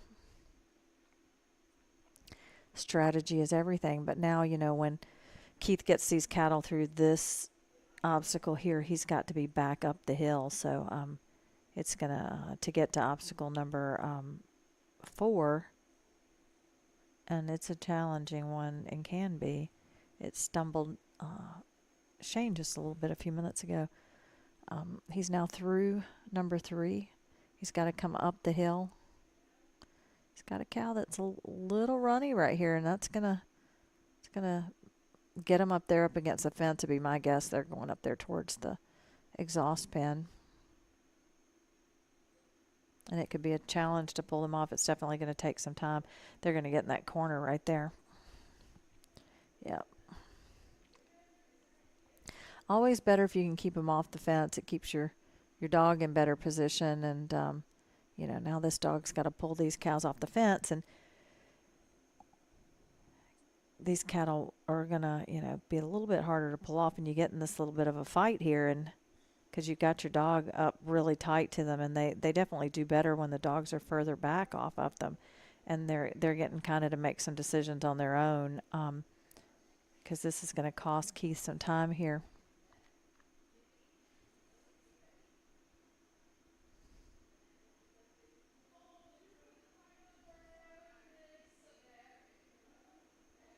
He's got them loaded in it, looking good now if they just come on through. Now he's going to go ahead and start moving towards his pen. He's at 5 minutes now. He's probably behind where Shane and Kevin were at.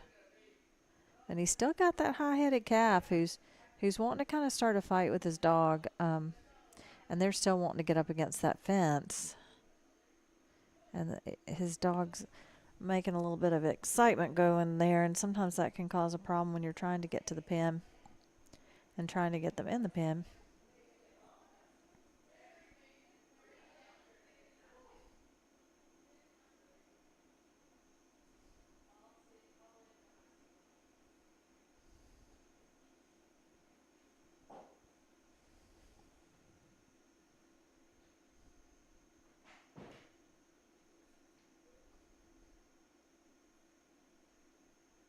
All right, so he's up here pretty close now.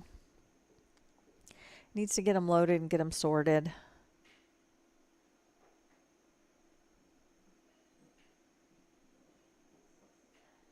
He's got 4 minutes left, give or take.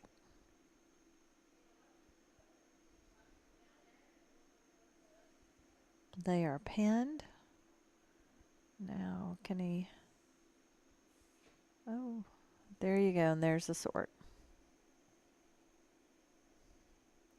He's a bit out of breath. That's took a lot out of him there. A lot of moving around.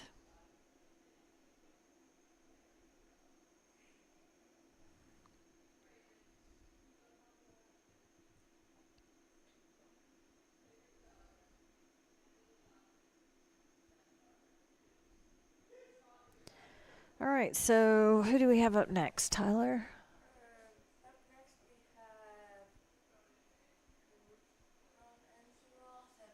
have Ron, and I thought we watched Ron run. He ran after Annie up there somewhere. He's already run. Oh no, he ran Annie earlier. We were wrong about that. Johnny and I were wrong about that. He's running Belle now. He ran Maisie and Annie earlier, and now he's got Belle left to run.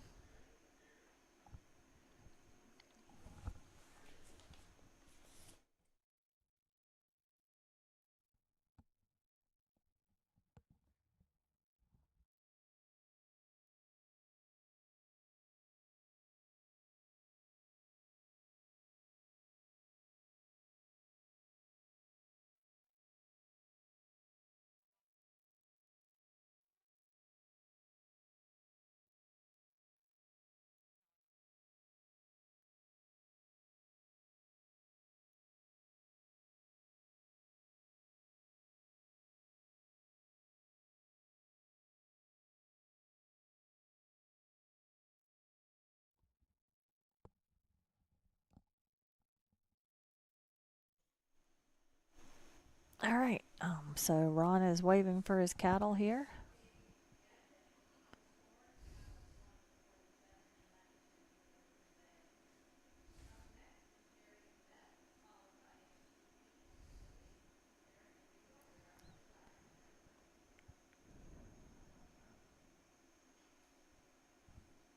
There come the cattle. There goes the dog. All right, so Belle actually is your USBCHA cattle dog champion from last year. That was Annie running earlier, so this is Ron and Belle. He got 3 dogs really close together here, but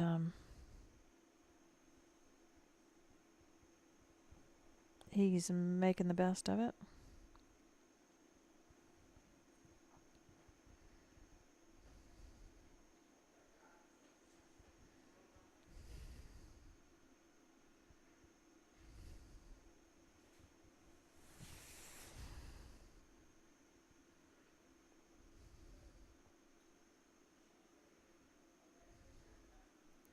Belle's mixing it up there. Trying to get these cattle moving a little bit faster. They are moving, but they are definitely moseying.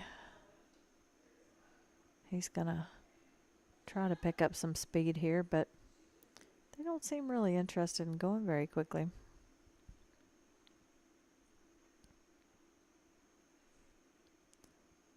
Good in some ways, easy to adjust things, but makes it a little hard to catch up time. Now we've got him in a little trot, headed straight for the fetch panels.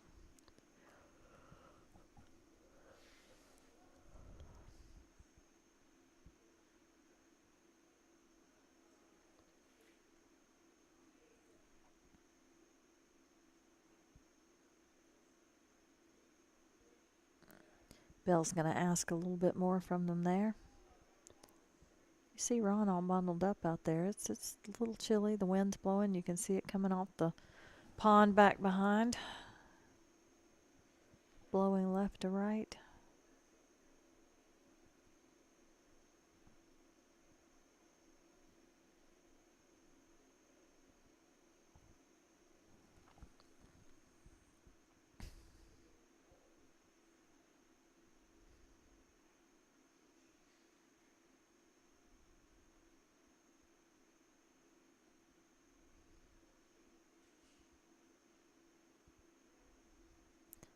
Ron seems super relaxed here,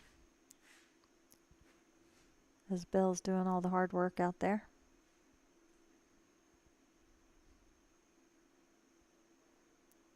Got him trotting nice up here. Coming right on into number 2. And looking right at the correct hole there. And they're clean through there.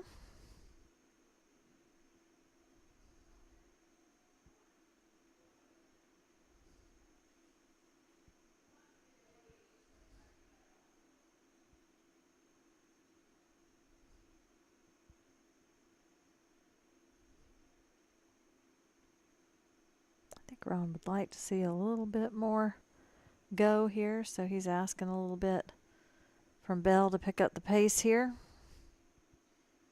Little bitty heels here and there to move these cattle along a little bit faster, because you know he's one of those also sitting in that spot that he's behind in the points. Really would like to get some day money today. I think he's behind in the points a good bit.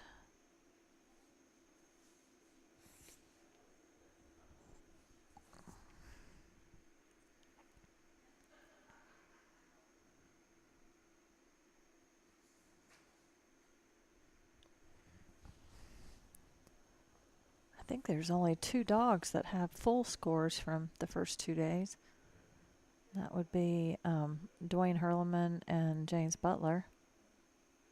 And then there's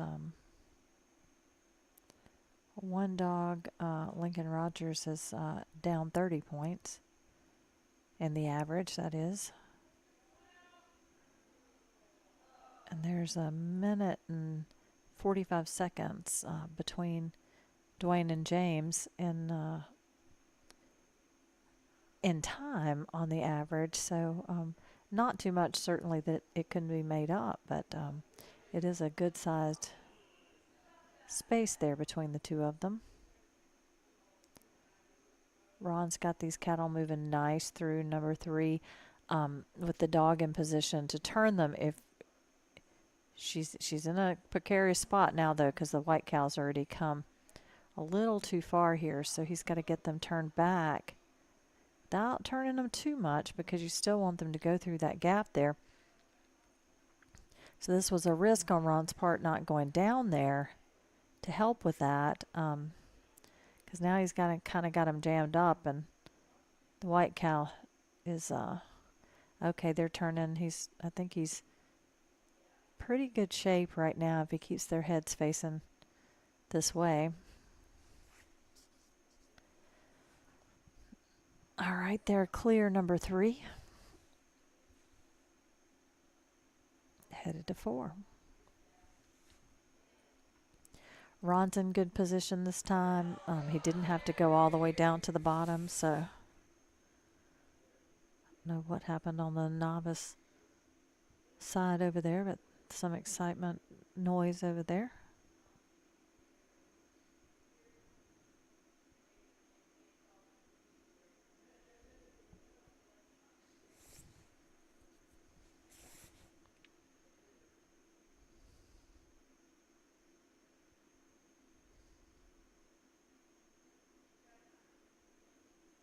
Oh, they're set up nice. Look at him come. Oh, he's slipped one.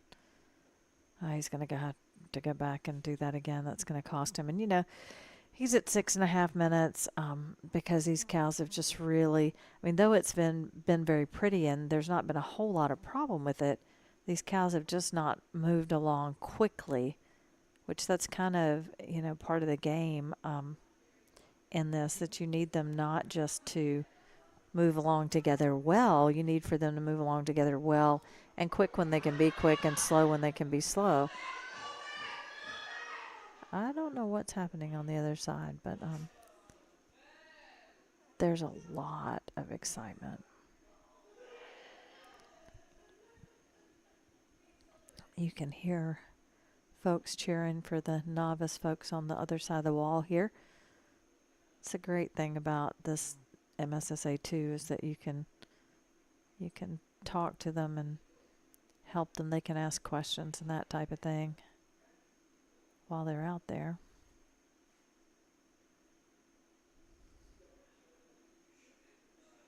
helps these novices get better.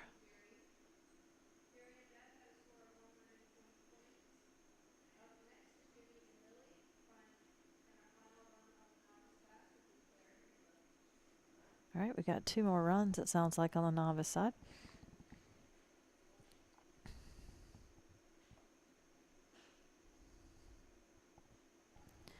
All right, he's got a little less than 2 minutes here to get these cattle in this pen and sorted. Looks like they're going to turn on in here and come in for the pen. Yeah, they're in. He just needs to sort one, at least one through one hole and the rest through there. And there you go. Another full point run.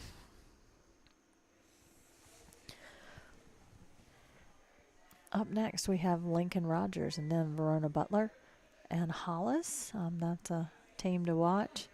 James Butler and Jess, and then Dwayne Hurleman and Lexi, and James Butler and Ron. James has got 3 dogs here towards the end, so we'll be back shortly.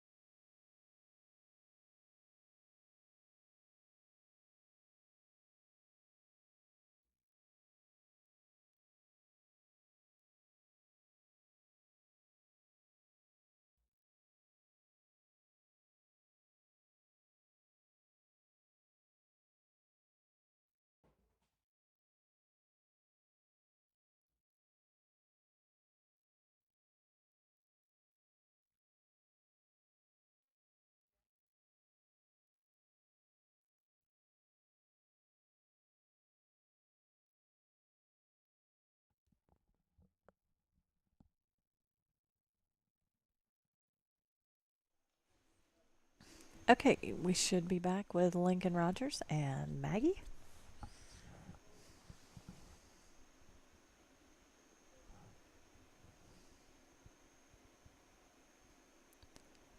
This will be run number 32, which puts us at 10 more dogs to run.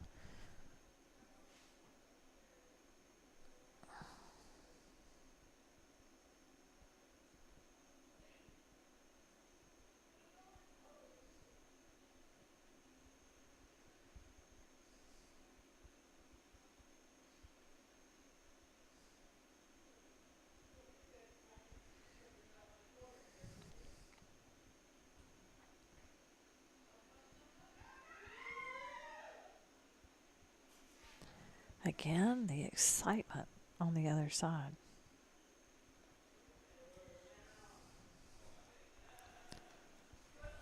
Think it's Lily over there running on the other side.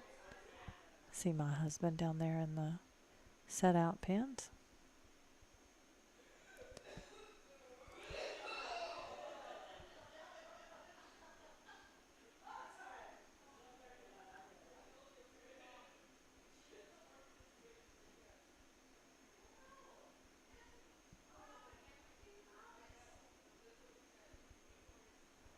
Lincoln is good on one. These cows are running in a bit the wrong direction, but it worked. He got them through.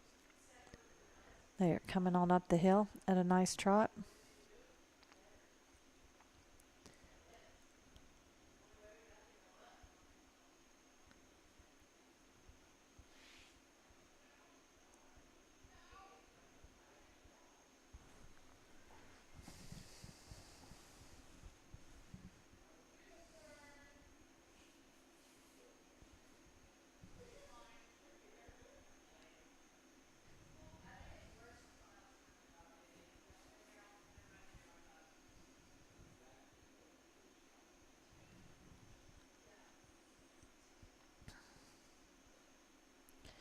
They just eased right on in there and headed right towards the correct exit there. Nice move on number 2 there for Maggie and Lincoln.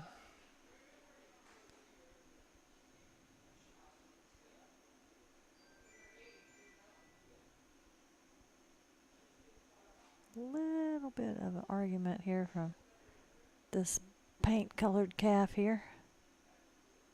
Lincoln's going to help convince it to go the other end. It's going to get a little runny. This could be a bit of a challenge. You kind of get into a fight with one, and some of them hold a grudge for the rest of the run. We'll see if he can get her settled down and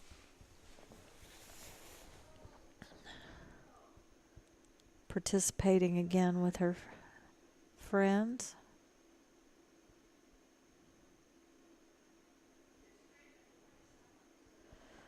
She's still a little runny.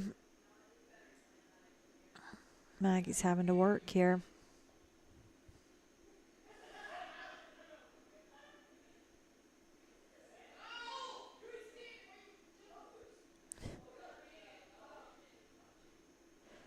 Now the black calves are wanting to run. This is costing Lincoln some time here, and that's a bit of a problem. He's having to do a lot of helping here to get these calves put back together. Just great work on his part. It just is costing him time because they just don't want to line out and go in the right direction, and it's hard. You want to be able to line them up down that hill and just have them trot right on, and these guys are just looking for an out.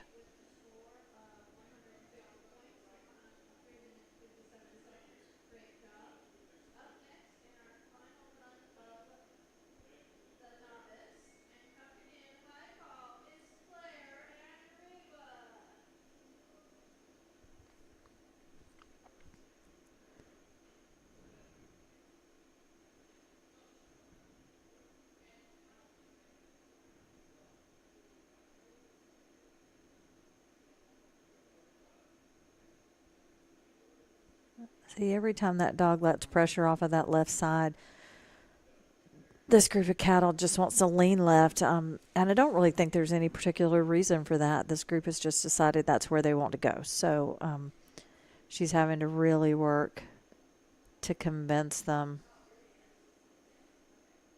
that they don't want to. So here we are at number 3. Took a little bit to get here. A lot of convincing on Maggie's part, and Lincoln's too. Be nice if they just come right through here and do what they're supposed to. Of course, you know, with them leaning towards that left side, that was a little bit dangerous. Sounds like the room next door, the last run, the dog that's sitting in first place may have just missed an obstacle, probably the first one, which is a make or break with part of the cattle. So a little bit of disappointment on the other side there. That white calf that's been causing the problem, the paint calf, is still causing a problem. She just does not want to be easy. It's got Lincoln down to 4 minutes, 20 seconds here, coming into obstacle 4, which she may also be challenging at. You know, if hopefully we can just get them in a line, trotting up and swing them on through, but she hasn't been easy for much of anything other than 1 and 2. And she's leading right now, so gosh knows what that means. She could just as easily lead them astray, just like that. It's the ones you don't want to lead that tend to want to in this sport.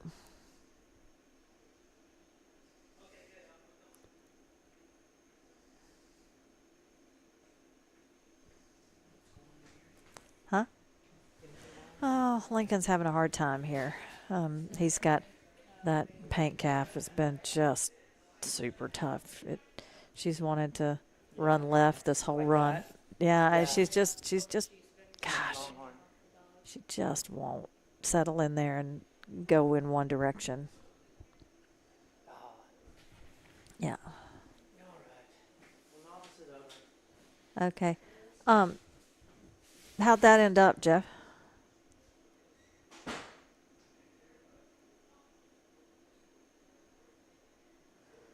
Boy.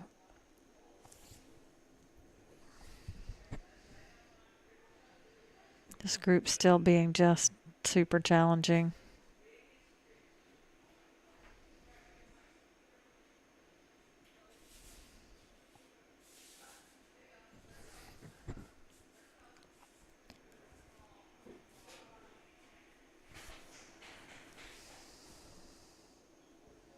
He may get him through this time. That'll be good. He's still got 2.5 minutes to pin them.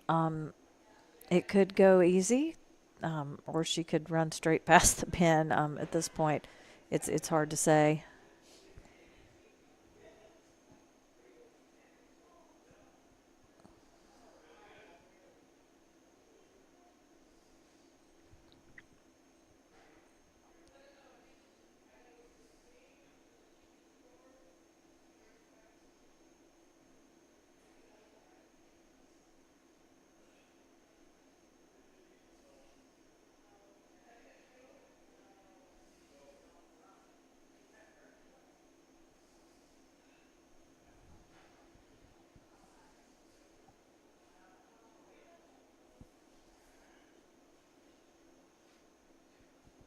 She looks like she's going to behave right here, but she's looked like she was going to behave several times, so Lincoln can get enough pressure on her to push her back.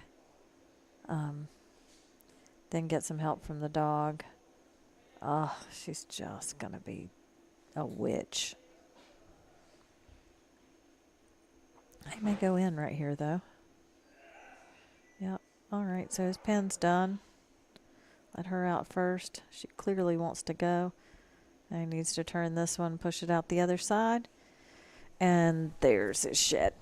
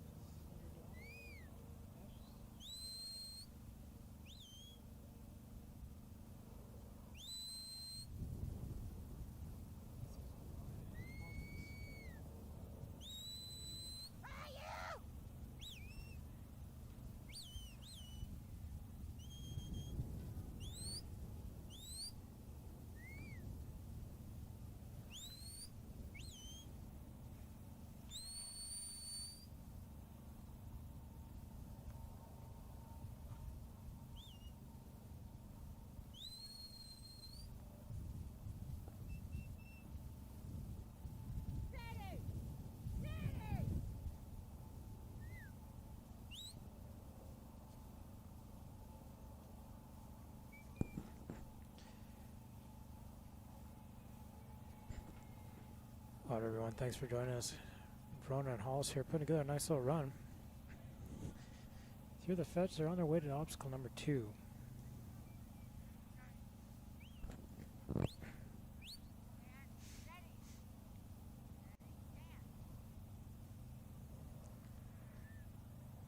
Hollis is doing a nice job here, keeping the cattle moving, but yet still calm.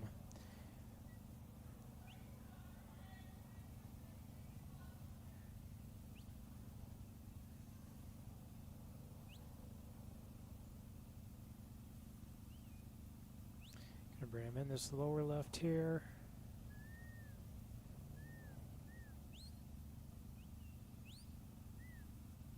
Nice short flank there, right out that slot for full points. Start the cross drive to number 3.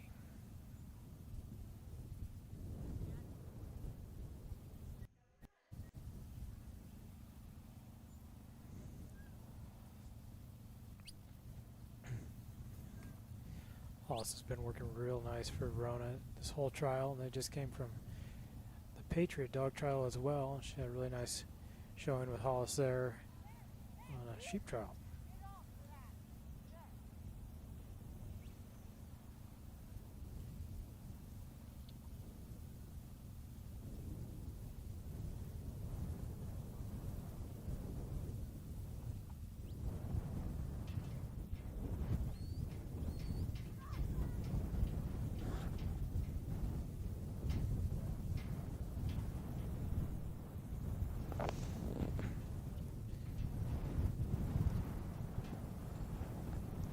Obstacle number 3 here.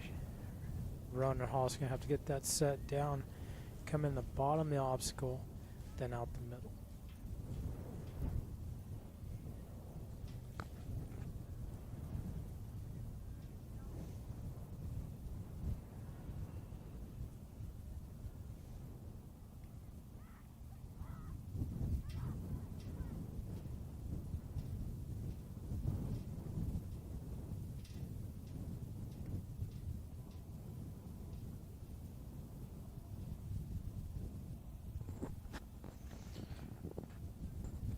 For those of you watching today, things are just a little bit different. The handle line after Rona finished obstacle number 2, she can now come down here to help Hollis with number 3, unlike what we had yesterday and the day before.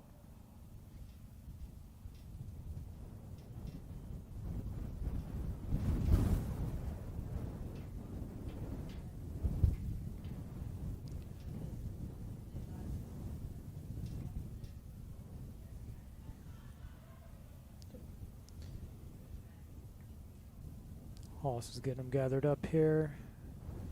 Trying to find that opening. To try and get them in the opening, then she's going to have to try and bend them around out the middle there, out on squirting out the top.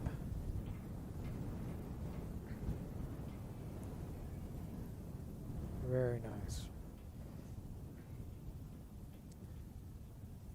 Little wave flank there, start the drive to number 4. Obstacle number 4 today did not change at all from yesterday.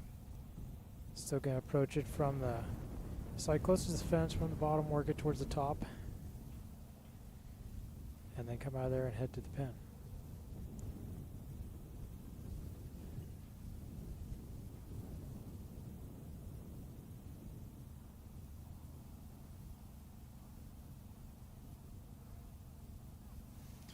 I apologize, folks, we forgot to start the time on this run, so we don't have that to reference it on this run, but they've been cruising right along. I'm sure she's still doing plenty good on time.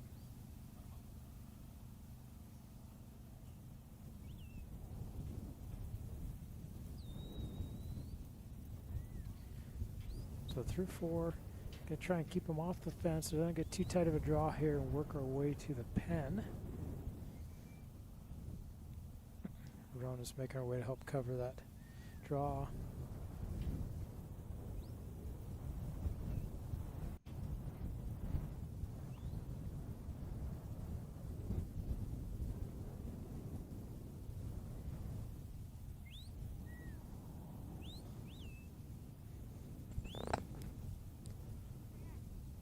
Ross is doing a real nice job with these ear calves.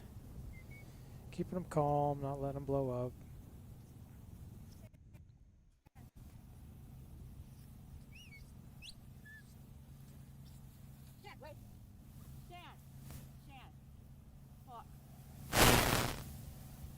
A lot of points on this obstacle. It's been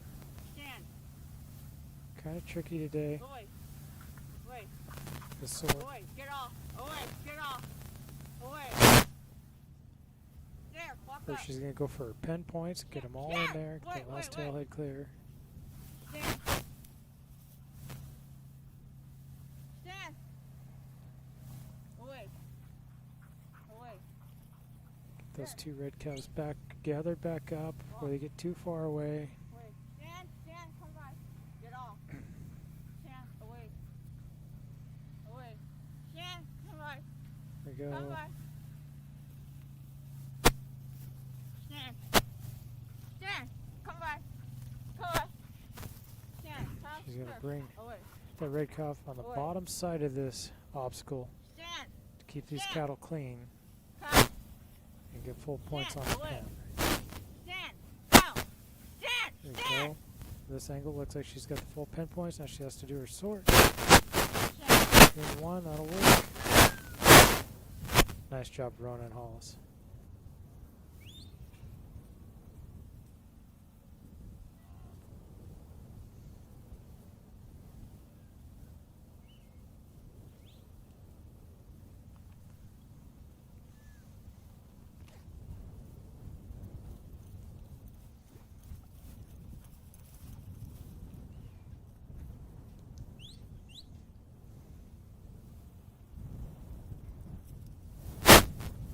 All right, well, we clear the pen. We're going to get ready. Next up, we're going to have James Butler and Jess.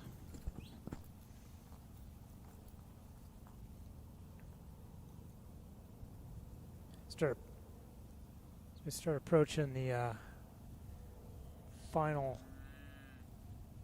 8 or so here of our open class. We're a lot of high points and a lot of tight areas between the time. James is at a total of 19 minutes and 12.1 seconds, and with Jess and James and Slash J Hayes, high call right now set at 530 points, 19 minutes and 56.4 seconds. So 44.3 seconds to my public school math here is all that's separating those two dogs and the handlers in between. That's a lot to say about the competition of this open class.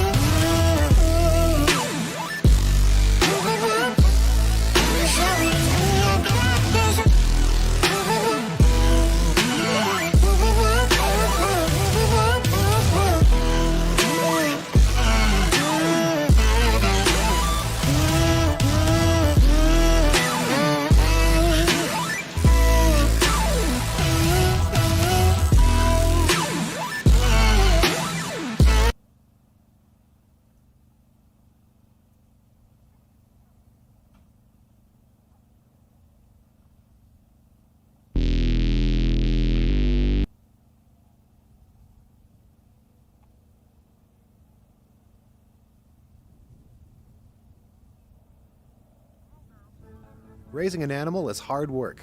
Choosing the right feed can be even harder. The good news is you can be sure each bag of Nutrina feeds is packed full of scientifically backed nutrition with industry-leading technology and a commitment to always do the right thing. We share your passion for happy, healthy animals, and we're with you for the long haul.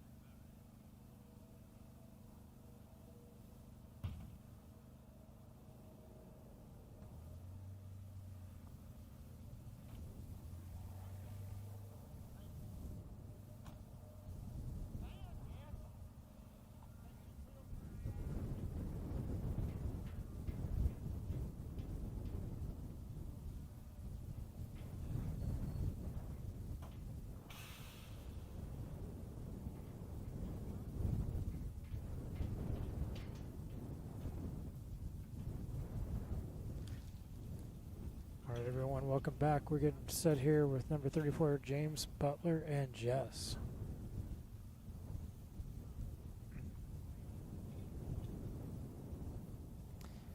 James called for his cattle.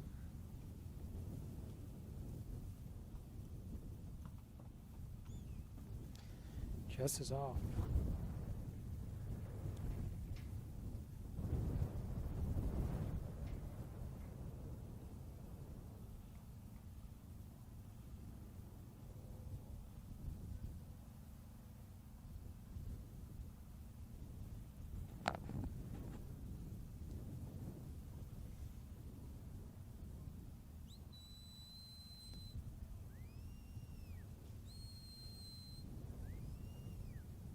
A real nice outline there. Jess had nice lift, got him off the out gate, heading towards the fetch.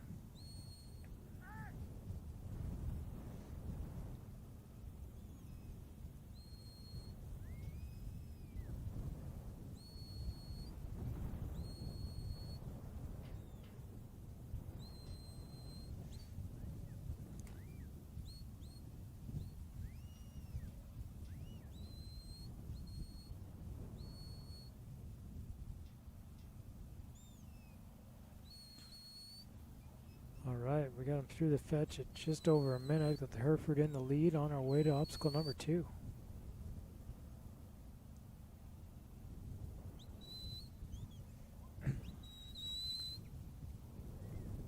Jess is doing a real nice job here, keeping on contact with these calves. Keeping them moving. It's a long hill, but thankfully it's a cooler day here in East Texas, so they're wanting to work up that hill a little better than the hot days.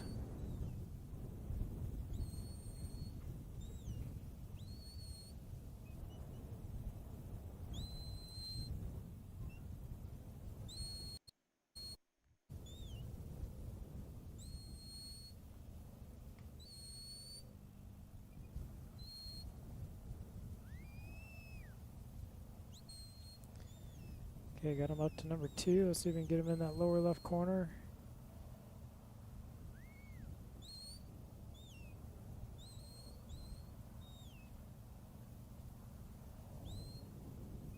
James has got lots of time. He's setting at 2 minutes and 17 seconds, so we'll see.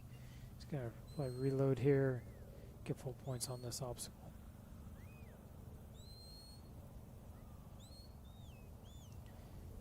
There, we got him clean. Everything's out of the obstacle now. He can start his reload.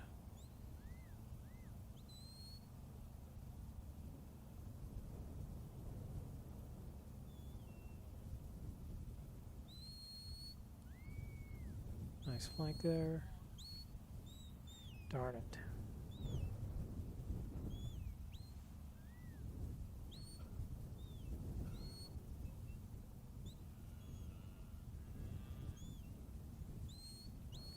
He's got to get all those cattle out to get them considered clean. Now I can come back around here, try this again.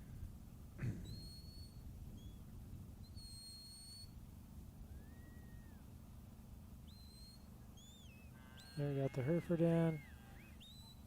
That's what he wanted to do. All right, they've cleared 2 at 3 minutes 27 seconds, on their way for the cross drive to number 3.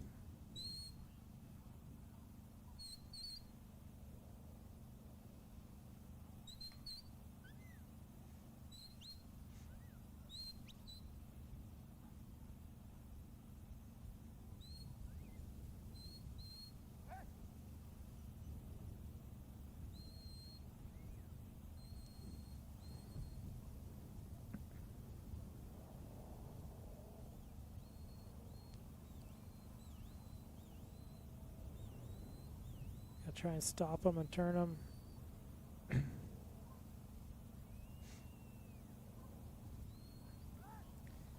Jess is working real nice for James here.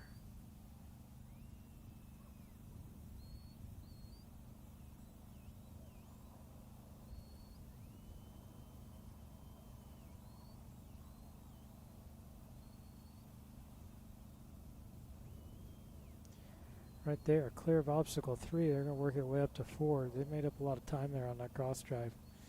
A good trot across that field.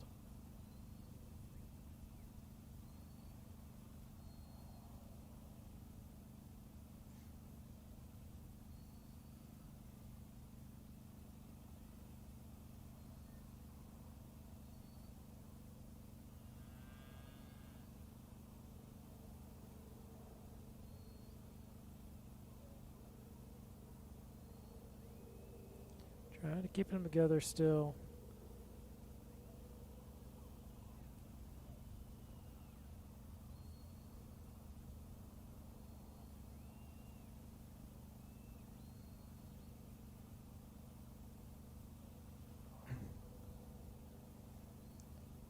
Our work just did a nice job there, and James of turning them.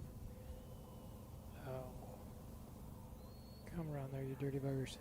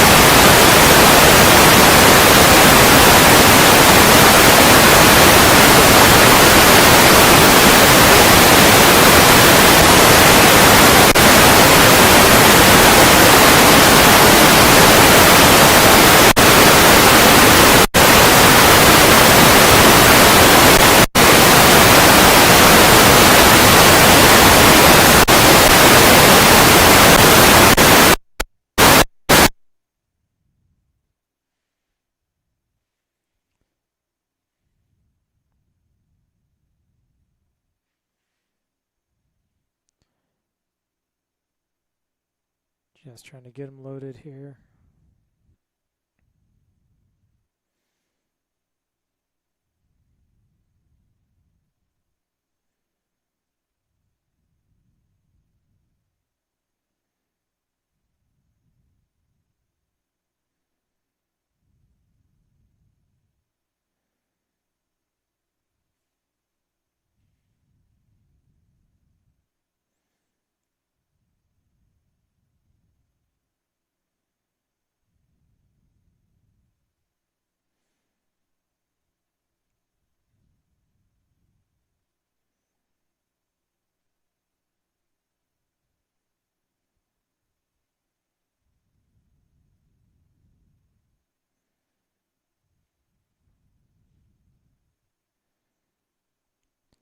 There we go.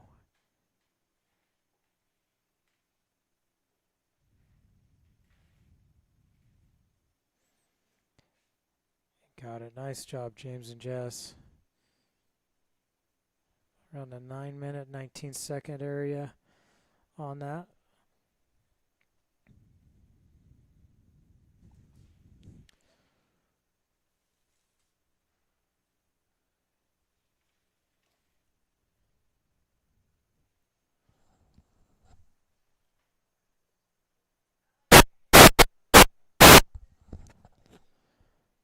Okay, next up will be number 35, Dwayne Hurleman and Lexi. Coming in the final round here, they're sitting at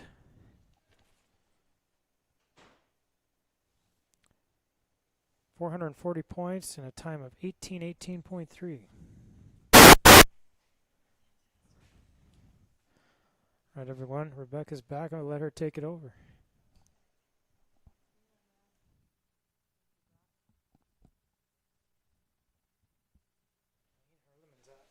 Dwayne Hurleman's up.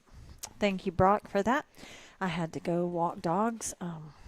Josh and I had a tire come apart on the way here, and I had to go fix that today. And then, you know, when you haul with 12 dogs, it takes a hot second. All right, so we've got Dwayne and Lexi coming in with, as he just said, a score of 440 and a time of 18. And he's tied right now with James Butler, who's got a time of 18:02. So that tells you how close this kind of thing is. I mean, they're within 16 seconds of each other in that spot in the average, but they're still, you know, coming into this 90 points behind James and Hayes and Dwayne and his other dog, Quinn. So Dwayne is fighting himself here.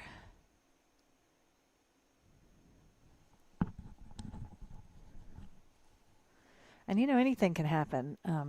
You could have some people slip some cows at the fetch. You could have, you know, cows not want to come off the set out. Any number of things could happen.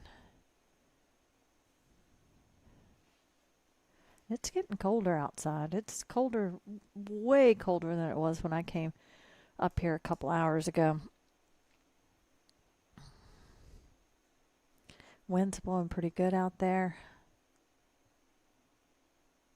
Like we were talking about, tomorrow we will flip this field to run the sheep on it. So where you see the person on horseback there to the left, the set out will be a little to the left. I mean, the handler's post will be a little to the left of that. Set out will be up on the hill, kind of where the camera's at, actually.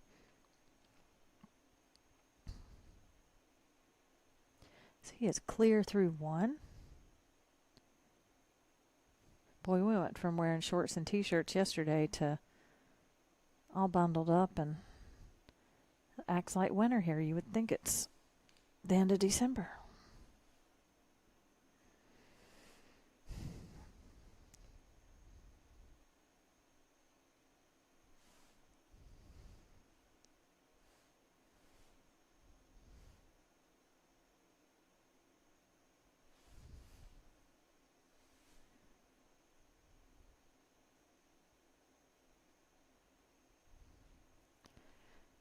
Congratulations to Alicia Lund, who won the Open and the Nursery at the MSSA trial in Arizona. Their Arizona, I want to say they call that the Arizona Championship or something like that. Anyway, I just got word that she won the Open and the Nursery.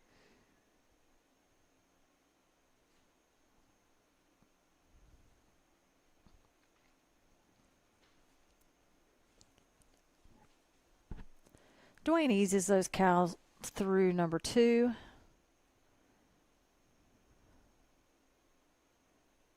They are trucking on down the hill towards number 3.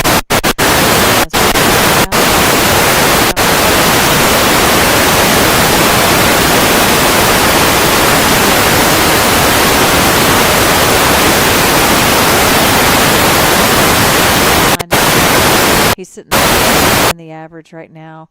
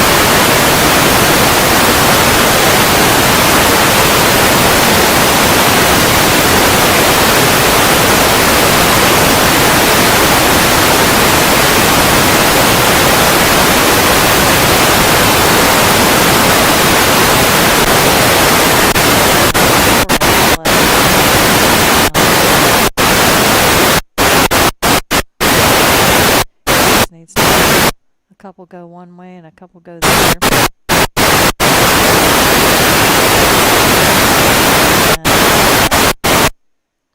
Nice job for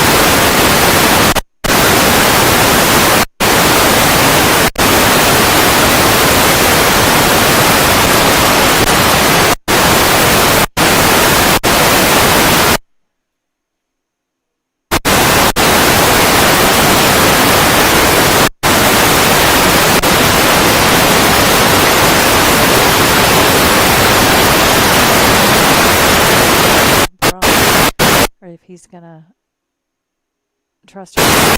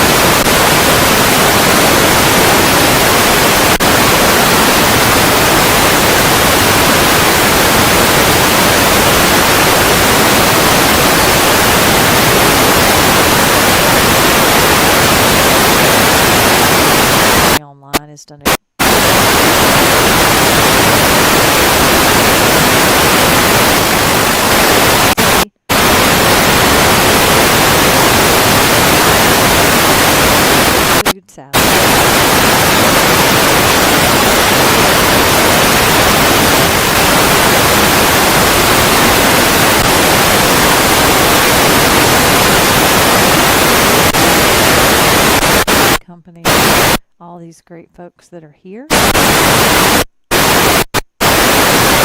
You know, I pulled in, when Josh and I pulled in the other night, it was phenomenal to look at the rigs out in the parking lot. I mean, you know, it reminds me of going to one of the big rodeos, you know, back in the day, or one of the bigger barrel races. I mean, there are just some beautiful rigs out there, big trailers, and people hauling a lot of dogs, and it just goes to show how good this sport is and how much bigger it's getting. You know, I think that the MSSA is doing a great job of bringing young and new handlers into the sport and giving them a really clear ladder to climb to become open handlers and to become competitive.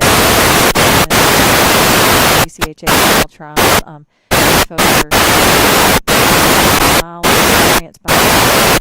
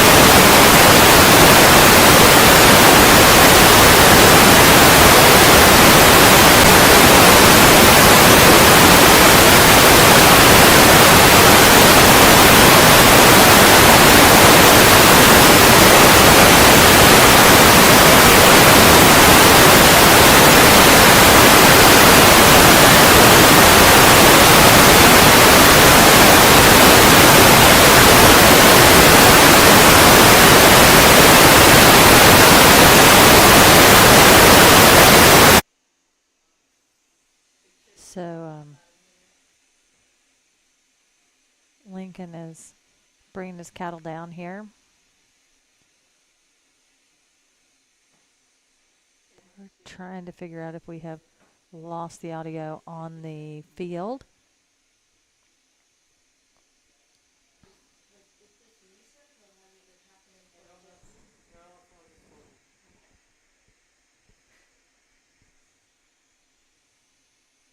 He's got him pointed nice going into number 1.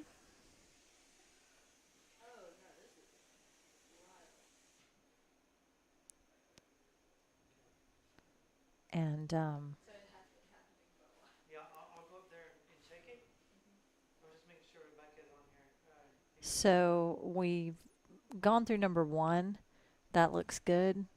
Test, test, test. Have you got me there? So we're good? Yes, you're Okay, fantastic. We have lost the field mic, but that's okay. The Dog Training Online crew is on it. Denise's getting ready to run her intermediate run, though, so it may be a little bit. We may stay down on the field, but you're just missing the whistles over there.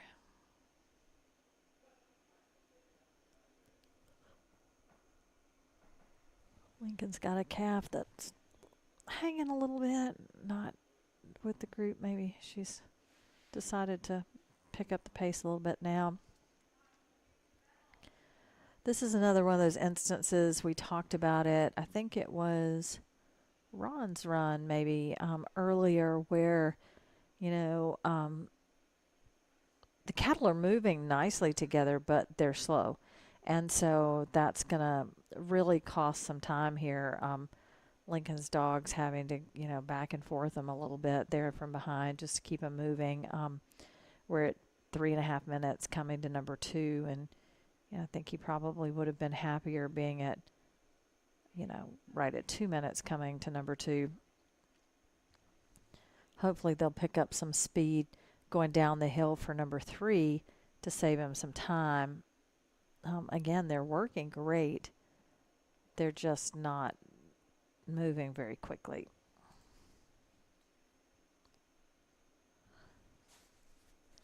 Oh, I think he's going to slip one here. I don't know if that one, I guess it's didn't come all the way out, so I think he's good here.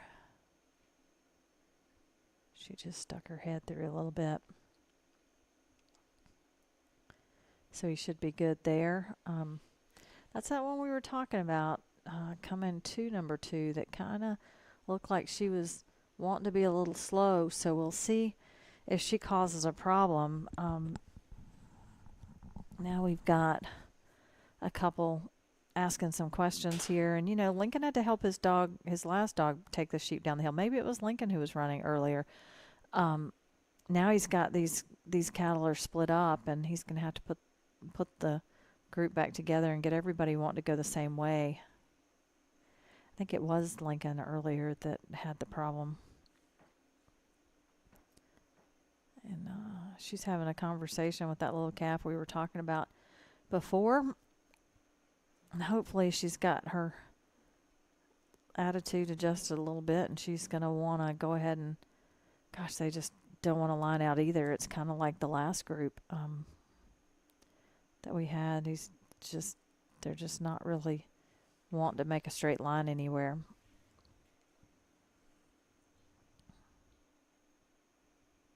There they go, but they're kind of leaning to the wrong side here. There, he's got them adjusted a little bit. There goes that calf again.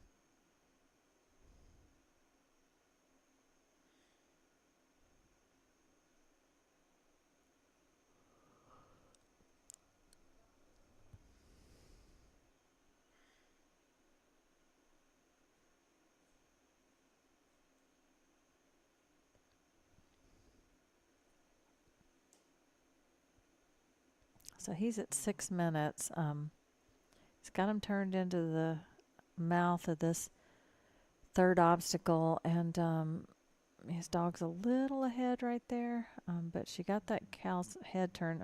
Now they're coming See, with them not sticking together, that's made that a little bit hard. He's got one that's come out now, so now he's going to have to bring them all out and reload the whole group, unless he decides just to slip that one. Nope, he's going to go down and reload and put himself in a little bit better position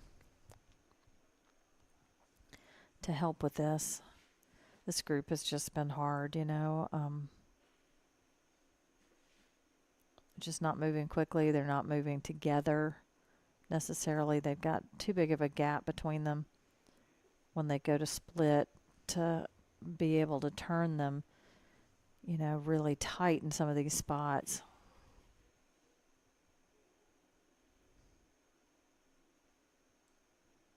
Lincoln starts a lot of dogs for folks, sells a lot of trained dogs. I've had several of them come through our Goose Dog program that Lincoln has started.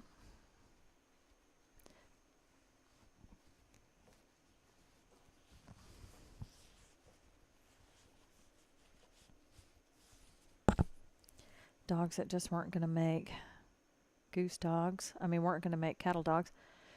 And, you know, they're not all going to make cattle dogs. Though I will say that it does seem to be that, you know, it's getting to where if you know, you've got a good obedient dog that'll work,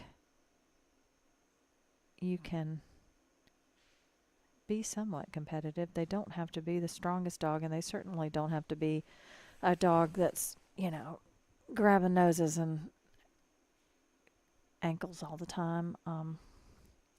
It can certainly be a dog that works quietly and just is obedient and listens.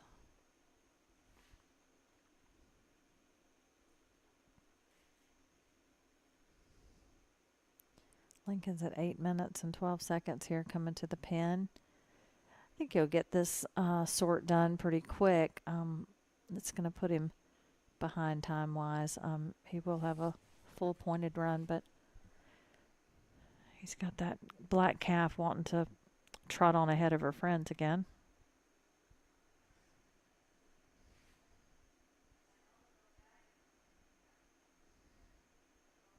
Taking a look at his watch. He knows he's getting a little short on time. But they've been pretty good.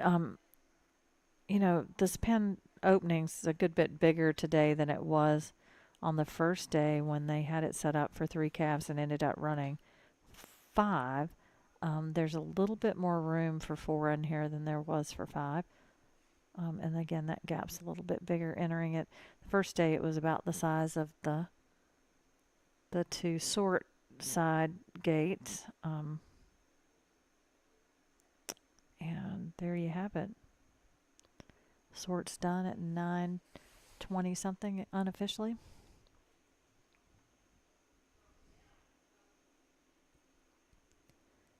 So now we will see Joni Teachin and Ash coming in with a 4:50 at 20 minutes, just like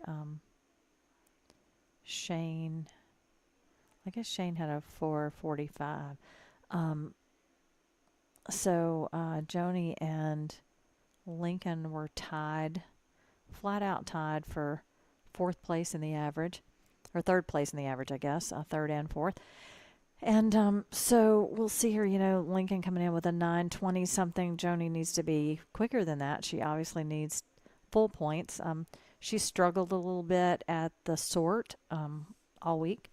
She would be sitting here telling you the same thing. She's had some mental blocks on what the sort was supposed to be each day, so it's cost her there. She's some beautiful runs with Ash. Ash is a great young dog. Was a nursery dog last year. I've seen Ash. She was in the double lift at Meeker, I think. The ran great at Soldier Hollow as an open dog this year. Ran great at the finals this year in open and in nursery. Ash is a Sarah Ruger. Sarah is a half brother, I think, to actually I think he may be a full brother to Sergio's Jim. or Sarah maybe out of a full brother to Sergio's gym. I think that's right.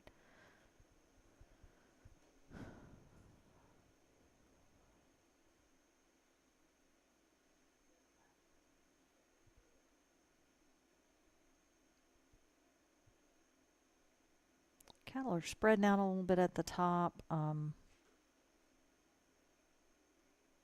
Ash is going to have to bump them on up and pull them back together and get them rolling on down the field.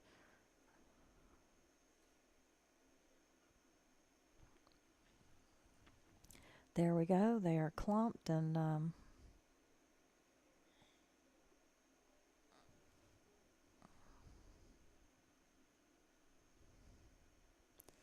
trotting on down here.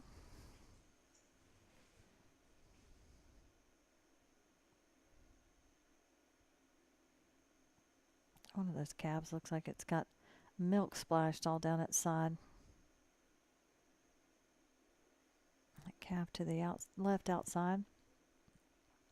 It's a good pace we've got going here. You know, we talked about with the last run that you want to see him moving a little bit. You don't want too much movement, but you definitely want to see him moving on along. Ash has got a lot of power to him. Definitely has the ability. I mean, you got to keep him off some to these calves like to have some space, but Ash is capable of getting up in there and pushing them on along, and he's showing that here.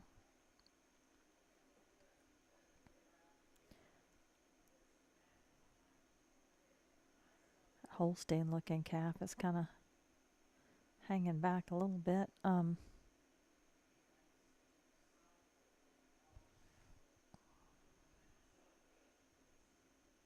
Got a nice look and entrance into number 2. She can get a nice turn here and cruise them on out the hole. There, number 2 is clean. We didn't get the clock started on this one, so I'm not sure where we're at time-wise for her. But I'd say we're looking pretty good. I'd say she's probably right at about 2.5 minutes if I had to best guess, having sat here. That's okay. No big deal. So Ash has got them bouncing on down the hill. Let's see how much risk Joni takes here. You know, she could use a go-round win for sure. I mean, Ash has had 2 fantastic runs, and little bobbles on Joni's part there at the sort has cost them. So let's see how much of a risk she takes here. She's Ash is definitely ahead of her here, so she can get these cows turned hard here. And Ash does a beautiful job of that and got him stopped, and now needs to ease him on up in there without pushing them by. And they're coming on in nice. And what a beautiful turn there. Ash did a great job of getting that done. He's got a couple to finish here. Come on. And one more to get through. Oh, no. Oh, no. We're going to have to go back and do that one again. That 4th calf came out the end there, and she's going to have to set that back up again. That's going to take some time here. I think she'll probably be surprised that that calf didn't make that turn, but you know, she had a couple that had gone through and got kind of ahead, and that's what caused the problem there. But now she's got plenty of time. She should, because you know, Lincoln was a bit slow, and you know, not finishing till 9 something, 9:16, or I don't know what the official time was, but Lincoln was a bit slow, so she had some room for mistakes here. She didn't have room to have to do this quite this many times. She's going to have to really get in there and help Ash now, and make sure that these cows go out the right spot. I will say I still think she's probably all right on time, 'cause she really got to this one pretty quick. She can't really have any more mistakes here after she gets through this one. She's got the hole held now. You know, she took a risk down there, and it kind of cost her a little bit, but you know, if she can breeze on through and stay with it and get these cows through number 4 without too much delay, she should be okay coming to the pen still to hold on to 3rd.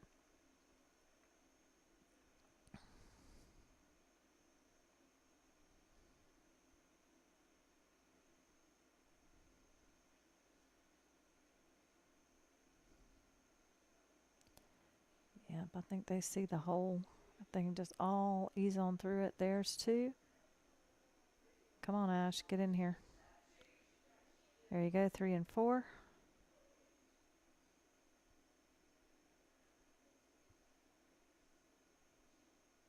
I thought they all went through. They must not have.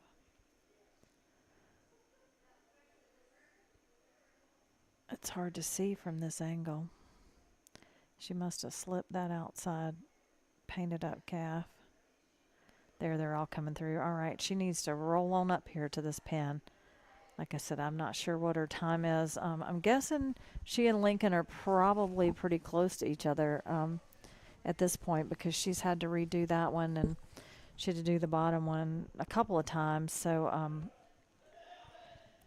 we're probably pretty close to each other. It's going to be a toss-up as to where we're at.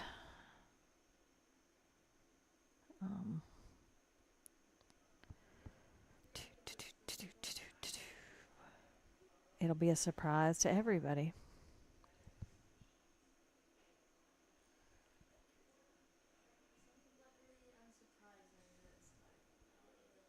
Mm-hmm.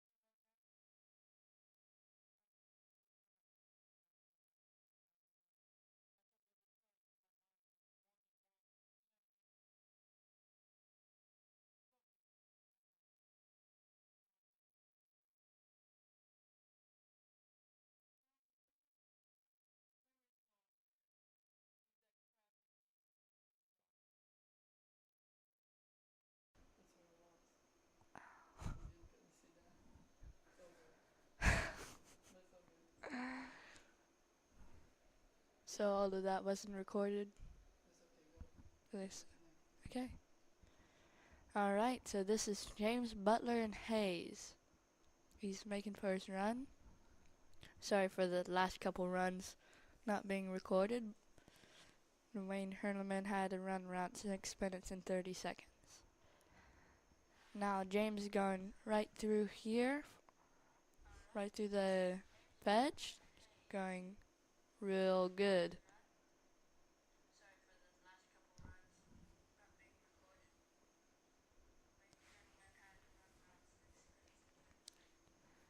Okay, he's getting his dog ready for second obstacle.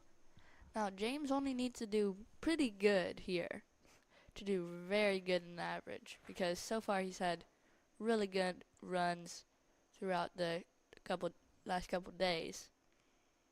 So if he can just do pretty good on this run, then he could be one of the, top 3 in the average, maybe in even first place. But we'll just have to see.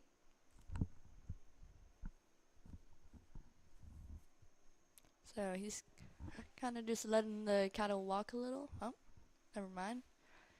Got them going on a little trot over to the second obstacle. Yeah, and you can switch the dogs. It doesn't matter. I mean, you can run different dogs. Okay, so you can see on this second obstacle, if you haven't been here for a while, gotta go in through that hole on the bottom left and come out to the hole closest to us on the left.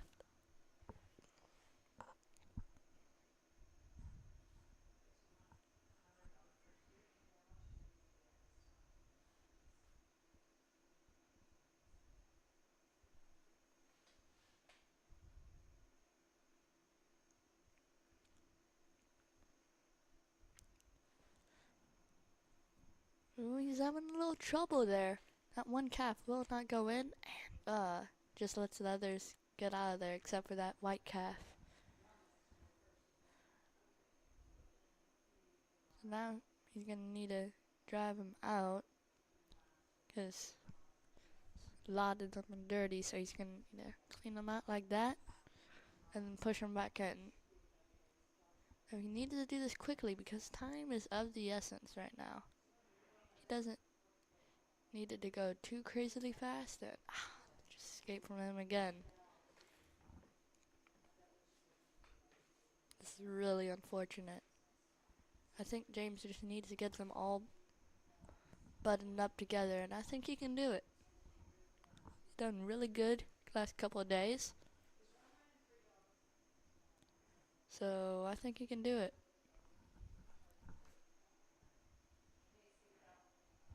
You can see he's getting over there. Ooh, this is just... I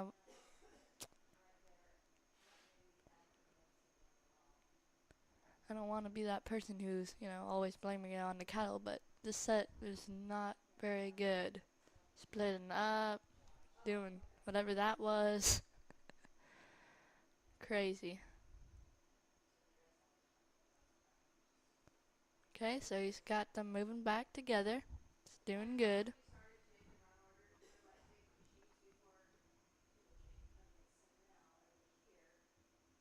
That cow is just... Okay, he's still got the rest of them in there. This will definitely hurt his average.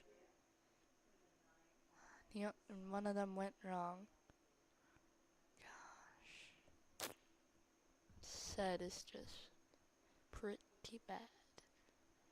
Well, this is gonna hurt his average, but I think it's good enough that he can stay up there. On all the other days, he's gotten full points and very good time.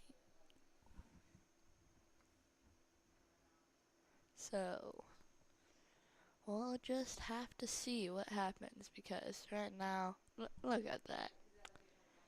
This is just unfortunate. Last run of the day, we've been going since about this time, but AM. So, it's really It's unfortunate, but not unexpected.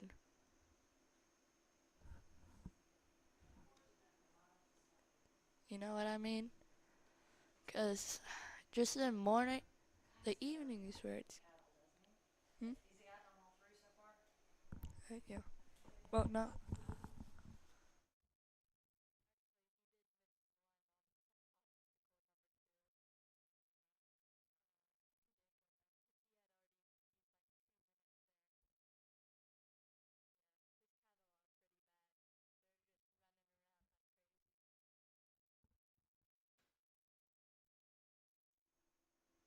So,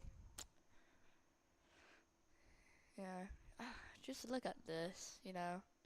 He's doing a really good job at handling it, but these cattle are just crazy. Not staying together very much. They're running around like hooligans.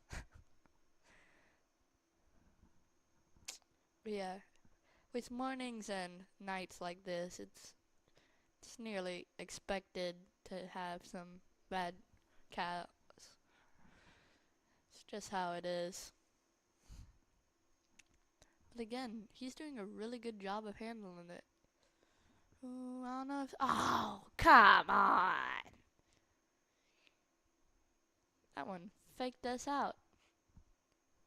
Oh, oh! Jeez. Yeah, this is not looking good for James.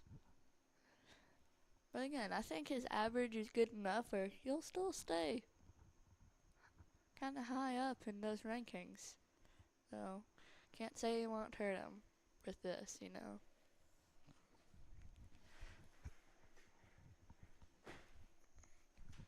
So he's trying to put him back in there. We zoom in here. Yeah, I'm not only talking, I'm also doing all camera work. Yeah, so he got them through there. He needs to get a move on if he wants to get a good time. Because the time limit is 3 minutes, so he still has time, yes. But a lot of people have been finishing around 6 minutes. Well, not a lot of people, but a lot of people who are really competing against him in the average. Like Dwayne Herman, Lincoln, you know, a lot of them have been getting good times. So, I would say he needs to get a move on, but I think he can do it. James is a really good shower. You know, he goes, there's probably not a chow James hasn't gone to. So, or hosted. So he's just walking him over there. You know, he did good on his fourth obstacle, got through it. And he still has time to do his pen and sort. Because a lot of people have been getting through this pen and sort quickly. So I think he can still do it. If he can get them over there, even with about, I don't know, 45 seconds left, I think he could do it. But he really does need to get them off this pen. They just got a little used to this with the exhaust and stuff, I think. Unfortunate it is.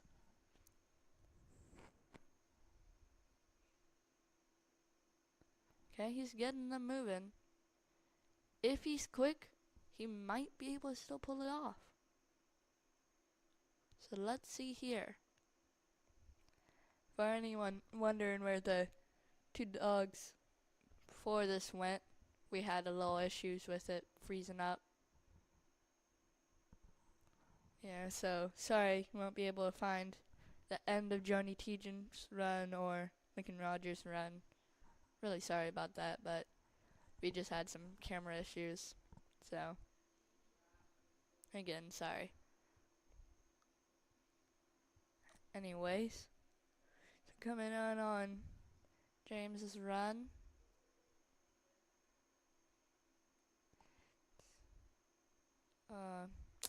Must run out of time. That's really sad. because he was doing great in the average, and this will definitely take him down a lot. But again, he was doing so great, I think he could still stay up there. So, anyways, folks, I believe that should have been the last run of the night. So, Merry late Christmas. Hope you come here tomorrow for what I believe to be is the sheep showing up. And hope you all have a great night. And maybe year from now, you could try to even enter yourself in this very trial. You know, it's a really big trial, and a lot of people have fun here. They got food, pretty much all you need. Got a lot of friendly people, food, and sportsmanship by everyone. So again, leave this to be the end of today's live stream. So good night, all of you.